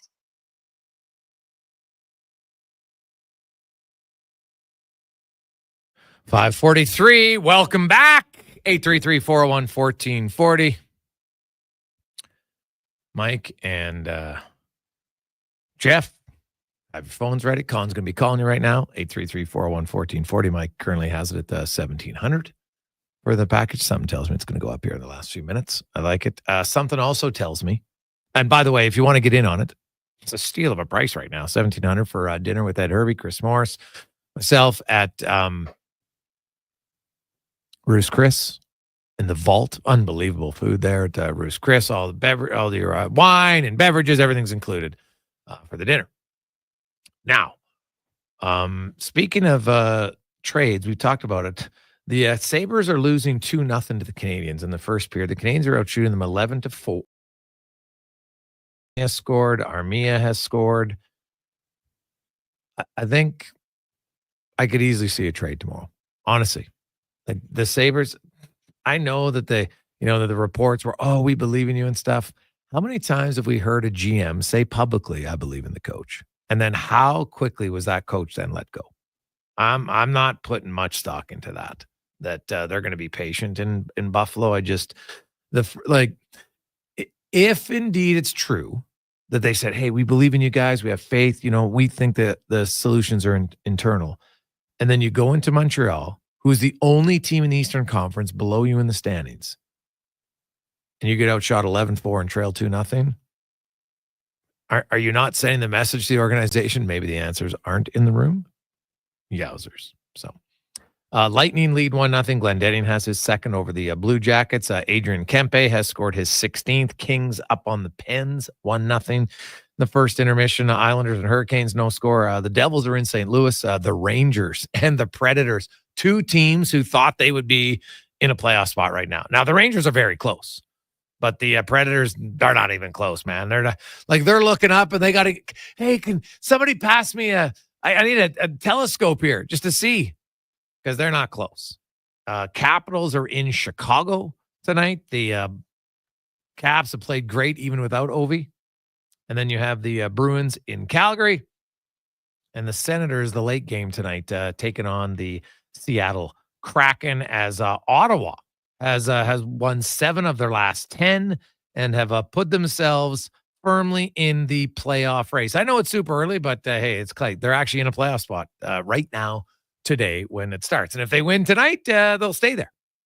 We'll see. Now, if you lose, they would, I guess if the Rangers win, then they would jump over Ottawa. So, way you go. The Penguins also could, if they are victorious, as they're 1 point back, as are the Islanders. So, it's super tight. So, you're going to need some wins there for sure.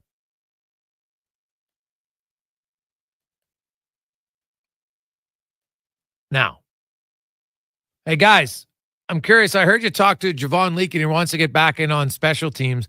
Why would you risk him on special teams getting injured? Well, how many guys got injured last year on special teams around the league as the return guy? Right? Like how many returns are we talking now? There's not many returns, on kickoffs here and there. Like punt returns, yeah, you'll have it. Sometimes you run out of bounds. I don't know if it's that much. Like Javon Leake was the special teams player of the year 2 years ago in Toronto. Like that's what he does.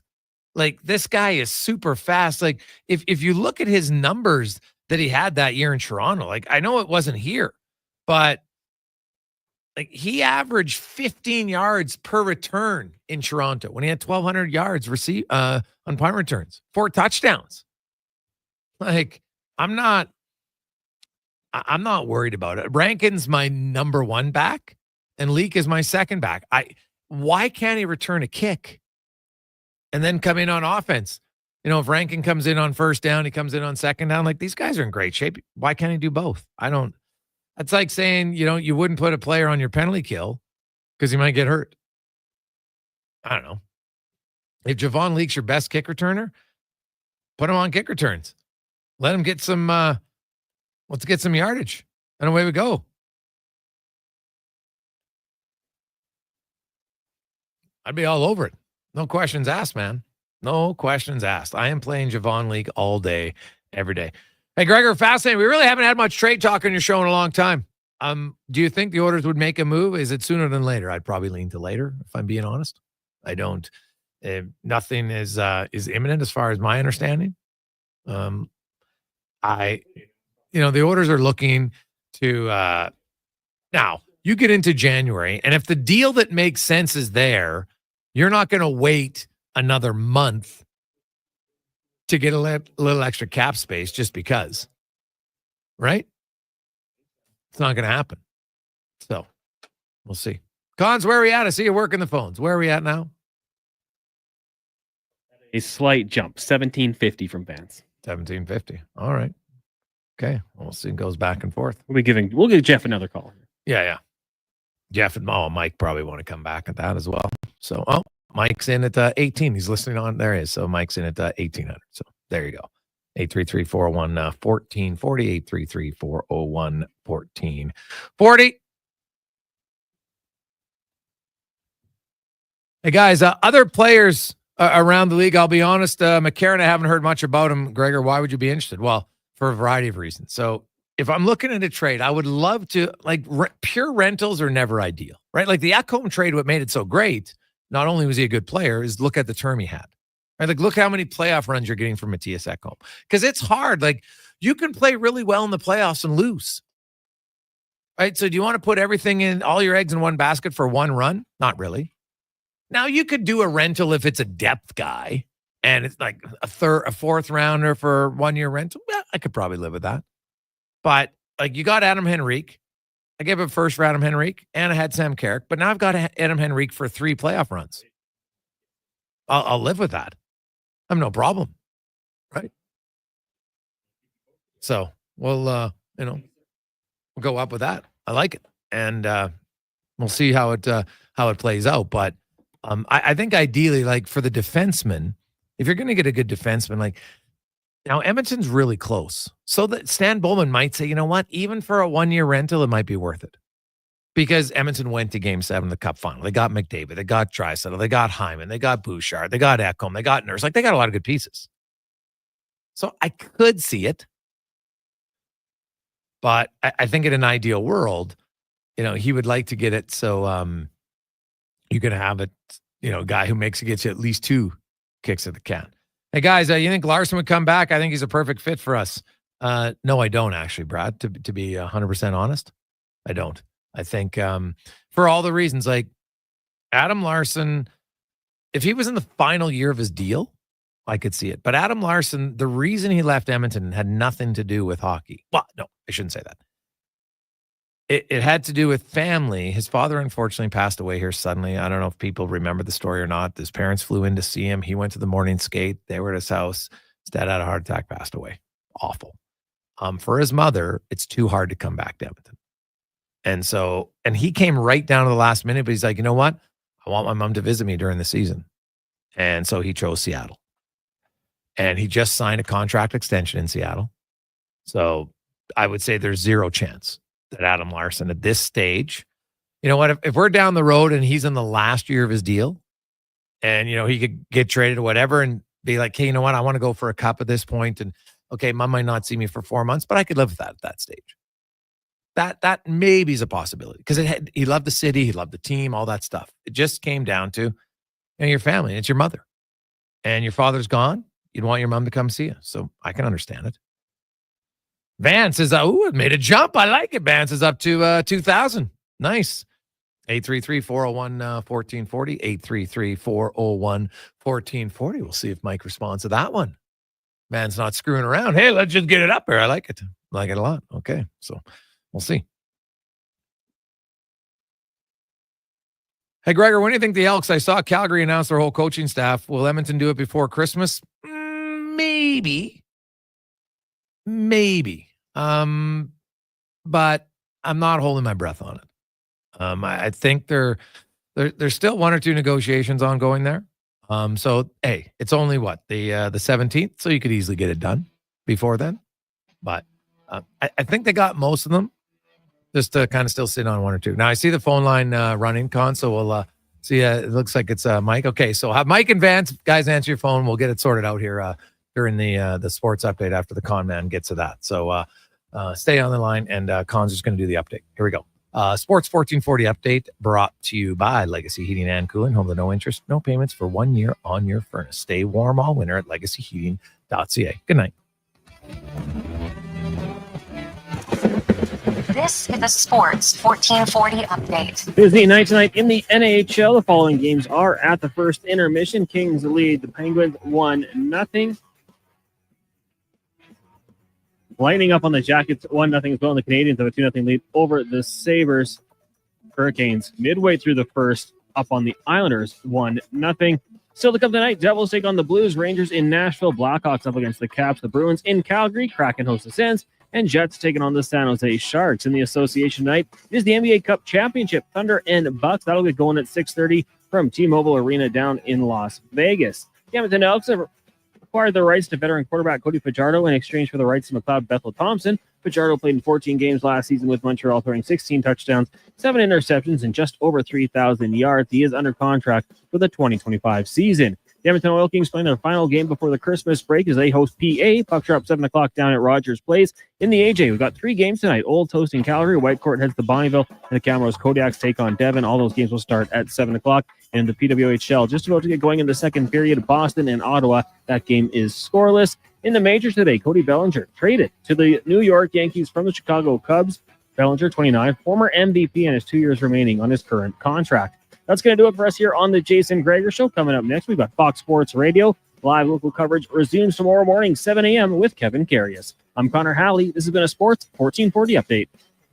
Sports 1440.